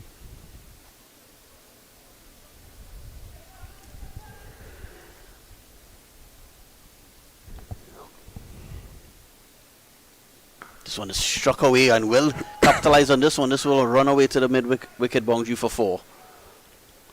A real gift there. And Jagisa was trying to get it onto the pitch quickly. But Pooran was right in position, waiting and ready. And that brings up the 50.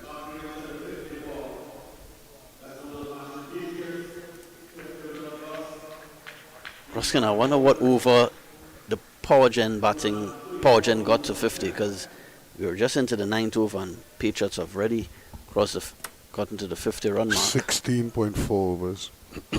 Wow, so in half the time, Patriots already to 50, so Powergen needs some answers quickly. This one is just punched away down the ground, another single. Pooran is already on 35, not out.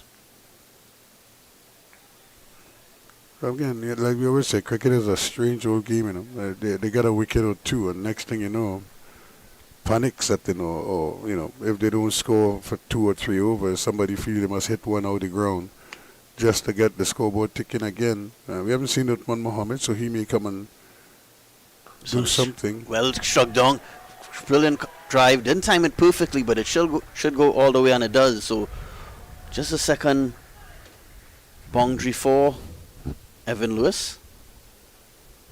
Yeah, he was pitching up to him, and Lewis didn't need a second invite. He just went after it. Yeah, again, he didn't make, proper contact, but there was enough contact to take it all the way to the deep cover boundary for 4 more. So he goes up to 14 now, and Pooran 35 and 55 without loss after 9 overs.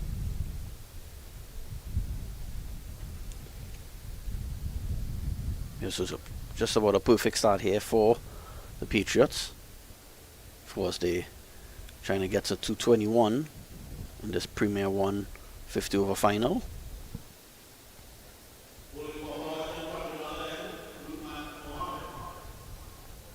All right, on cue, Ruskin, you were asking, saying we'll soon and later we will see Uthman Mohammed, so he has been introduced into the attack now. Desperately need a wicket here, a wicket or 2 here, the Powergen team. Yeah, and he's quite capable. But he will have to bowl very well here and bowl. But he's already bowling to 2 set batsmen, and that is part of the vagaries of opening the attack with an all-spin attack. Now you kind of go back to what would have been the original plan. So you're not doing plan A, I would imagine. And because plan B didn't work as well as you'd hoped, Uthman Mohammed is at the top of his mark now. He runs into Puran. But just cut him in half there. Puran between bat and pad. So excellent start here by Uthman Mohammed. Yeah, where did that come from? That was a peach of a delivery. It jumped. Now, had that stayed normal height, I probably could have clipped the top of off stump or middle stump. It just went right through him, and he didn't play a shot. He just kind of left the bat there because he was reacting to the bounce. Totally flummoxed there.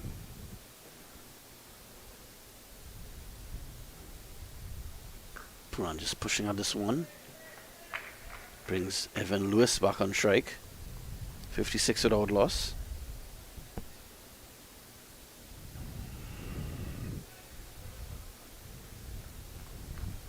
Yeah, this is a good power play, and like I keep saying, they're not taking any undue risks.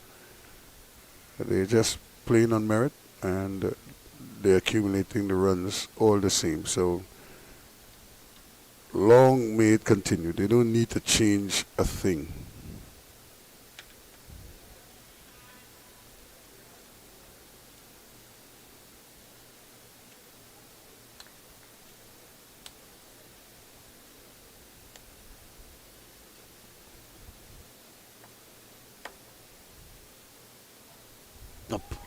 Beautiful delivery on this occasion, a play and a miss by Evan Lewis. So solid start here by Uthman Mohammed.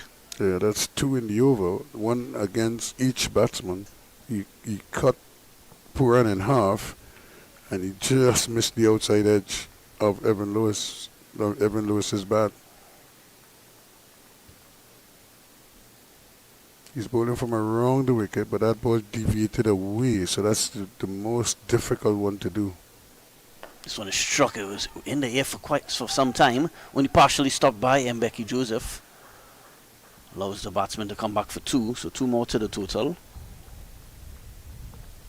Pushes the score along to 58 without loss. Yeah, that one was in the air for a long time. They traveled in the air for a fair amount. And it just tells you how good a bat Lewis is using. And he wasn't ultra aggressive then. He didn't throw the bat at it. The fact that if he had thrown the bat at it, it might have ended up in the stands over there. Maybe even in the commentary booth. Jason is a good target, so we would use Jason as shield. Jason also has some good hands, I've heard, so he probably would have just caught it and thrown it straight back onto the field. So Uthman Mohammed. Not if you're serving popcorn. He's not throwing that back at all. This one just pushed onto the leg side. So another single, so comfortable, very, very comfortable in the middle here, Evan Lewis and Camille Puran. 59 without loss and few alarms. That is just what the doctor ordered for Bess Motors Marchin Patriots. It's up to this man, Uthman Mohammed, to try and manufacture or be putting or attacking the batsman, the new batsman, a little bit. Right now, everything is just kind of pedestrian and falling into place nicely for Marchin Patriots. Mohammed into Puran. So it's cut away, well struck. Will be stopped at the boundary by Badesi. So brings the 10th over to a close, and at the end of it, going along at 6 runs and over, Patriots are 60 without loss. If you do the comparison, Ruskin, at this stage, was it 27 you mentioned earlier? 27? After 10, they were 27 for 1. Here they're 60 without loss, so they're well on course. Yeah.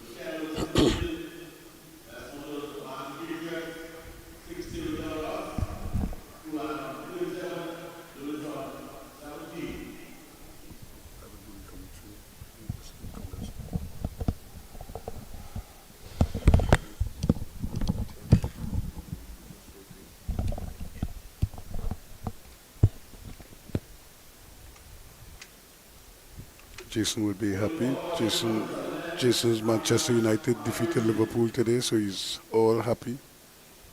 Third place in the Premiership, seemingly all sewn up now for United, so they're back in Europe.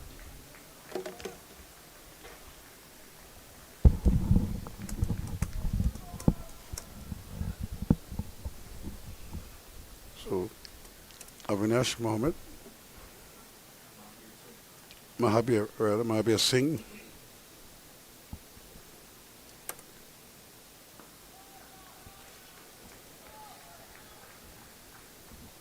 First delivery is right on target.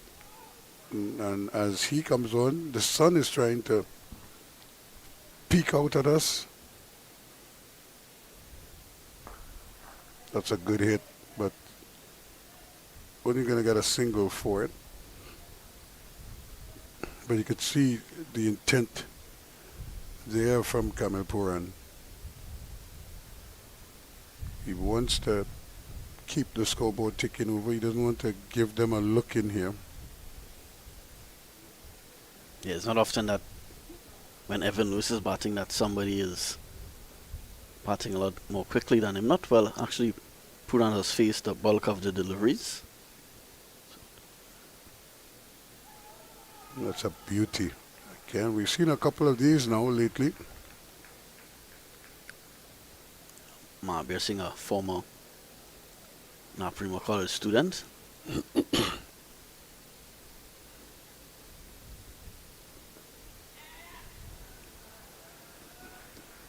Easy does it, and they're powerless to stop that single because they're all kind of back on their heels at the circle, at the edge of the circle. So, and that's a long distance to come in to try to put pressure on the batsman and try to prevent them from taking a single. You have to be lightning quick.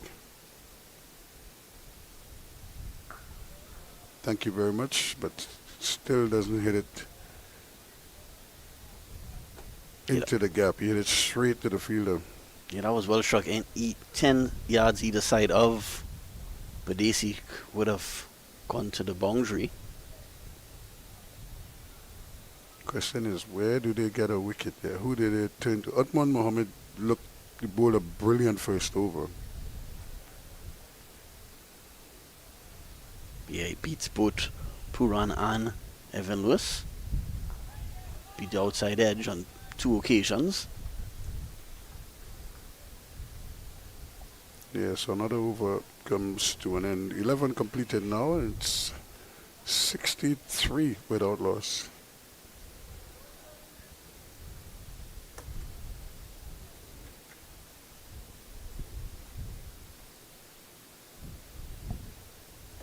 Yeah, somebody has to put their hand up here for Powergen.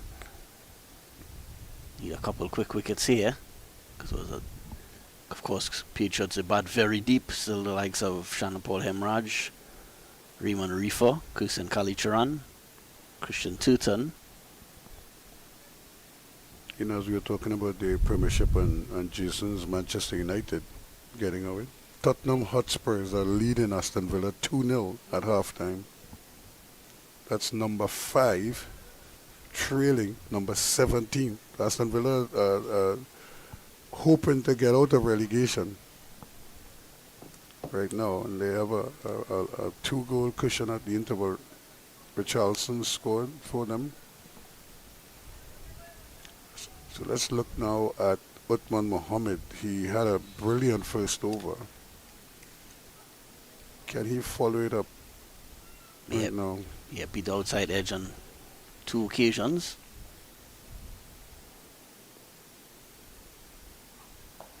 And there's that in-swinging delivery again. It is moving, but on that occasion the length was wrong. It was a little too short. So Puran had enough time to size it up and push it. What he needs to do is probably push that up a little bit further and either bring him onto the front foot and see if you could go past him as he's getting that foot into line, maybe hit the pad. Because the ball definitely is cutting in, the off cutter coming into the right-hander. He also went past Evan Lewis's outside edge, so can he do a similar thing? I think the length is what is gonna be crucial for him. He has to be brave enough to take the ball up to Lewis and see if he can bite the edge. That's more like it.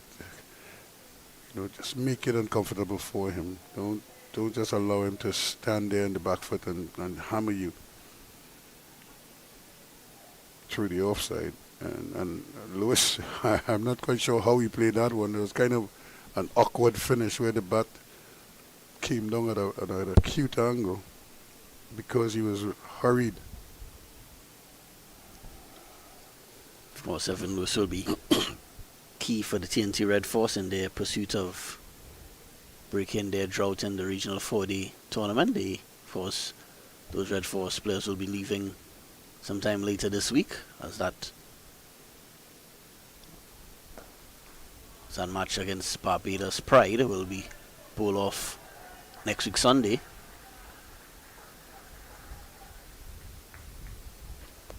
Again, the man coming in from the boundary can't prevent the second run from being taken because he's so far. The ball was hit with very little power, but he placed it well, and it was far enough away from the wicket that they were able to scamper a second run.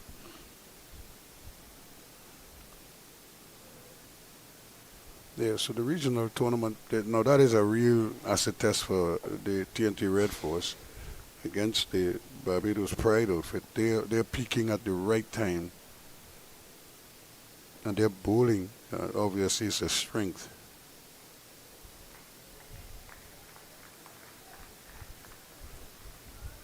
Yeah, but the Red Force, despite posting some massive totals, they were very dependent on the middle order, Joshua De Silva and Amir Jangu. The Red Force top order hasn't really fired on all cylinders. Cephas Cooper, Evan Lewis scored a 49, but Jed Gooley and Jason Mohammed has been relatively quiet so far. Gooley did get a 50, but the top four, one of those top four batsmen will definitely have to score big. Here they go for another couple again, so it's like a different part of the field, but the outcome is the same. He didn't play with soft hands, and it just went beyond the 30-meter circle, and they were able to come back for 2 runs because there's a fine leg and then there's a square leg, or both of them on the boundary.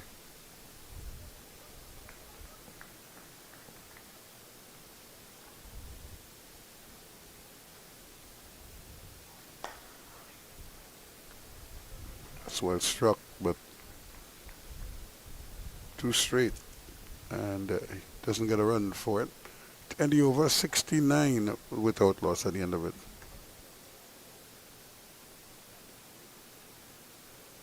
Yeah, no luck here so far for Powergen. We've seen quite a few bowlers on show. John Rashagisa, Ashmead Ned, Uthman Mohammed and Avinash Magar Singh. Only three spinners and 1 pacer bowling so far.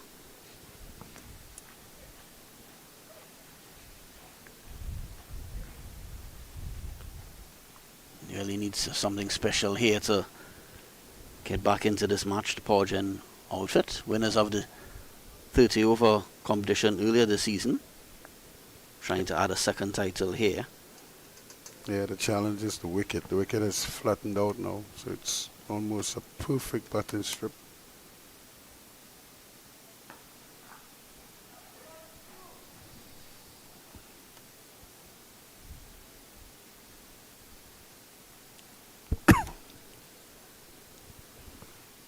And again, these two are rotating the strike quite nicely.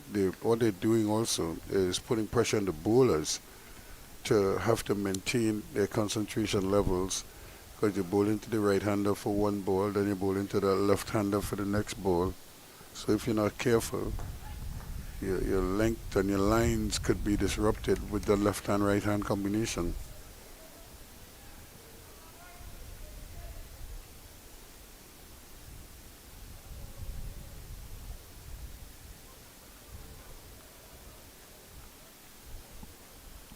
Puran just 1 hit away from a half century now.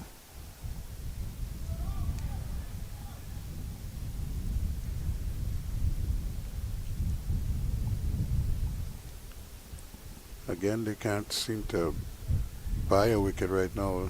Even when they make a fall shot, it's dropping in no man's land, as we say. If Patriots continue at this rate, they will actually maybe complete the run chase in about maybe 35 overs, 37 overs or so. Yeah, too easy. Much too easy. They're just pushing and running. And they've worked out that the fielders are all on their heels at the 30-meter, that circle. And so anything inside of them is almost a guaranteed single. It's like a one-run boundary. And all they have to do is nudge and run.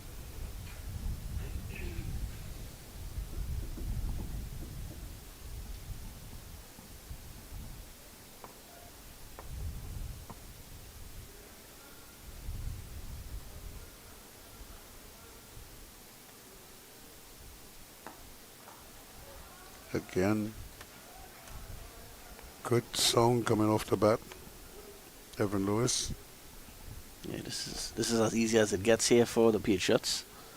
Yeah, it's just unfortunate, but it's par for the course in the sense that this has always been a good batting strip. There are times bowlers get to enjoy themselves, like early in the morning when there's a little bit of moisture in the wicket. And it's going right through him. Brilliant bowling there. And Kamil Puran goes for 47. He just played inside that one, it looks like. Yeah, just what the doctor ordered for the Powergen. This game was starting to slip away from them, and they have given themselves a glimmer of hope here. Powergen. Puran was looking good, just falling short of that half century.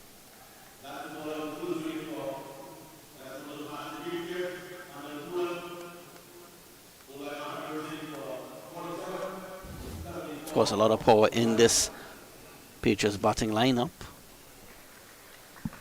Next, Kirsten Kalitran is making his way on to the field. Of course, Kalitran has been in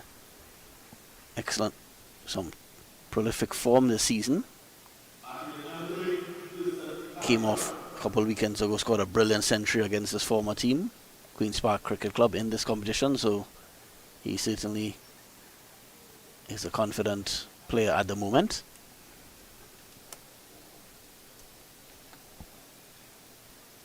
Yeah, they're going to need to keep taking wickets, though. That's the important thing for them right now. They have to try and keep the pressure on. It really was a good delivery.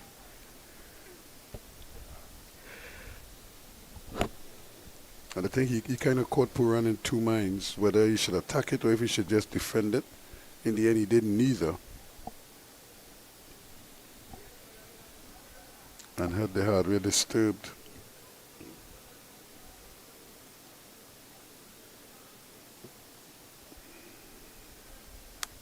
Kalitran, a former West Indies under-19 player, was part of that 2016 under-19 team that won the under-19 World Cup. Was one of the youngest members on that squad. That team, of course, captained by current IPL and West Indies batsman Shimron Hetmeyer. And it's amazing how many of the West Indian batsmen are struggling right now in the IPL, and you're seeing a lot of like new faces and some of the older ones also just flourishing, playing a style of cricket that is reminiscent of the West Indies. It's almost as if they've learned from the West Indies now, and they have become the masters. Yeah, both Hetmeyer and Nicholas Puran not having the tournaments they would have liked. Lewis is quickly off the mark here, looking for a second run, and he'll get it too.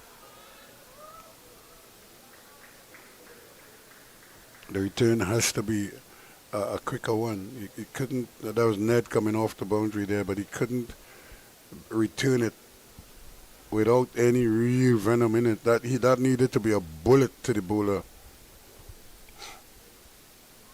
Yeah, Uthman Mohammed has looked promising so far.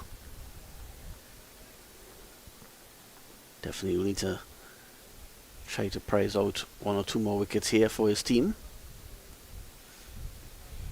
Yeah, they need something.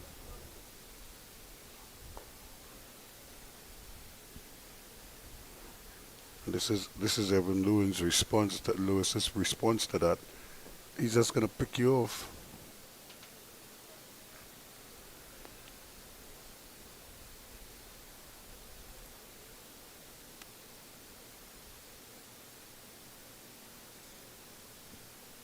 Of course, we're going to see a drinks break probably in the next over or 2. Of course, this will allow the players to rethink their strategy as they go about trying to win this 50 over final. Yeah, more so the Powergen team, they need some kind of a boost here. Probably need Uthman Mohammed to produce a mystery ball. One that pitches, leaves the right-hander and still has enough to hit the stumps on the way through.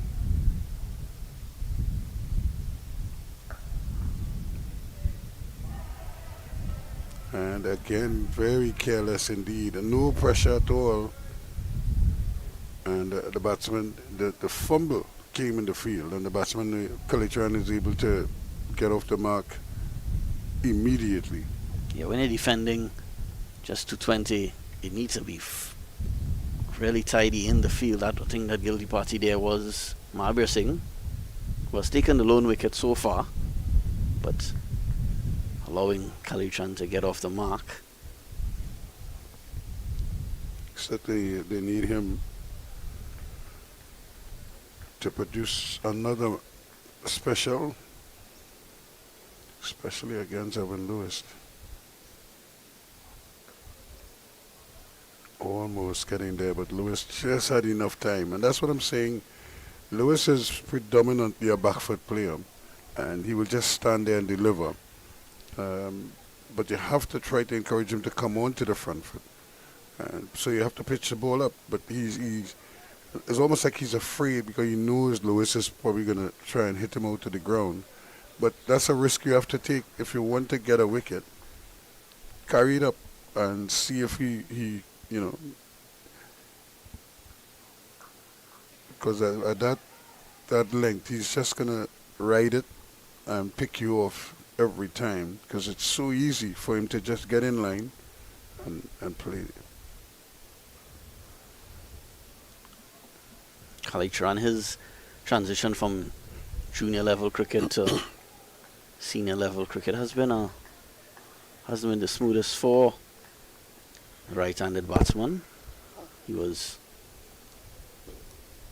well talked about a lot in his youth days. Probably, I think he's around 26, 27 now. So, but he's had a really excellent season. Kalitran, hoping to probably find himself on a regional team soon, and maybe even possibly a CPL team.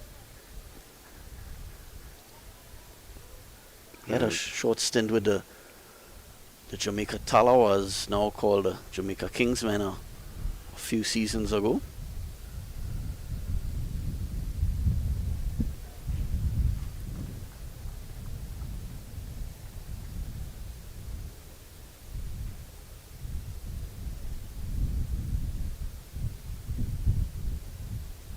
So 79 for 1 after 14 overs.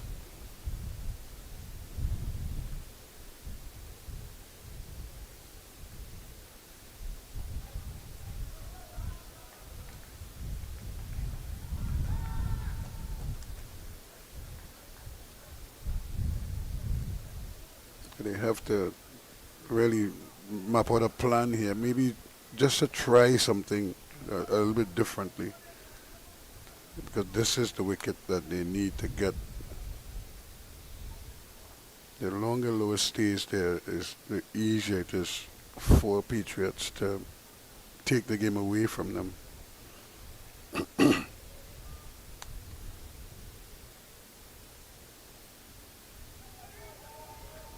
Beauty again, right through the gate. Yeah, Marbissing has been impressive so far. Of course, he's grabbed the only wicket so far for Powergen in this innings. You look at the length he's bowling. Lewis is half cocked because he's not accustomed coming onto the front foot. He prefers to stay on that back foot and then just fire away from there.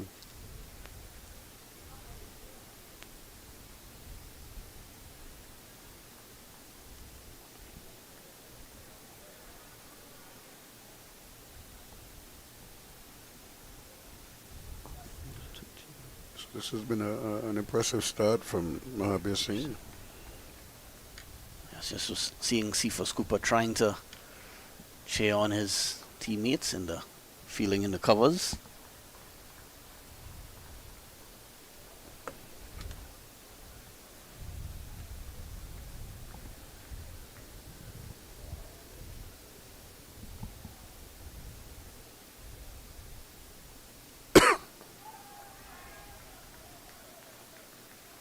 Tight over there by Marbissing. Yeah, he's pretty much on target right through. And to keep Evan Lewis quiet is an achievement in itself.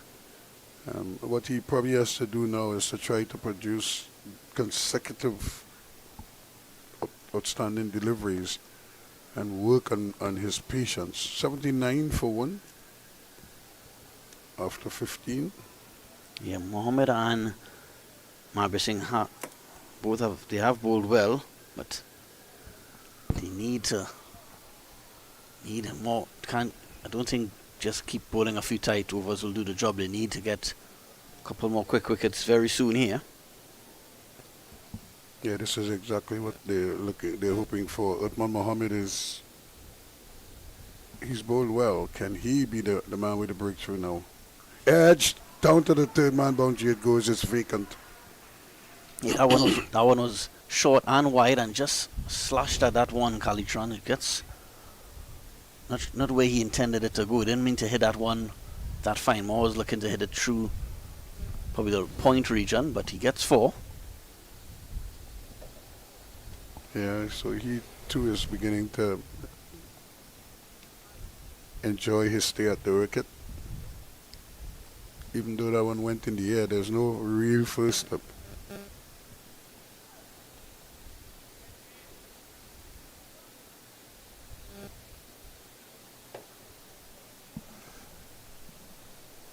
You could very well take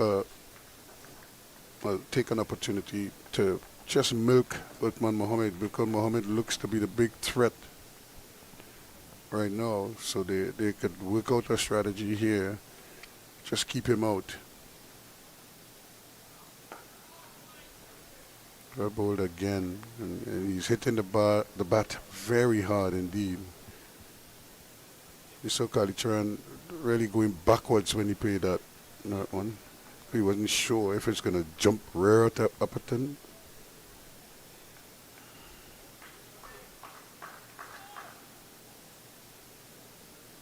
Kalitran, another player who formerly played for Queen's Park and now operating for Patriots. And it's at a no ball that is dispatched for another boundary. Yeah, similar to the similar delivery to that Kalitran struck for 4 early in the innings. This one, where he intended it to go on this occasion, Kalitran just going down to the backward point boundary for 4. As I was mentioning, Kalitran, like Solozano, grew up, spent most of his youth days and early senior days at the Queen's Park Cricket Club, but Kalitran, like Solozano, moving on to another club now. Kalitran now having an excellent season so far for the Patriots, after a strong start here as well in this innings. There's that short ball again. Well, nicely lined, but it's called a wide. It's probably wide for height. Now, Kalitran is a very small man, So his center of gravity is very low to the ground. Kalichon just about maybe 5'5" or so, so not a tall man by any means.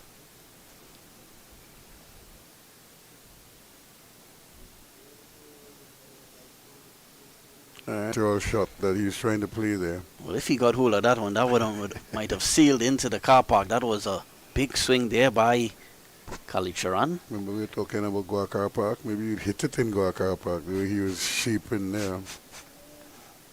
That was an almighty swing. Not a bad ball, actually.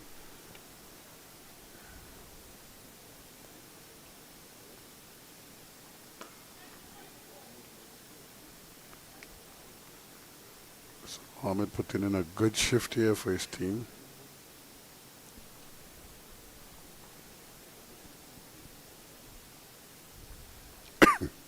Evan Lewis just having a bit of a word with Kalicharan, probably telling him to stay focused and don't get too carried away. He just has to play on merit. That's what he has to do.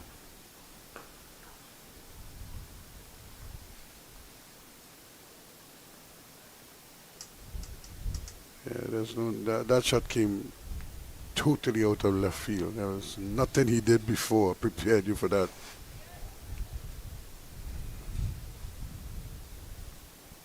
Yes, went between, ended up between his pads and the leg stump, so lucky to get away with that big heave there, Kalicharan.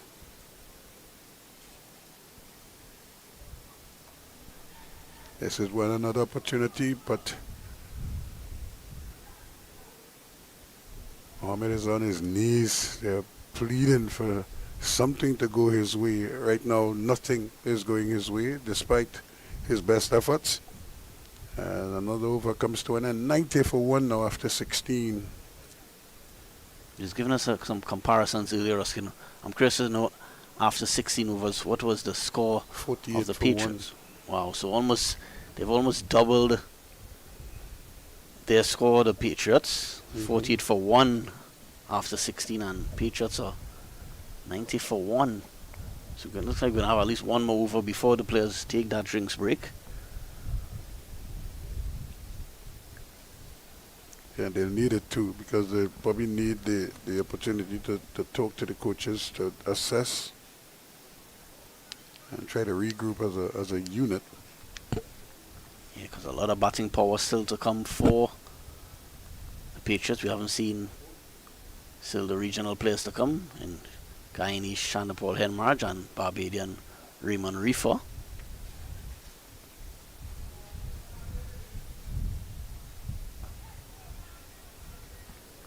Now again, every so often they're producing these rare beauties, but they still, apart from the one wicket, they haven't been able to follow up that wicket with a second one.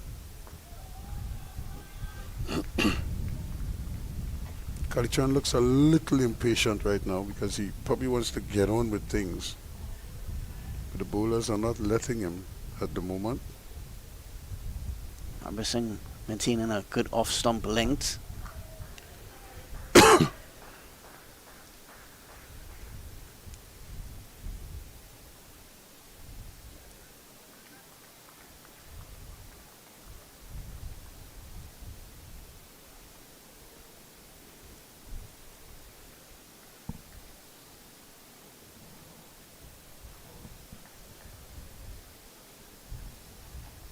Evan Lewis now to face up to the off spinner.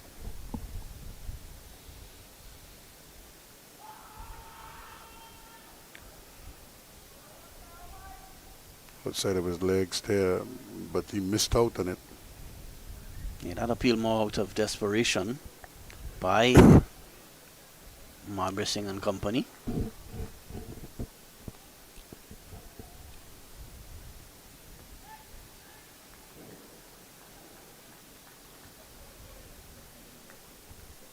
So that really is encouraging for the young man. But can he, apart from keeping him quiet. Can he now get him out?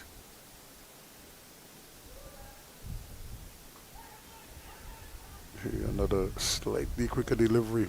Again, goes in a fall shot. Well, I saw Seaface keeper peeling from the covers. I'm not sure what he was peeling for because it clearly had a lot of bat on it. Yeah. So just as you were saying, the players will get a refreshment break. 17 overs completed is 91 for 1. We'll be back in a short while.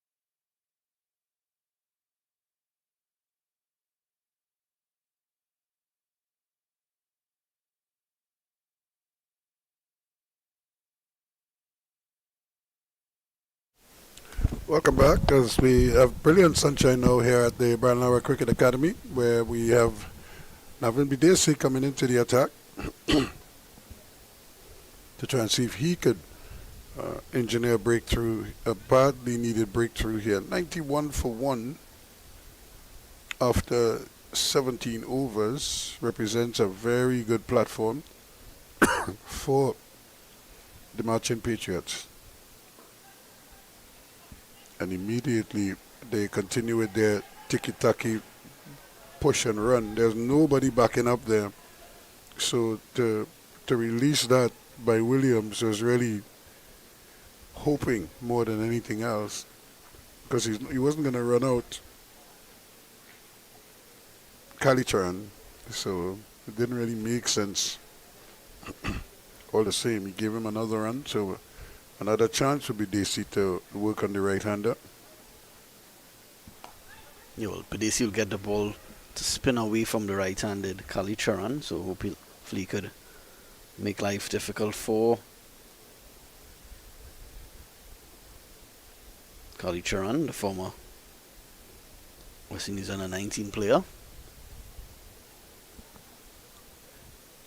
Because they need wickets here. They're not going to... I think the only best option for Powergen to win this game is for both dismissing the Patriots.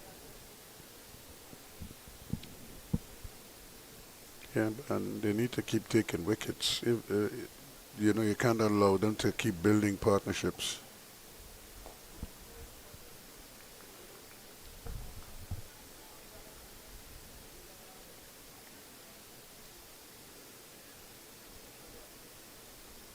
That will be a real recipe for disaster if they allow them to just keep going.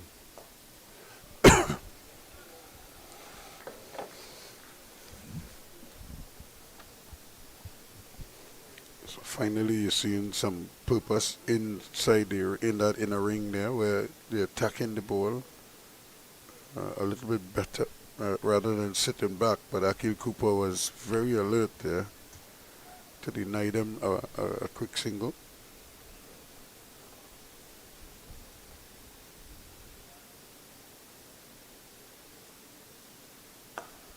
This one is hit, but is it hit well enough? It is. And that is vintage Evan Lewis. You pitch it up and he will try and dispatch you. That six also gets Patriots to the 100-run mark. It comes in the 18th over. Just taking a couple, half a step, just a couple steps down. Lewis and got to the pitch of that one and dispatching it quite comfortably.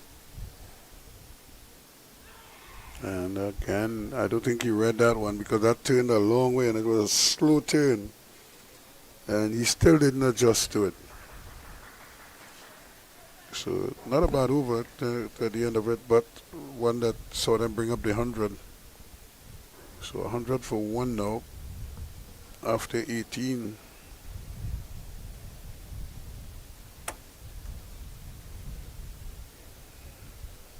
Where are they going to find that elusive wicket? That's the big issue right now. We just had the sun peeking out, but now it's back behind the clouds again. So it's a nice cool atmosphere here at the Brian Lara Cricket Academy. The ground really looks in spectacular fashion.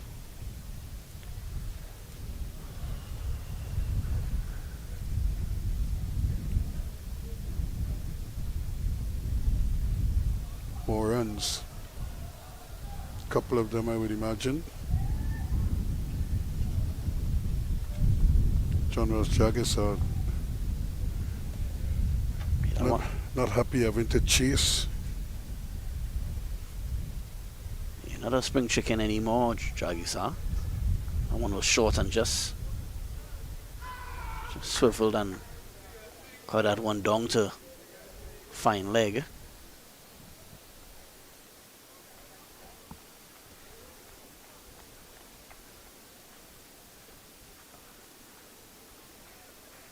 They're going to get the second run because, once again, because the same John Ross Jaggisa is not too keen on sprinting, even though that might have been his call, he left it for Cephas Cooper, who is way out on the boundary.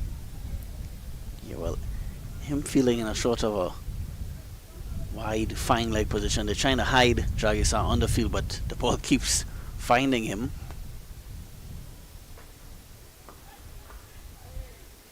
Well, it's like kind of hide and seek they're playing. But the ball is winning that matchup right now. As are the Marchin Patriots, they're just cruising along.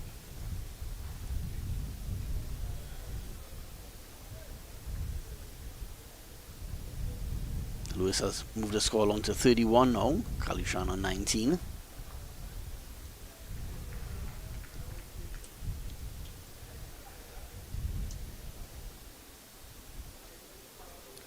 Stan Kalitran has a big role to play here. They're going to need him to hold his end of the bargain, try to keep this partnership going and building.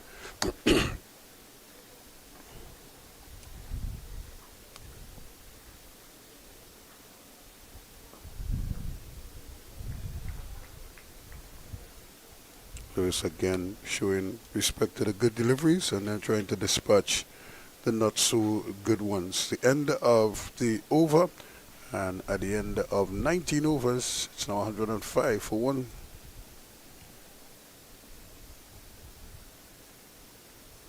Yeah, Kalitran and Evan Lewis starting to build a solid partnership here.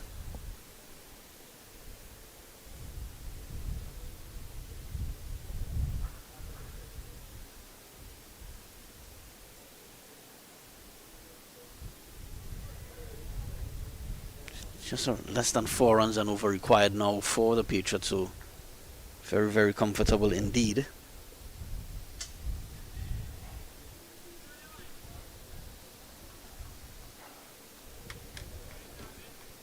Yeah, like I said, unlike what we saw yesterday, even though it was a smaller total, they went about it in a very robust fashion. I mean, it was 6s and 4s galore. That basically took the game away from Comets. Whatever hopes they had of fighting back with the ball went out the window quickly. There's another attempt at a quick single, and they'll get it too.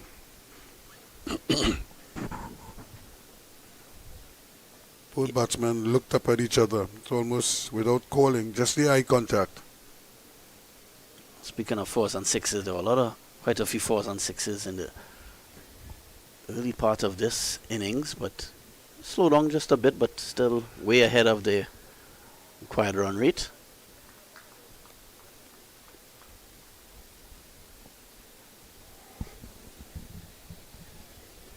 BDC trying to mix up his deliveries here. And another easy 2 runs. They might even get a 3rd one if Kalitran hurries. And that's excellent running again between these two. Good placement, and 3 runs all the same. The excellent running there by the Patriots pair. There's a lot of open space there at the deeper backward square leg position.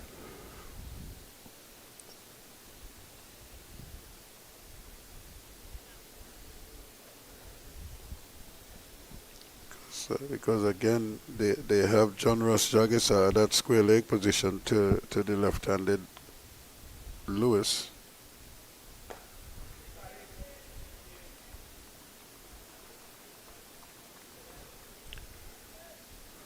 And he's now at gully or a short backward point for the right-hander.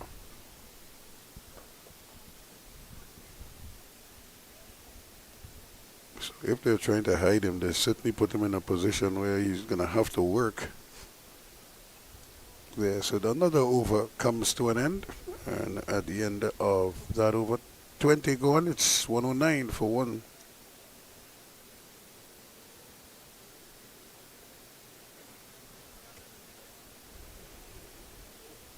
Yeah, Powergen need answers quickly here to try to claw themselves back into this match. Mahabir Singh will continue. He will start his 6th over.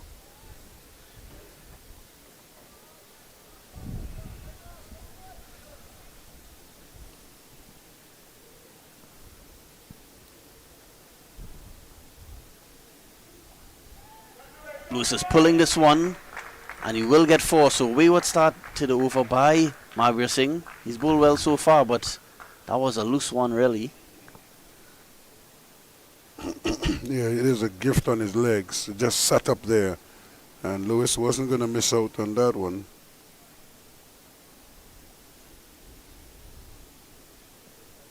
So Lewis on to 38 now.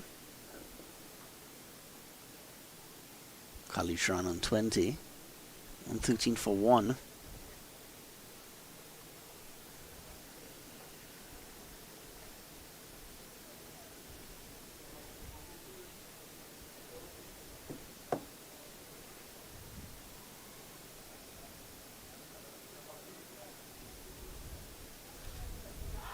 Appeal for LBW. Not out, says the umpire.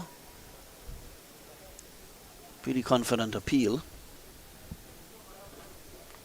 Yeah, it was close, but not close enough. The umpire not prepared to give that one. Lewis does play. He just kind of stands in the crease. He doesn't move very far forward. This time another quick single. Yeah, completed quite comfortably in the end. Yeah, not much they could do with that, especially if we have John Ross Jagesa coming in at you trying to run you out. And in fact, Kalichan should feel offended if he gets run out by John Ross Jagesa.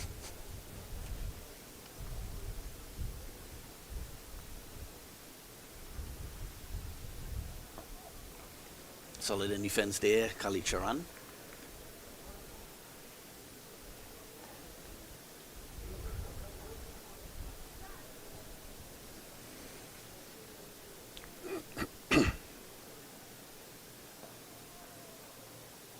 As they say in football, with a wicket fall, say it will really be against a run of play. I'm not sure where they're going to get this wicket because they're very comfortable at the moment. Patriots, 15 for 1.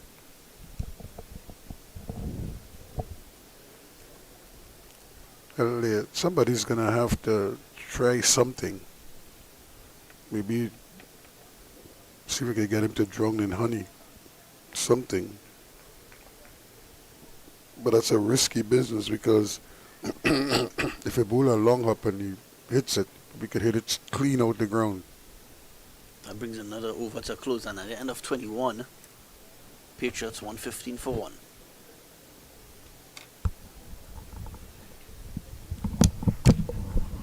At the end of 21, Powergen was 72 for 1. So you can see that big disparity there in runs on the board.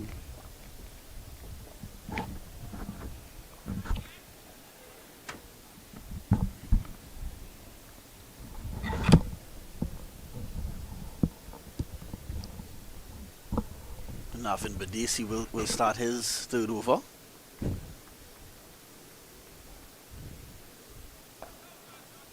Just punched along the ground back to the bowler by Khalid Charan.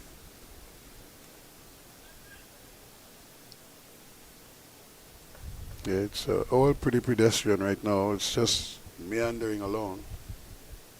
But not meandering anymore. This one, he doesn't have enough on it, Khalid Charan. He should be out here and is, so gives his wicket away.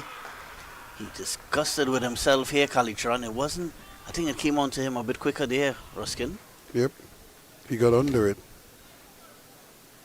A good catch taken there by Uthman Mohammed.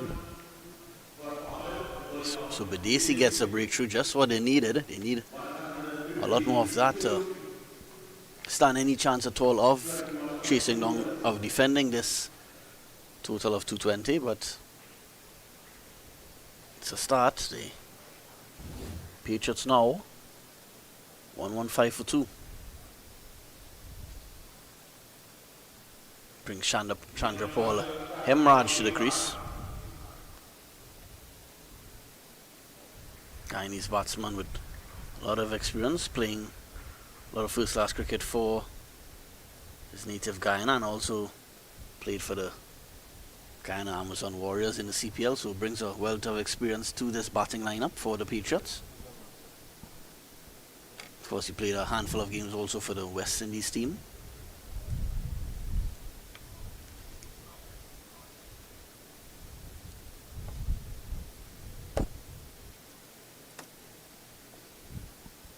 So I think they must be thinking, oh, let's see if we could make turn one into two into three. Wickets, that is. And see if they could make a contest of this, because already this game is being taken away from them by the Marchin Patriots batting lineup. The bowlers did a fantastic job.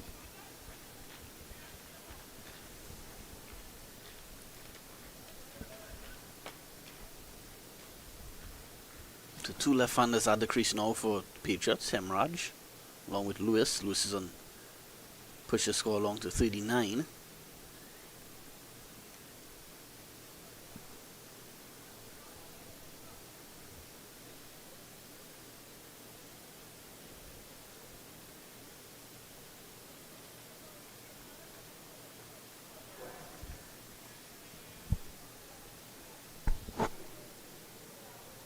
So now an opportunity for them to see if they could maybe just dry up some of these runs a little bit. Sick outside edge. Hemraj gets off the mark immediately. And that's kind of like the cowardice of the captains to not attack a new batsman. He's a good batsman, but he's only just arrived at the crease. At least for this over, he should have a second slip installed there. And had there been a second slip, who knows?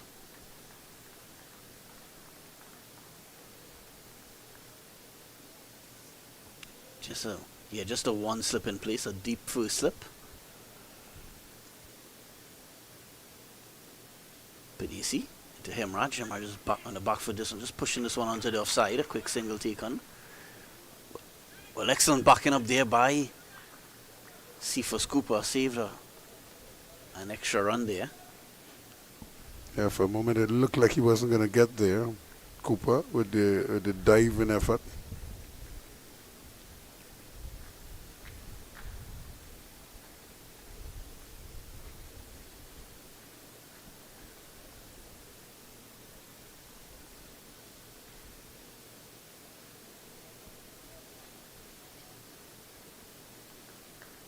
Again, everything is just going along, just meandering right now.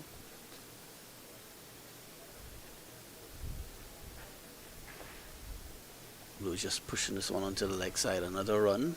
He's into the 40s now. He's 40 or 51 deliveries, Evan Lewis. And he didn't look like he was scoring that quickly. But again, when you get hit a 6 and a 4 in quick succession, everything changes quickly.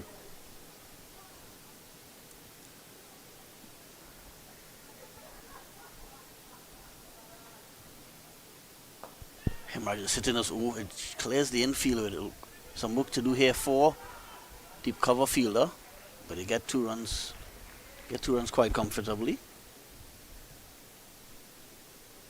Yeah, they continue to score and find ways to score. And that brings them to a very good total after 22 overs now. They won 21 for 1. For two.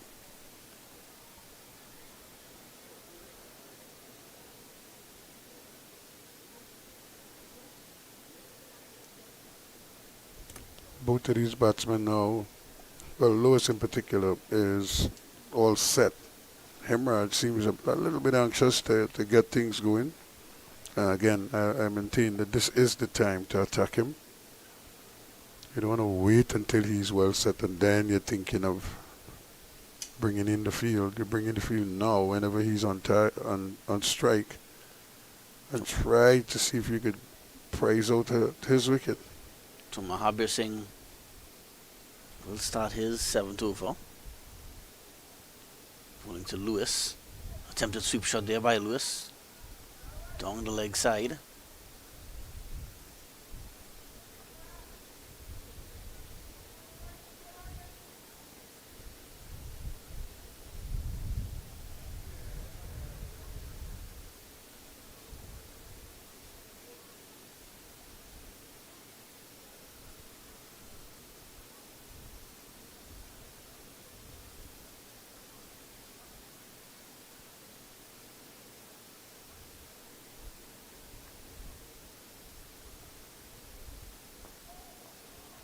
Just playing forward again to this delivery, Evan Lewis. This is good bowling. They're not giving him too many options to aggressively get after the bowling, but they're keeping it tight, marking each area.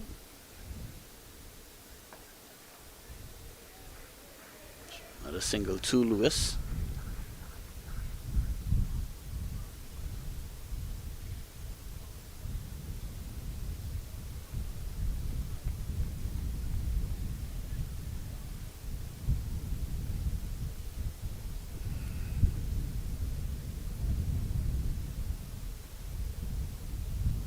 So nice, comfortable condition.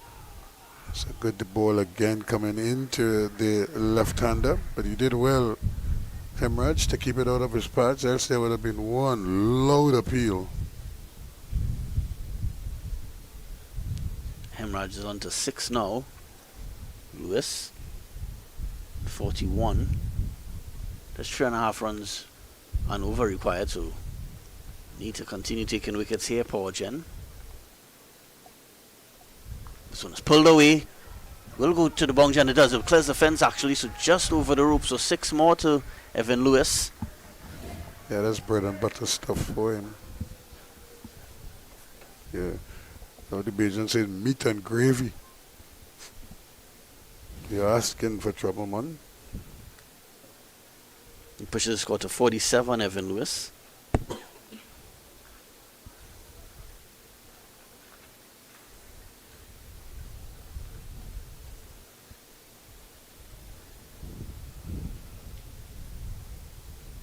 And 29 for 2 Patriots.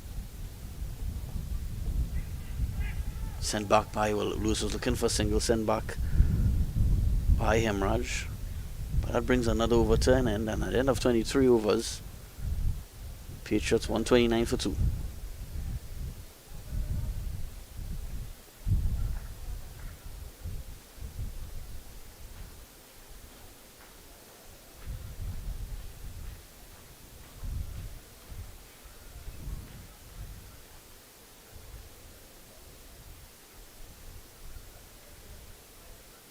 Navin Badesi got the wicket a short while ago of his former national U teammate Kirsan Kalicharan. He will need hoping to get 1 or 2 quick wickets here.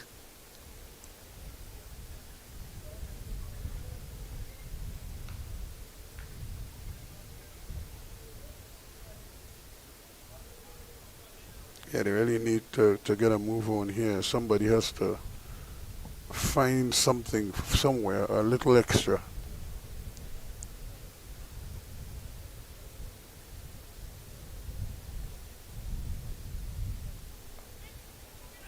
So just pushed on to the offside. Hemorrhage looking for a single, but no single on available on that occasion.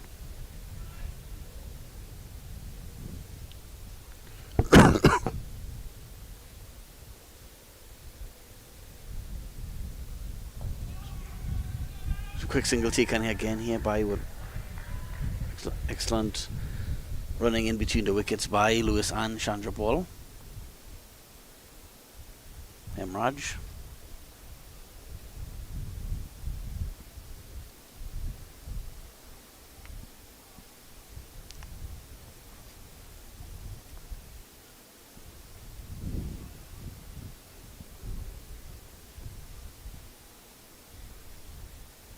Just 91 runs away from the title Patriots. Still 8 wickets in hand, so certainly on top of this contest. You look at the way Evan Lewis is playing. He's like he's not prepared to go after the bowling, as they say that. He's just going to allow himself to take whatever has been offered, and every so often he's going to kind of dispatch a long hop. So it's driven down the ground. This will go all the way for 6. So Hemraj way into the stand. So that will be a 6 on most grounds around the Caribbean. So 6 to Hemraj. With minimal fuss. Well, play with his ability. He latched on to that full delivery by Bedesi. 137 for 2 now, Patriots. So just few alarms really at this point in time when you would have been hoping to see a better contest between bat and ball. Bedesi into Hemraj. Start delivery on this occasion. Already 8 runs coming off this over by Bedesi. His partnership was already 22 off 15 deliveries, coming in quick time.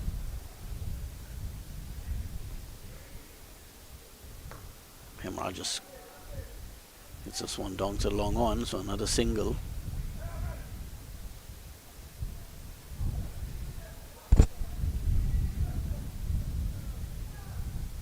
And that brings the 24th over to a close, and at the end of it, Patriots well on course here, 138 for 2.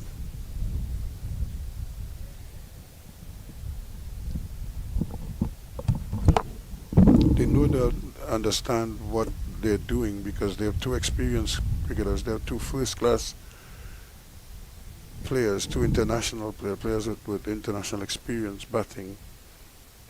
All they really have to do is, every so often take a bad ball, dispatch it. Take a good ball, push it, take a single. Who knows, you might get 2 because the field is so spread. But Mahabir Singh starts his 8 over. Mahabir Singh has been pulled some tight overs, just 1 for 28 in his first 7.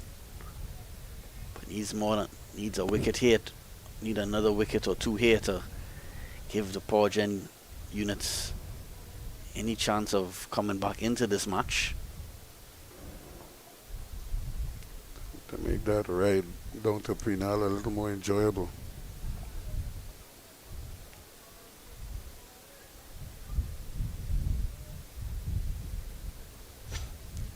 Of course, following this final, there will be a short presentation following the match. More runs here for Evan Lewis. Should get at least 2 runs here. They will. And that will be the half century for Evan Lewis. That 50 coming off 59 deliveries.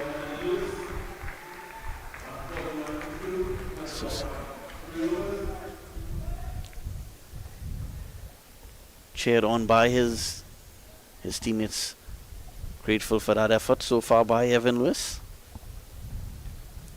Yeah, very well played by Lewis. It's one of the better knocks I've seen from him because it was full of responsibility. He knew that he was the prize scout that they were seeking, and he refused to give them a look in.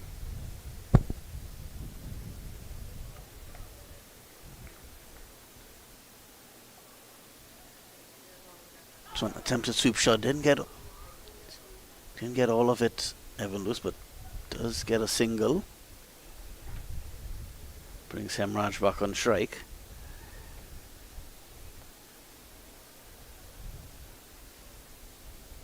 Of course, already Evan Lewis hitting 3 4s and 2 6s.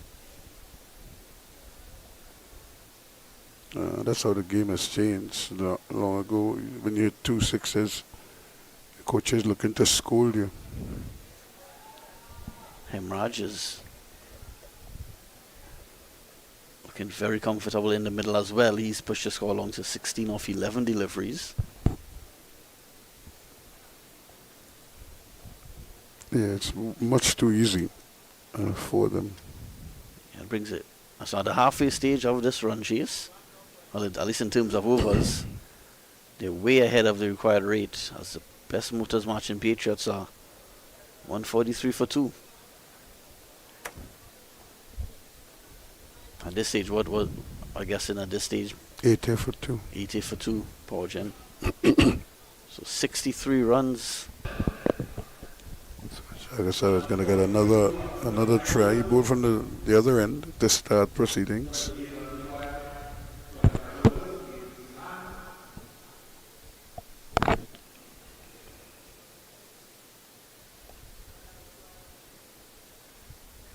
Just 78 runs away from victory here.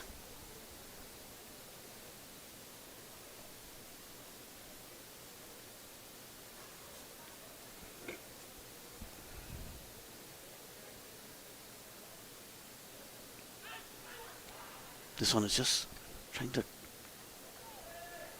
just cut that one, maybe play that one through the backward point region, but didn't make any contact. Yeah, it was a lazy shot outside the off stump.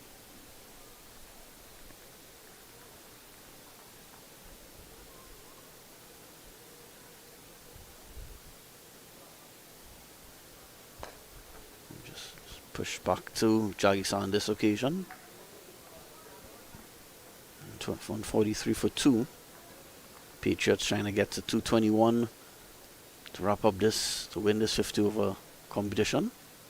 Yeah, And he scored behind, yep. so out of nothing, Jagisa gets a wicket. Just what they needed. Patriots now 143 for 3. Yeah, it was careless there from Hemorrhage. Just trying to nibble one, trying to run it down to third man maybe. And instead got an edge, a faint edge. Yeah, Hemorrhage didn't even wait for the confirmation by the umpire. He knew he nicked it and started walking off immediately. No real turn there. He was probably hoping it would turn away from him, but it came back at him. It went with the arm.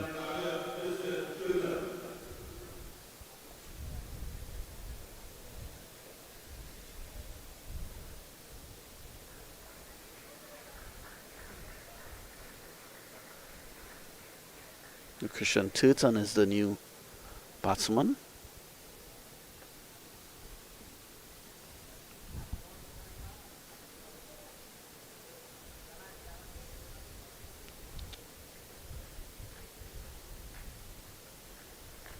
So Powergen is trying to make a fight, trying to fight back in this match. Still got a lot of work to do here. They got the wicket of Hemorrhage, which is a step in the right direction for them. So if they could get another quick wicket here quickly, could make this chase very interesting. Well, still a lot of batting to come for Patriots. Turton has now joined Lewis. Still Raymond Reefer to bat still. And Adrian Ali, very capable as well.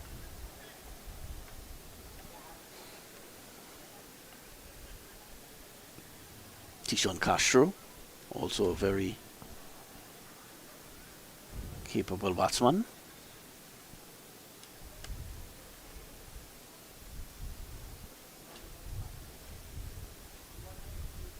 Jagisa, into new batsman Turton. This one is just punched confidently down the ground, so he gets off the mark immediately, Turton. Yeah, looks full of confidence.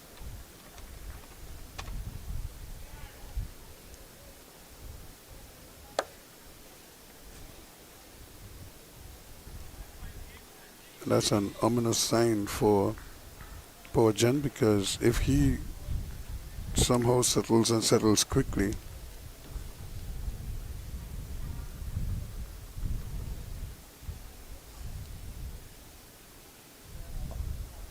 solid in defense this occasion, Lewis. I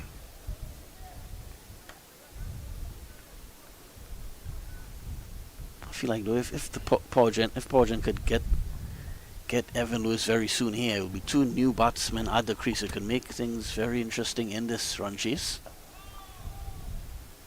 but Evan Lewis is doing his part to not let that happen. Yeah. Look at how comfortably he's rotating strike. He's just um, picking up his runs very, very comfortably in the end.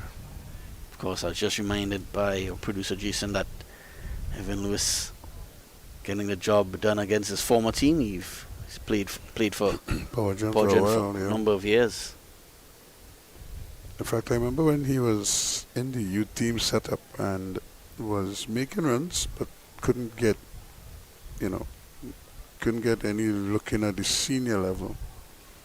And I think it was after he had graduated from the youth level.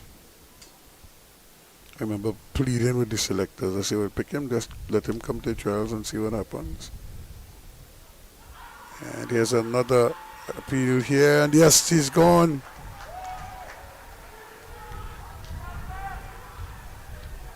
Evan Lewis still standing there. He clearly doesn't like the decision, but he has to go. So is this a swing in this? Taking a look at the replay of that one.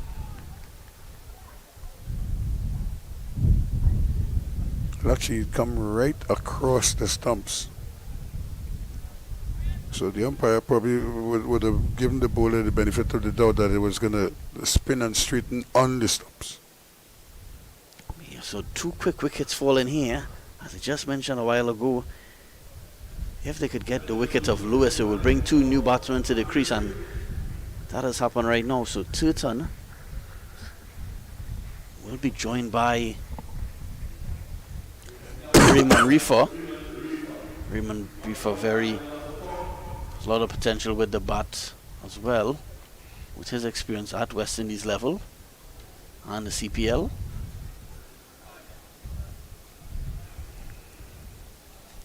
It's 145 for 4 Patriots. 2 quick wickets here. Yeah, they're plugging away. Yeah, so Powergen showing a lot of fight here to trying to get themselves back into this match.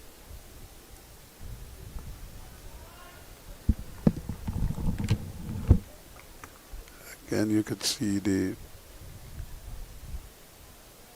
all the batsmen got a little start.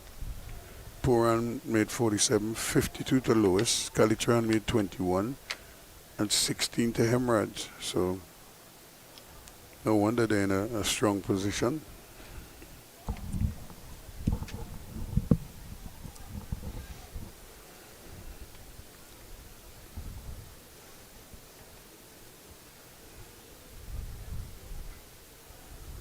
So Mahabir Singh will be pulling to new batsman Reefer. Reefer just pushing this one. He's off the mark. So off the mark immediately, Raymond Reefer. Push the score on to 146 for 4.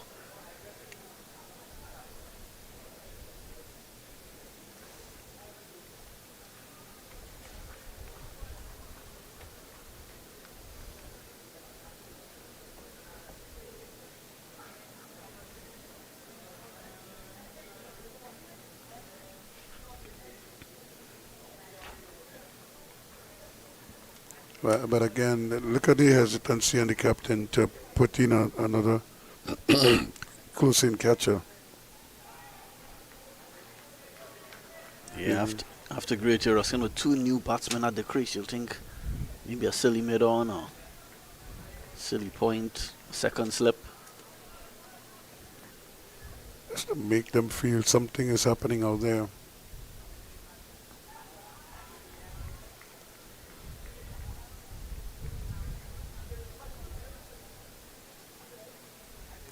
And Turton is going to probably try to launch straight over the bowler's head. That's a big gap there between long off and long on. So it's driven. Didn't time it. Could see somebody will get another single.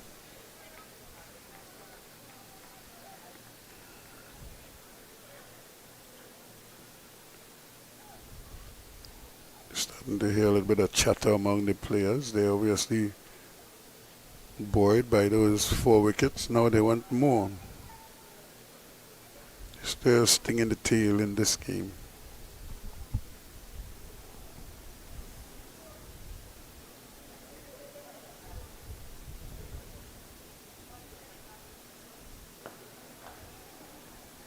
This one partially stopped by Marbir Singh, prevents them from getting a single, so that ends a successful over for Avinash Marbir Singh, and at the end of 27 overs, Patriots in chase of 221 for victory, 147 for 4.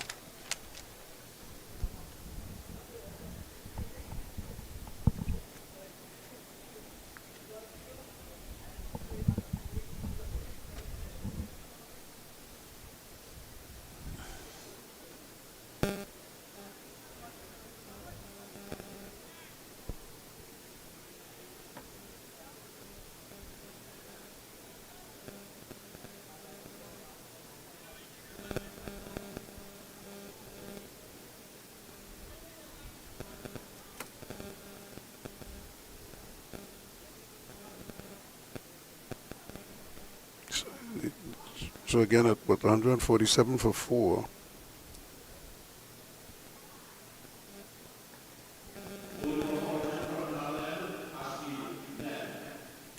Brought back Ned. Now, can he prize out a quick wicket here or two? The Guyanese left arm orthodox spinner. This one just on the back foot on this occasion. Tutan just pushing it back to Ned.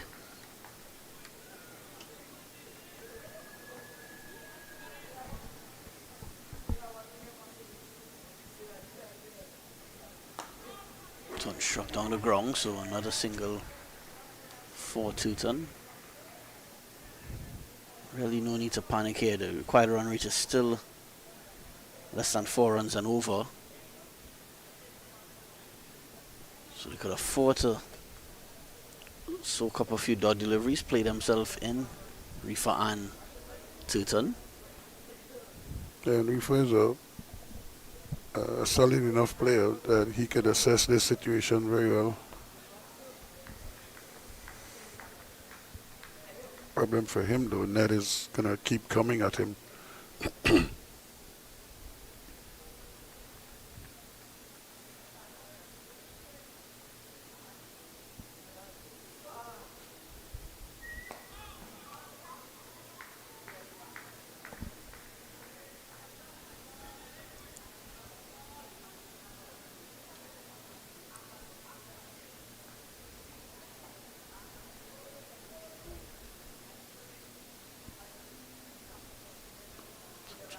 Pushing forward at this delivery.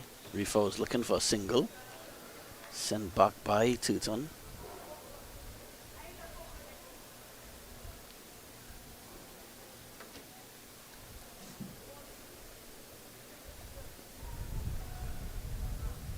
So well driven, but straight to, looks like Akil Cooper at short extra cover position. That brings another over to a close, and at the end of it, Patriots. Almost as if they're playing the waiting game, seeing if they could work on the patience of the batsman.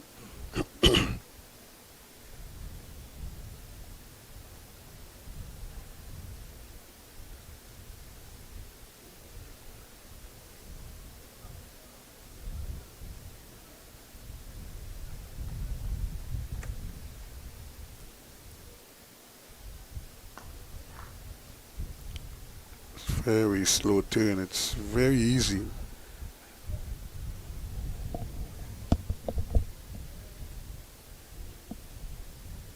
Done a sweep shot there by Tutan. Didn't get all of it, but it will run away to the boundary for 4.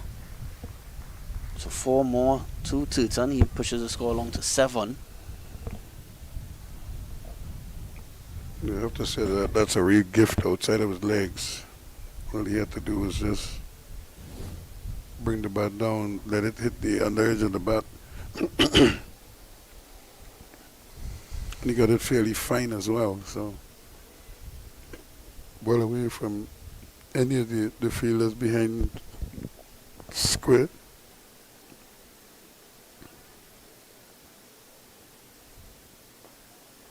Just playing forward at this one. Tutan. Abongju also got Patriots to the 150 run mark. They're now 152 for 4. There's 69 runs required now for victory. 6 wickets in hand. This one just punched on the ground. Another single to Turton.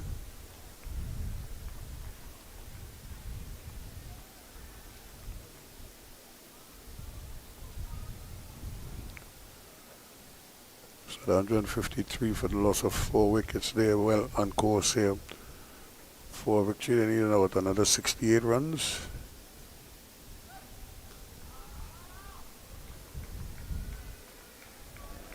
Yes, still Ejan Ali and Tishon Castro still to come to the crease. Valdo Ramlogan also has some ability with the bat as well.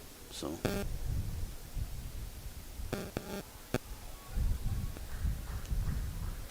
Then a quick single, and it just shows you how the conditions have changed drastically. This wicket has basically gone to bed, and the bowlers are wringing their hands. They're trying to impart spin and bounce and turn, but very little on offer. And even when it does that, it does it so slowly.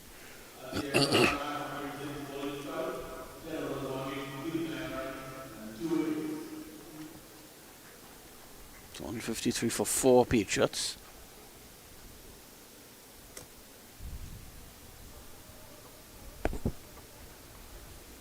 Yeah, 153 for 4 is really the cruise control. However, it should be stated, if they should lose out another couple quick wickets, you never know.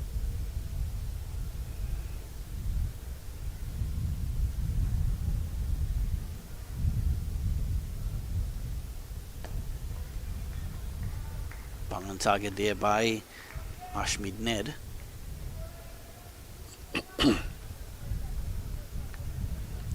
If I was Ned, I would really be wringing my hand here now, trying to see if I can prize out a wicket, because if they get another one, who knows? Well, cutaway runs here for Patriots, just a single.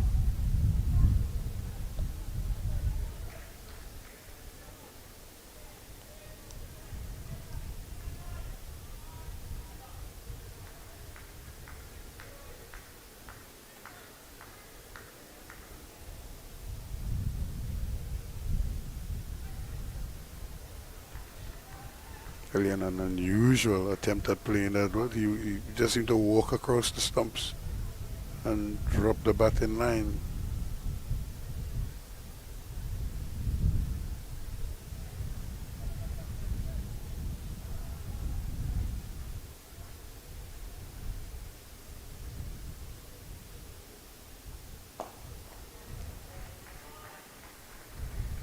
Comfortable single taken. 155 for 4. Yeah, they're under no pressure right now at all. As I say,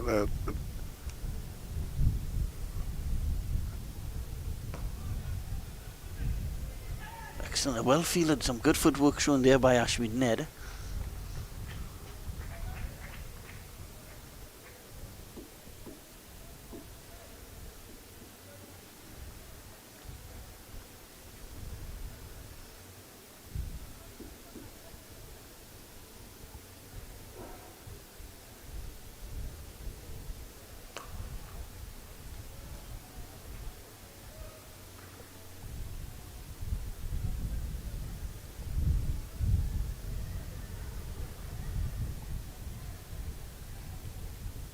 so another one goes into the books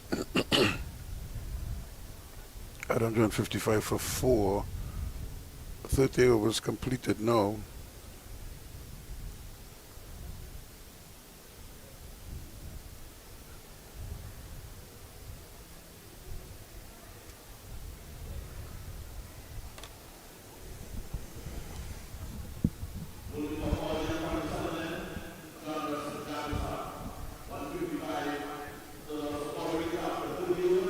So they're going to try to see if Jagasar could work his magic.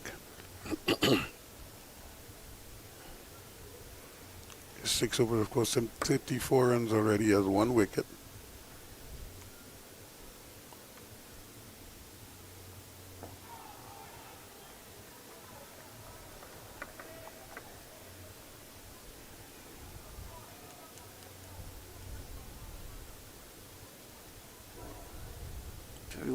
bit watchful so far. Marifa just 2 runs off 11. Well, right on cue, he will get runs here. Should get 4 and does.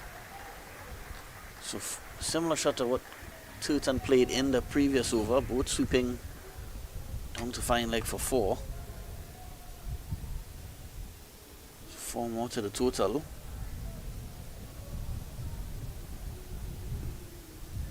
$159 for 4.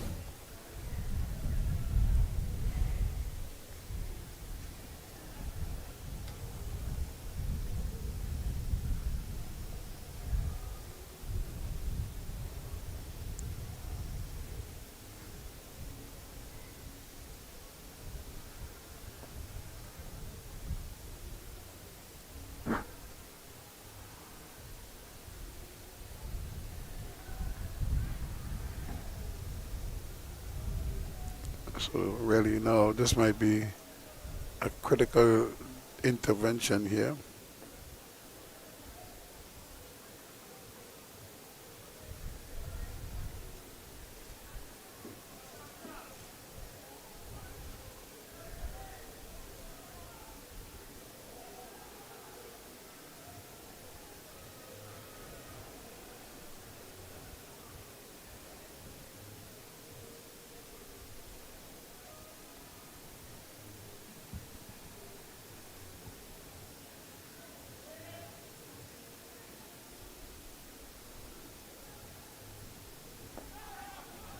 Pushing this one to Akil Cooper at mid wicket. Another dot delivery, but yeah, this partnership already on 14. I need another wicket very soon here at Powergen. Oh, the play on a miss will appeal for. Really mixing up the deliveries quite nicely and going past the outside edge on that occasion. So he's putting in the hard yards. He's just not getting the results that it deserves. But when you're playing on a wicket like this, it's always going to be difficult to get wickets. You have to be really a big turn of the ball to get some grip and bite out of this surface.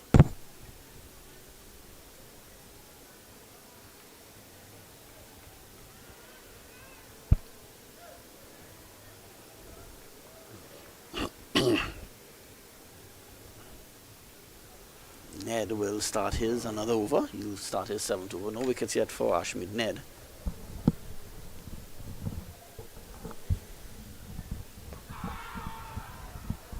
Appeal for LBW, but it seemed to get a bit of bat on that one. You could hear the bat from quite up here. So things are just starting to happen now, a little bit. Can they maybe just put a little attack into the proceedings and just make them feel you're doing something out of the ordinary when all you're really doing is just juggling players around? But they do need somebody. Well, they put in a short extra cover, so I wonder if he's going to try to get him to drive the ball a little bit more. It's a big swing and a miss there by Turton. Trying to hit that one through extra cover region, but no bat on it. Yeah, you didn't hit that extra cover region. That has been the lifeblood of so many when you try your best to develop in the game of cricket. When you get a surface like this is when you want to take advantage. You don't want to give up your knuckle, get out in any unusual fashion. Well cut away, but finds a straight to the backward point fielder, backward point. So you don't always get wickets like this. That's so placid right now.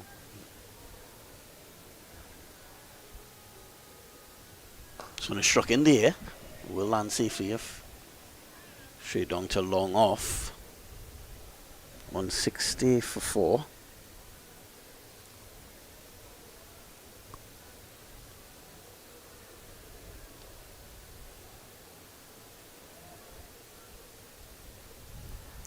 So the runs are they're not flowing like they were a short while ago, but they're just trickling down.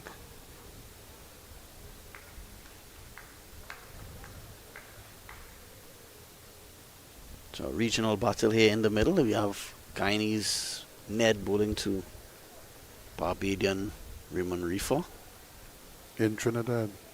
in Trinidad. Edged. A little run away down to the boundary will be stopped in time by Jagisad. He'll get to complete 2.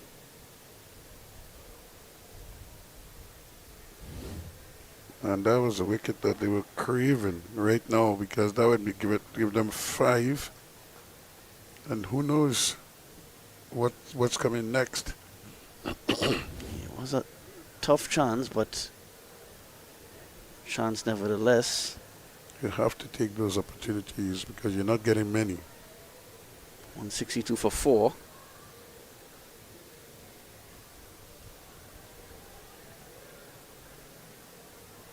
Just 59 runs required now.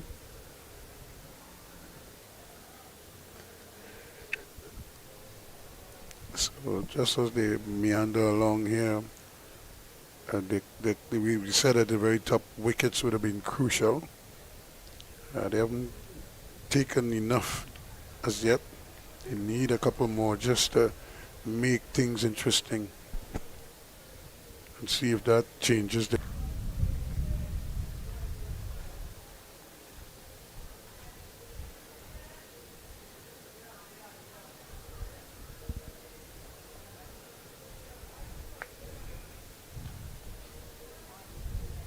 one is pulled away. Good shot by Tooton. Didn't time it as he would have liked, but he will get 2 more. It pushes the score on to 12, Tooton.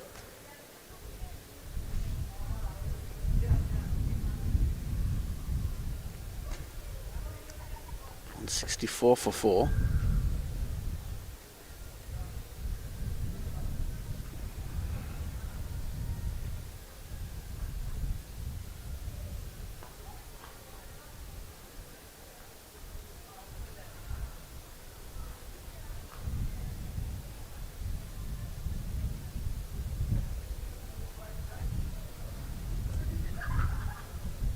This one is struck away. Much better shock on this occasion. Should run away to the boundary for 4.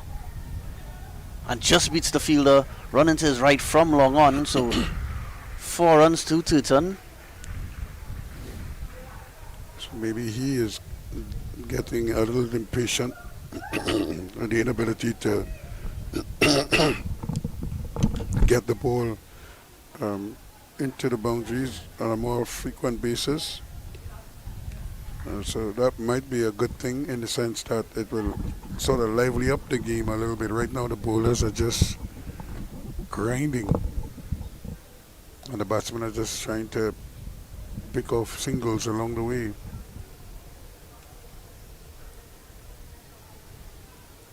Tooton pushes his score to 16 of 21.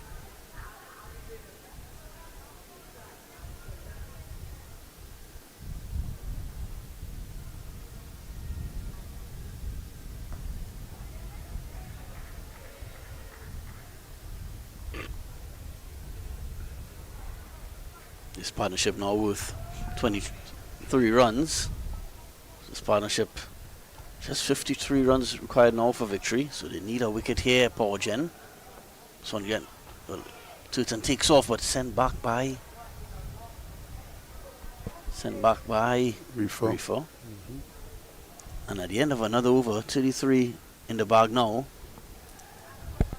Patriots 168 for 4.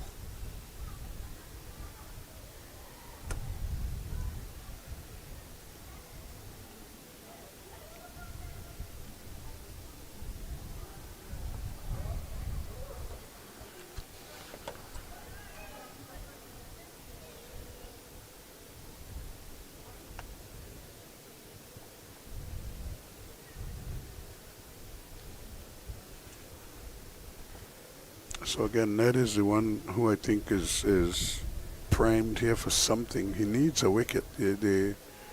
I'm sure he understands his role very well and what it means to the team. And if he does well, they will do well. Single to Reefer.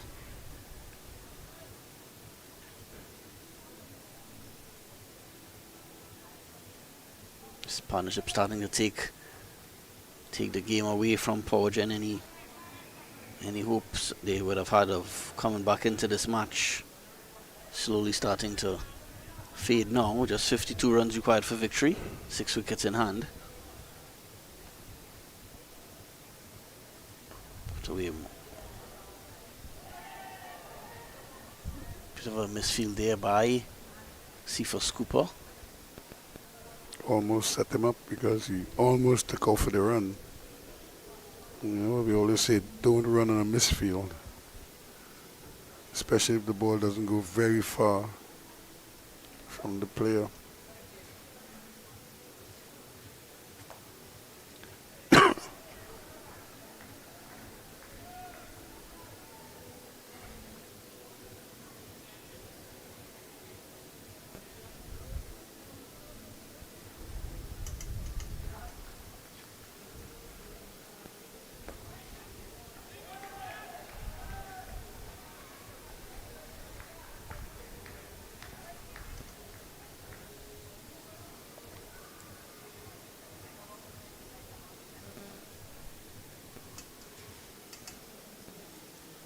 This one is driven up upishly, but over the extra cover fielder Akil Cooper to complete one comfortably.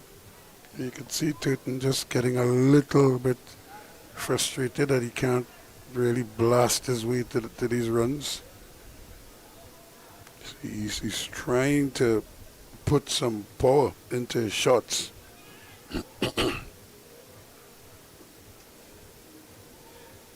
Again, the wicket is so slow. You have to make sure that you're absolutely to the pitch of the ball if you're going to be driving. Yeah, so just another single taken. So exactly 50 needed for victory now. Patriots 171 for 4. Yeah, they've really done very well. And it looks like they're going to get their break. And so we'll be back in a short while. At the interval, 171 for 4 now after 34.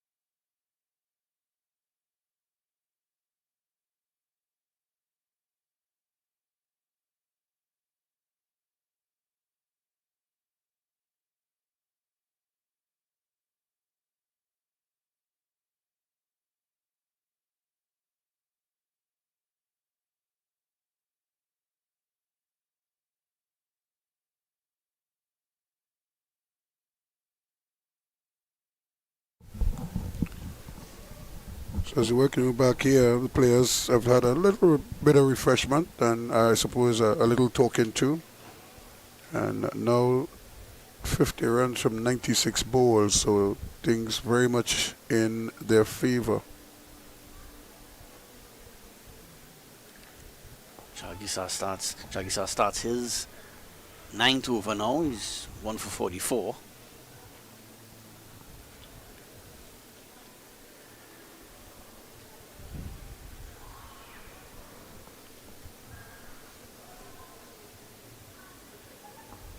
Just pushes this one. A lot of acres of space on the leg side. I thought there was a chance for 2 there, but just Mohammed ran quickly to retrieve that ball to keep the batsman to 1.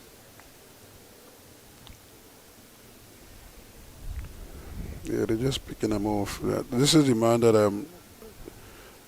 I think is going to try to speed up proceedings because he looks like he's getting a little impatient. And he wants to, Turton just wants to put back the ball and just end proceedings as quickly as possible. That's a great shot. Yeah, well, right on cue there, Roskini. Lucky not to get a boundary on that occasion. Was well struck down the ground, but well fielded as well at long on. Looks like Navin Badesi down at the long on boundary. Yeah, that's it. That's the thing. And with these, when you play cricket, there's like no place to hide on the field. This one is way outside the off stump, not called wide.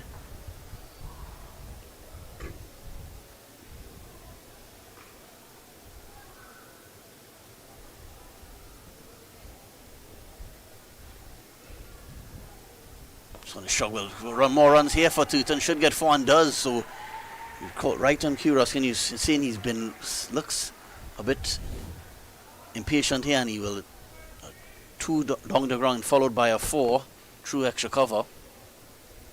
Yeah, and he's playing that one because there was width on offer, and he played. It didn't make sense to try to hit it, over the bowler's head. He went with it as it was pushed wide.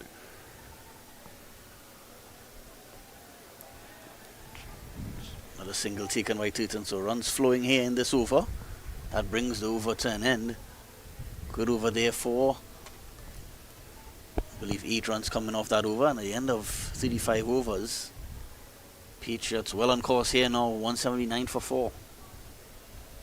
And despite the best efforts of Jaggis, you can see him trying. He's trying different things, but nothing is working. And the reason nothing is working is because he's not able to extract any real spin out to the wicket. He's really, as we say, he's going through a pipe, and it's just like he's rolling. He's not spinning the ball, and he's having real difficulty limiting those runs. Even if they're not hitting him for boundaries, they're picking him off quite comfortably.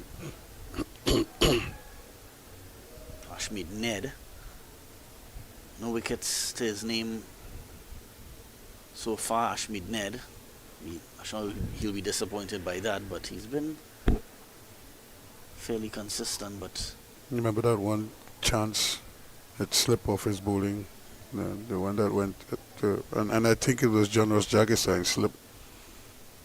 It was a difficult chance, but it should have been taken. I mean, you need to take those half chances if you're defending such a small total. Ned starts his 9th over. This one pushed away. Tooten looking to score off every delivery now. He pushes the score to 25. Yeah, and he must be thinking, but if I hurry up here, I could probably get close to a half century. Yeah, sure he'll want to end this competition on a high. Probably end on, if not a half century, at least 45 not out. Yeah, and be the one leading the team home.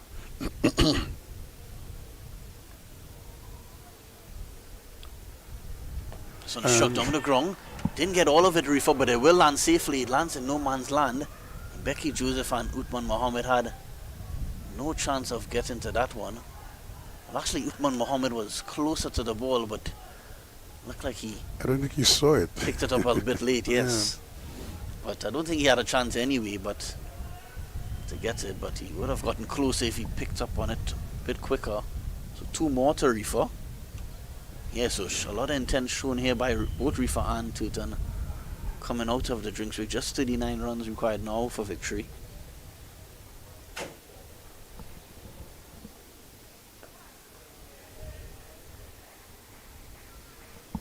And Ned is, as you say, he's luckless right now.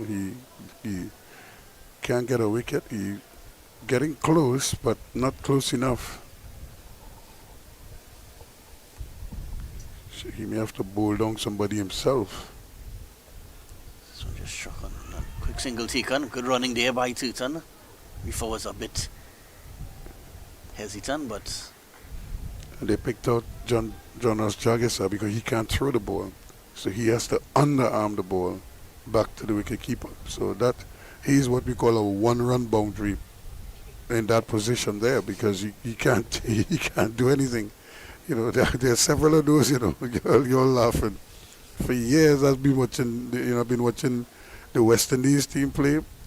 Chris Gayle is like a 1-run boundary.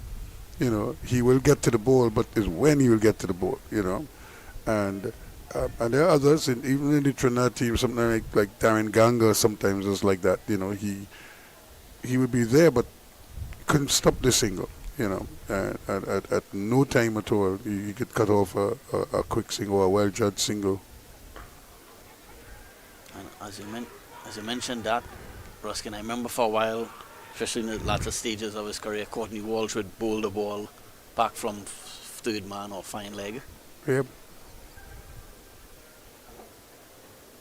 A little excitement in the game there because Turton ran a whole single, but he didn't get a run because he ran down the wicket more than halfway. Reefer wasn't interested. Reefer sent him back, so he had to cover that same distance in reverse now. And he didn't get a run for it. But it remains 183 for 4 now after 36. So looking at the summarized bowling figures, surprisingly we've only seen 4 overs from Uthman Mohammed. He looked. But he's coming back into the attack now, and they need him. This is kind of like the last roll of the dice from him. Yeah. Surprised they're giving him the bottom end. He looks so dangerous at this end. Yeah, surprised they waited so long to bring him back, because he looked quite dangerous earlier on in the innings. No wickets to his name, but he was caused a bit of problems for Puran and company earlier. And again, give him a slip, because if that ball hits the edge and goes past slip, they would all be fuming. Just give him a slip and see what happens, because you can't defend this total, so you have to try and get wickets. And you want to strategically place fielders where it's likely that the ball will go. Well struck down the ground by Reefer, so scoring freely here. Just 37 runs required now for victory.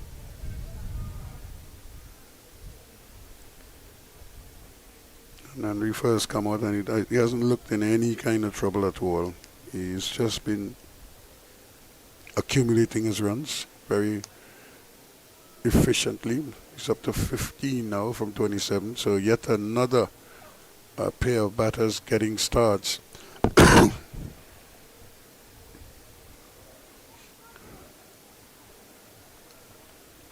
Turton is 25 from 34.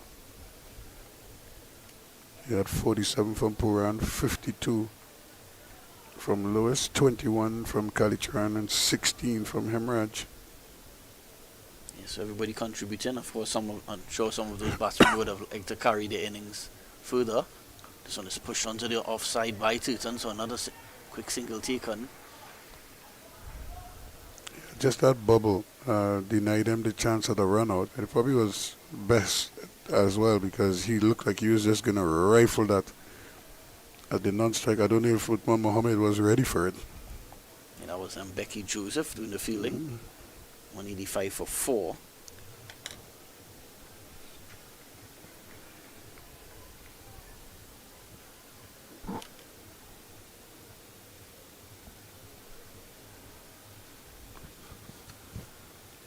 Just the single here before Raymond Reefer. Will actually sing the leg byes. Came off the pad.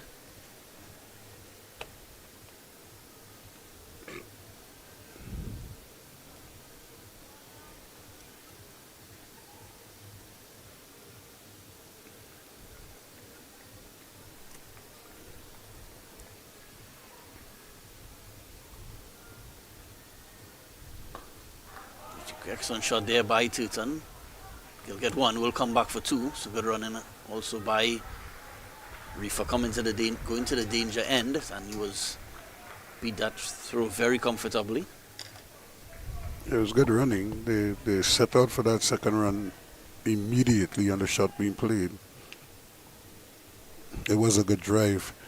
Past the extra cover, to the right of extra cover, the man at long off rather had to come to his left, and that gave them more than enough time.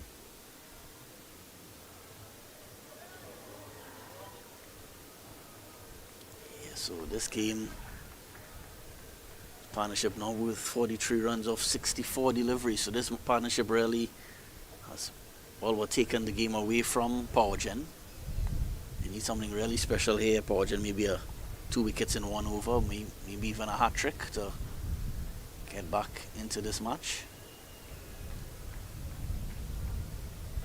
You know, it is possible. You know, strange things have happened in the game of cricket.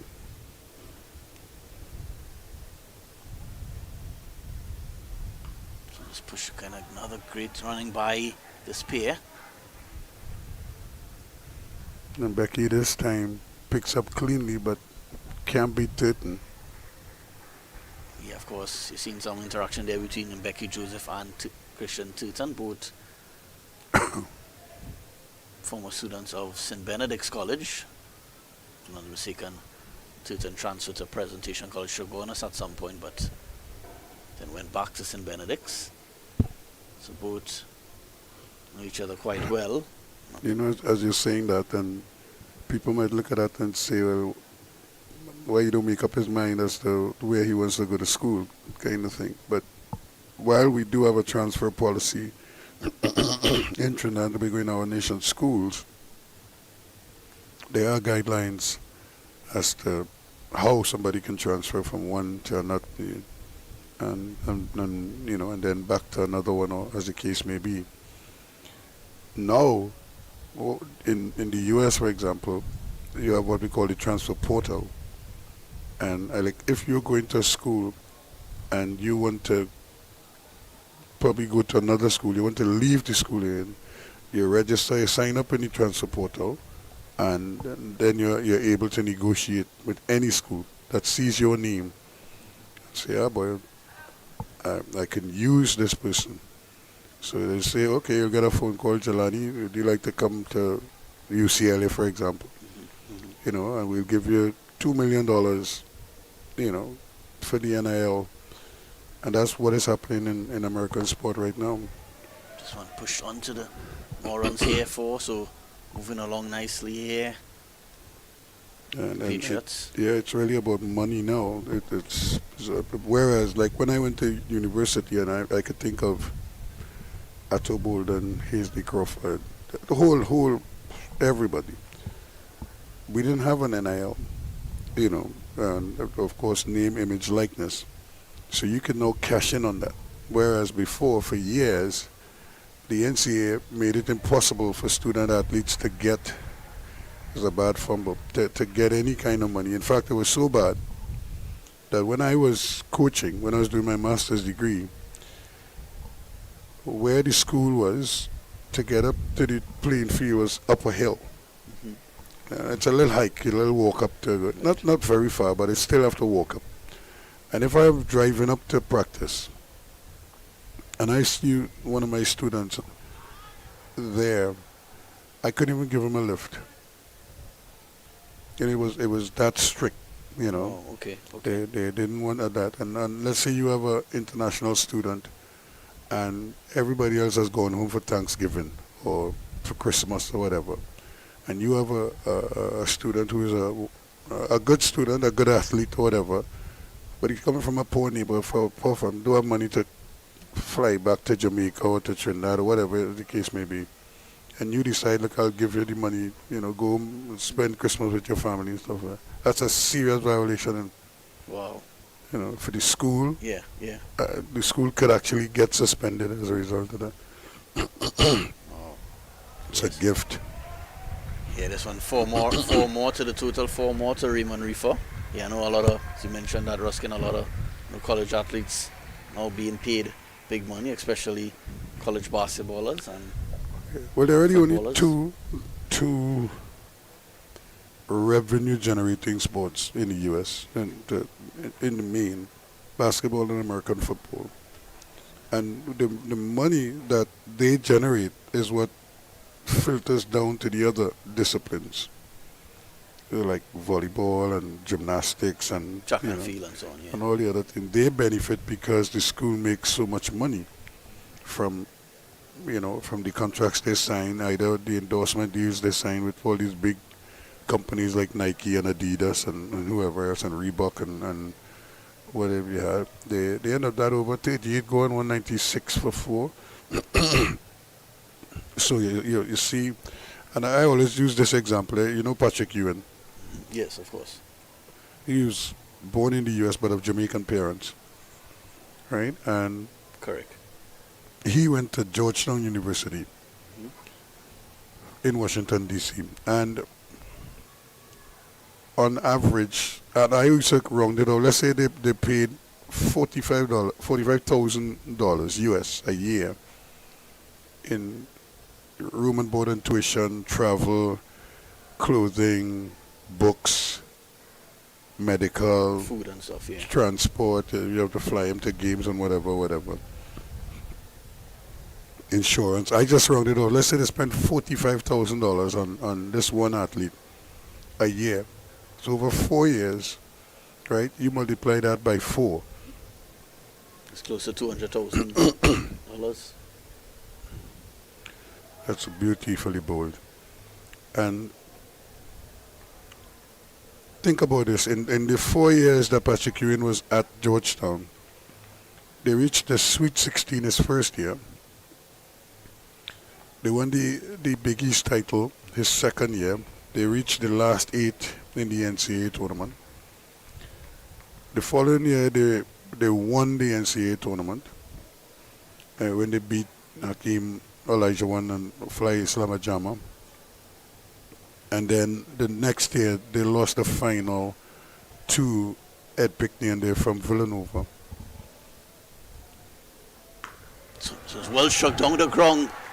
Tuton timing that beautifully, and it goes all the way for 6, it seems.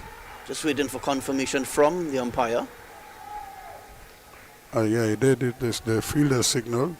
Yeah, so 6 runs to Tuton. That pushes the score past 200 now. What a hit there by Tuton. Yep. So, and so what I'm telling you that is for that $200,000 investment that they made for Patrick Ewing. Let's just take the 3 years that they reached the last 8, the Big 8, the Final 4, and and winning the national title, right? Yes. For winning the national title, I think they got $5 million US, right? So good return on investment. And Yeah, in for fact, sure. and then to get to the final, that would have been another 2.5 million. Right. And then the year, there's a wide delivery. And then the year before that, when they made it, when they went far in the NCAA tournament, they probably picked up another 100 or 1 million, 1.5 million as well. So in that 3-year window, they've collected almost $8 million, or over 8 million, closer to 9 million on One player. So the attempted pull shot. More runs here for Tuton, and good will go close to the boundary, but will be stopped by Avinash Marbrissing. Yeah, and that was for a $200,000 investment. So you picture And remember, players couldn't get anything in. You couldn't, honestly, you couldn't give players anything, nothing at all. There were serious violations. In fact, I knew of students from here in Trinidad who ran into problems because they weren't aware of Right, those okay. rules. Yeah. They weren't explained to them precisely. Yeah, very interesting Okay. stories indeed. Yeah. Remember, bring up the point of Patrick Ring. I also remember Chris Webber, who played for Michigan in college basketball. He did an interview and said he was Fantastic Five. the Fab Five. Yeah, he was so frustrated. I think he decided to enter the NBA draft early because he is seeing his jerseys selling for He was $60 getting US, and nothing from it. he said he couldn't even afford to put gas in his vehicle to Yeah. get to practice or get around. So it was tough for those players. Most of them coming from poor backgrounds, of course. Those, especially the African American college players. This one is pulled away to turn into his 40s now. Yeah, and there are so many stories about how you think of LeBron James, for example. He never went to college. He came straight out of high school. Mm-hmm. And in LeBron's last year in high school, he was driving a Hummer.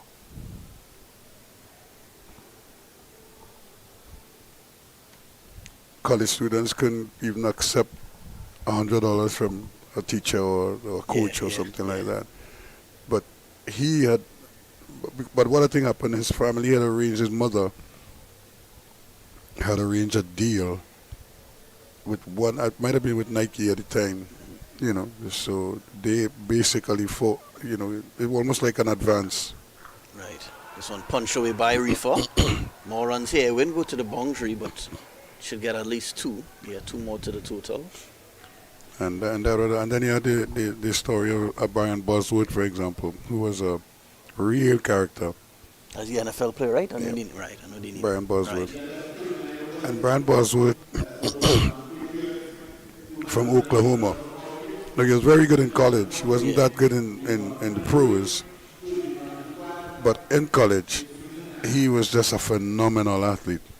In fact, he was the one that Bo Jackson took and carried him out through the tunnel in the when he ran down the tunnel in the Coliseum in Yeah. And I think before that game they were saying is Bosworth versus Jackson, Bo. but Yeah, Bo Jackson was but Bo Jackson had Olympic speed, and he was a big yeah. fella, So when he gathered speed, and Bosworth came to tackle him, and he basically just lowered his head and hit Bosworth. He hit him when Bosworth wasn't set. Because he was running, and both of them running, but Bo was so fast. Yes. And then Bo just planted and lowered the boom and hit him. He pushed him back into the end zone, and then just kept running. Straight down the tunnel. Yeah, Bo Jackson, of course, known as one of the best athletes, playing both NFL and baseball. Yeah, he was a pure athlete. He was really a phenomenal athlete. Deion Sanders as well. Ruskin was a multiple sport athlete, also playing both baseball and NFL American football. This one is struck away. So Turton gets 6 more, so Turton in a bit of a hurry here now. 6 more. So just less than 10 runs needed for victory now. Yeah, since that water break, they really changed their attitude. Turton especially looked like he just said, listen, I go in for this, yes, and let's just do this and get this over with. Yeah, so you're right, Ruskin, you mentioned he has a chance to he could get to his 50 a few overs ago, but he certainly has a real good chance, just 4 runs away from getting to that half century.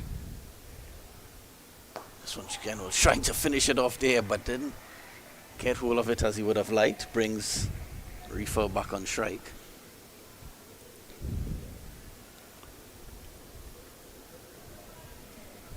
So this Patriots on the brink of wrapping up this 50 over Premiership 1 title. Excellent partnership here by Reefer and Turton. Reefer just hits this one down the ground, got a single, so Turton will still have a chance of getting to that half century. Just 5 runs needed. Yeah, they're just toying with them now. Yeah, I think I wouldn't be surprised if Turton tries to finish this fixture with a 6. He hits it down the ground. And was one bounce 4, so the scores are tied now, but Turton will get to his half century. What an innings it has been, more than a run a ball now. 51 off 48 deliveries, congratulated by Raymond Reefer. Ending the campaign here with in a flourish here, Christian Turton. Scores are tied. Patriots on the brink here of victory in this Premiership 1 50 over tournament. Just, of course, this victory well set up by Evan Lewis, Camille Puran, and now Christian Turton. Earlier we saw Tishon Castro. This one is struck away, and there it is. Marchin Patriots wrap up the 50 over Premier 1 title. Turton punches the air. He ends on 55 not out. My name is Jelani Beckles. It was a privilege bringing to you this final, along with Ruskin Mark, Jason Passad, and Joel Phillip, Dylan Sharma. Ruskin, comprehensive victory in the end. Yes, it was. It was always on the cards after that splendid bowling performance. And Tishon Castro is probably going to be the player of the game with his 4 wickets. At the top, he bowled 10 overs, no maidens, 56 runs and 4 wickets. So 4 for 56 for him. And that would have been the standout performance of the day. Of course, they had useful batting along the way of 52, you said, from Evan Lewis, and now another half century from Turton, an unbeaten 55 from Turton, 47 from Puran, and 24 not out from Reefer, 21 from Kirsten Calitran as well. So contributions all along the line, and they, to a large extent, never looked in trouble once they got that 74 run opening partnership. They just kept going, and funny enough, in that 74, 47 came from Puran, and Lewis hadn't really started to go, and in the end he just took his time and got his half century in the end, and unfortunately he got out right after getting the half century. But there wasn't much trouble after that, and then of course Reefer and Turton came together and basically put the bed. They came together at 145 for 4, and they saw their team right through to the end. So they 79 runs roughly they put together for that 5th wicket. Yeah. And made it look relatively easy in the end. Getting home, what is it? Isn't it the 40th over? Is it? Yeah, I think it's yes, 40th over. Right. So a comprehensive, 39 overs and 5 balls. Right, getting to the 224 for 4. So Powergen coming up second best on this occasion. They were hoping to get a second title this season after winning the midweek 30 over competition. But we invite you to stay tuned. In just about 10 minutes time, we're going to have the presentation for you of where the Patriots will be presented the trophy. So please stay tuned.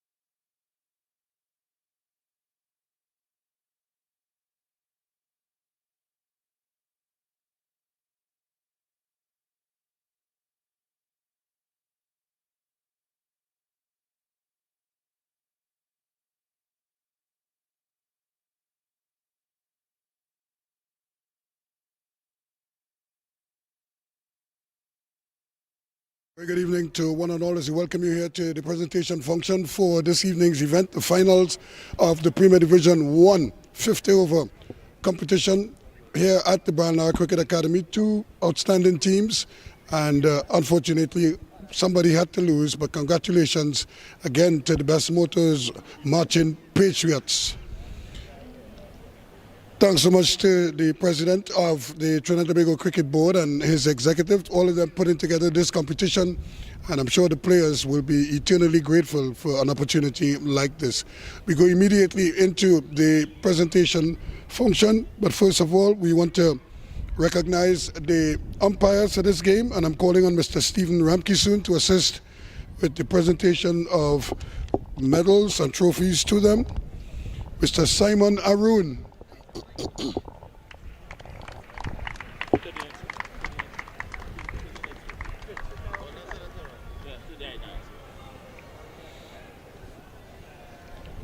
Andel Maynard.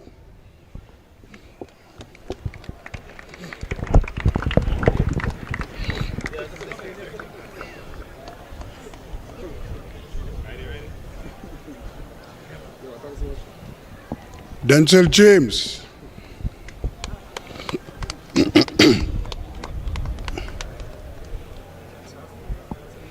And the match referee, Mr. Afraz Mohammed.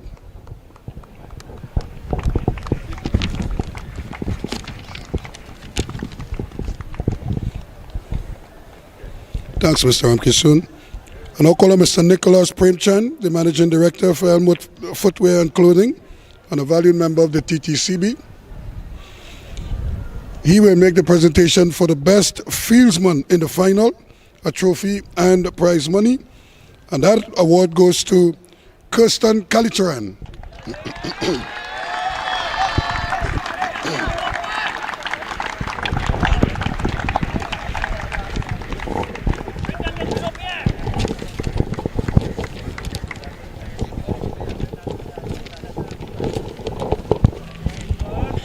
Thank you very much. We call on Mr. Rajendra Purai, the Secretary of the Premier League Committee, and he will give the award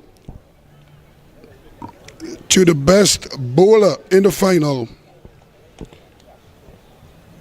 Some incredible figures: 10 overs, no maiden, 56 runs, 4 wickets. I think you guessed it, Tishon Castro.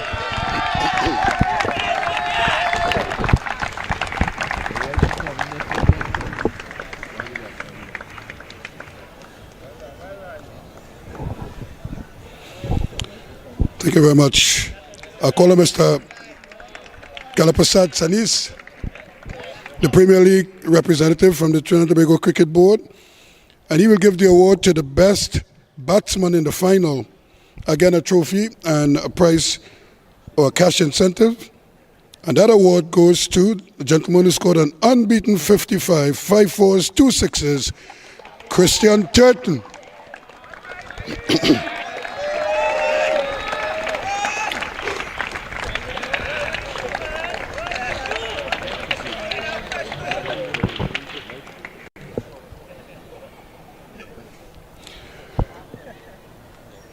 The next award is the man of the match, and I'll call on Mr. Riyad Emrit, the national coach, to assist with that presentation. Again, a trophy and a cash incentive. And that award goes to Tishon Castro.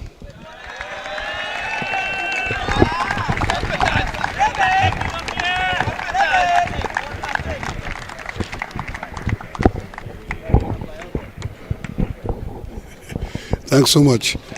Now let me call on Mr. Narayan Kasi to assist me. He's the Assistant Secretary of the Premier League Committee. We will make the presentation to the runners-up in today's encounter. Silver medals, the runners-up trophy, and prize monies, $30,000. Powergen Sports.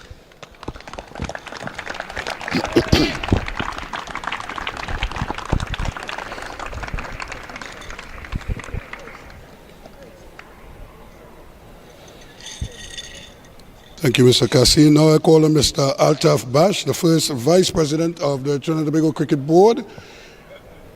to make the presentation to the champion team today. Let's hear it once again for Bess Motors Marchin Patriots. Gold medals, a challenge trophy, the replica trophy, and prize monies $65,000. Bess Motors Marchin Patriots.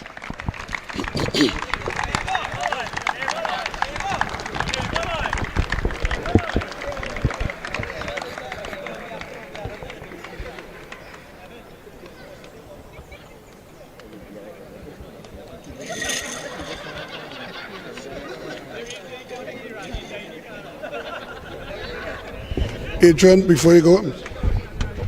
Yeah.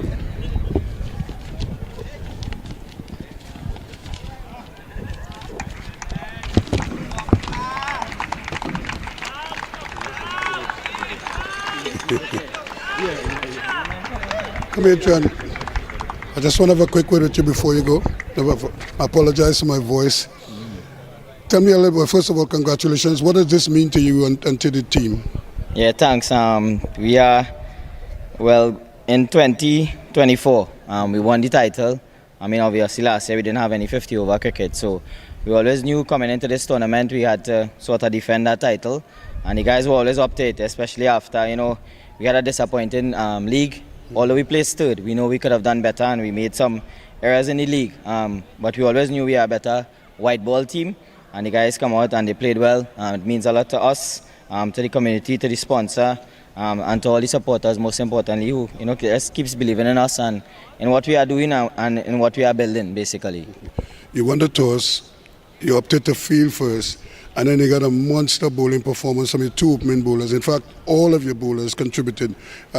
When you made that decision, did you expect it to go that way? I mean, we looked at the game yesterday where I think the Premier 2 final. Yeah, Police. And between Police and Comets, and we realized that the wicket seemed to have a bit of moisture in the morning time. So we had to make a decision, you know. Last night we thought about it and we said, you know what, if we win the toss, we want to chase. We thought we executed well yesterday as well in the semi-final. So we know once we win the toss, I didn't expect it to have moisture for so long, to be honest. But we knew at least the first hour there would be moisture in the wicket. I thought the guys bowled well, the opening bowlers, and they executed well. Because you can have a wicket with moisture, and if you don't execute, it doesn't work well. So top stuff from all the bowlers again, and I think it worked out well for us. Congratulations, enjoy it. Thank you. So there you have it, folks. The captain of the Bess Motors Marchin Patriots, of course, Adrian Ali. And that's the end of the presentation function. Congratulations again to Bess Motors Marchin Patriots.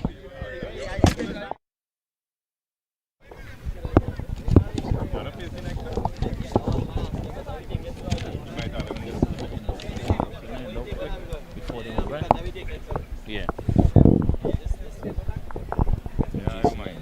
Just one? Or just one? See, yeah.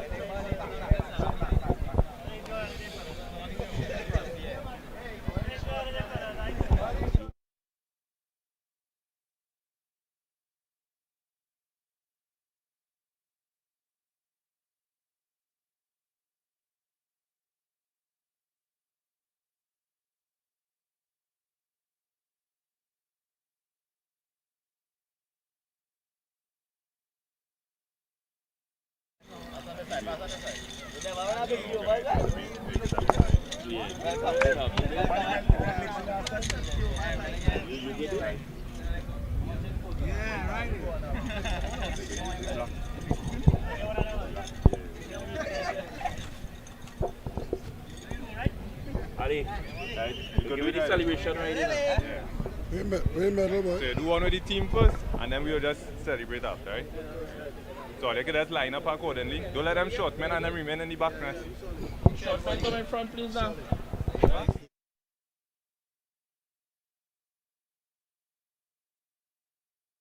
Go on the end, but don't let them stay in the back. We won't see nothing.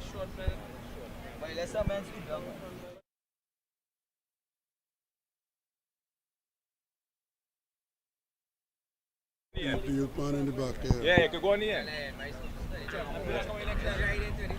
Alright. I don't want you to lost in the back there. Alright.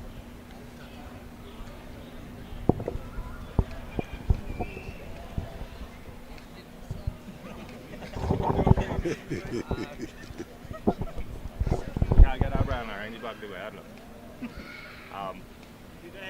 Right? Paul, they want to do a celebration, you know? So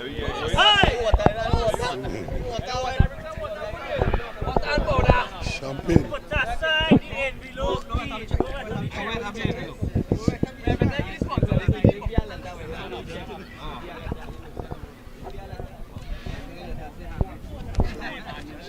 That's fine.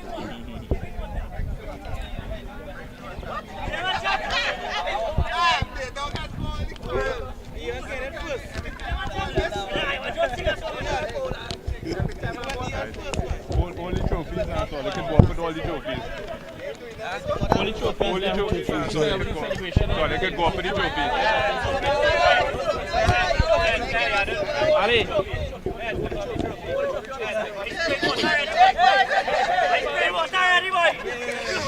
Come to the Go up with the trophies, everything. yeah, you anyone they can just count it and all they just go up together. 3, 2, 1. Yeah!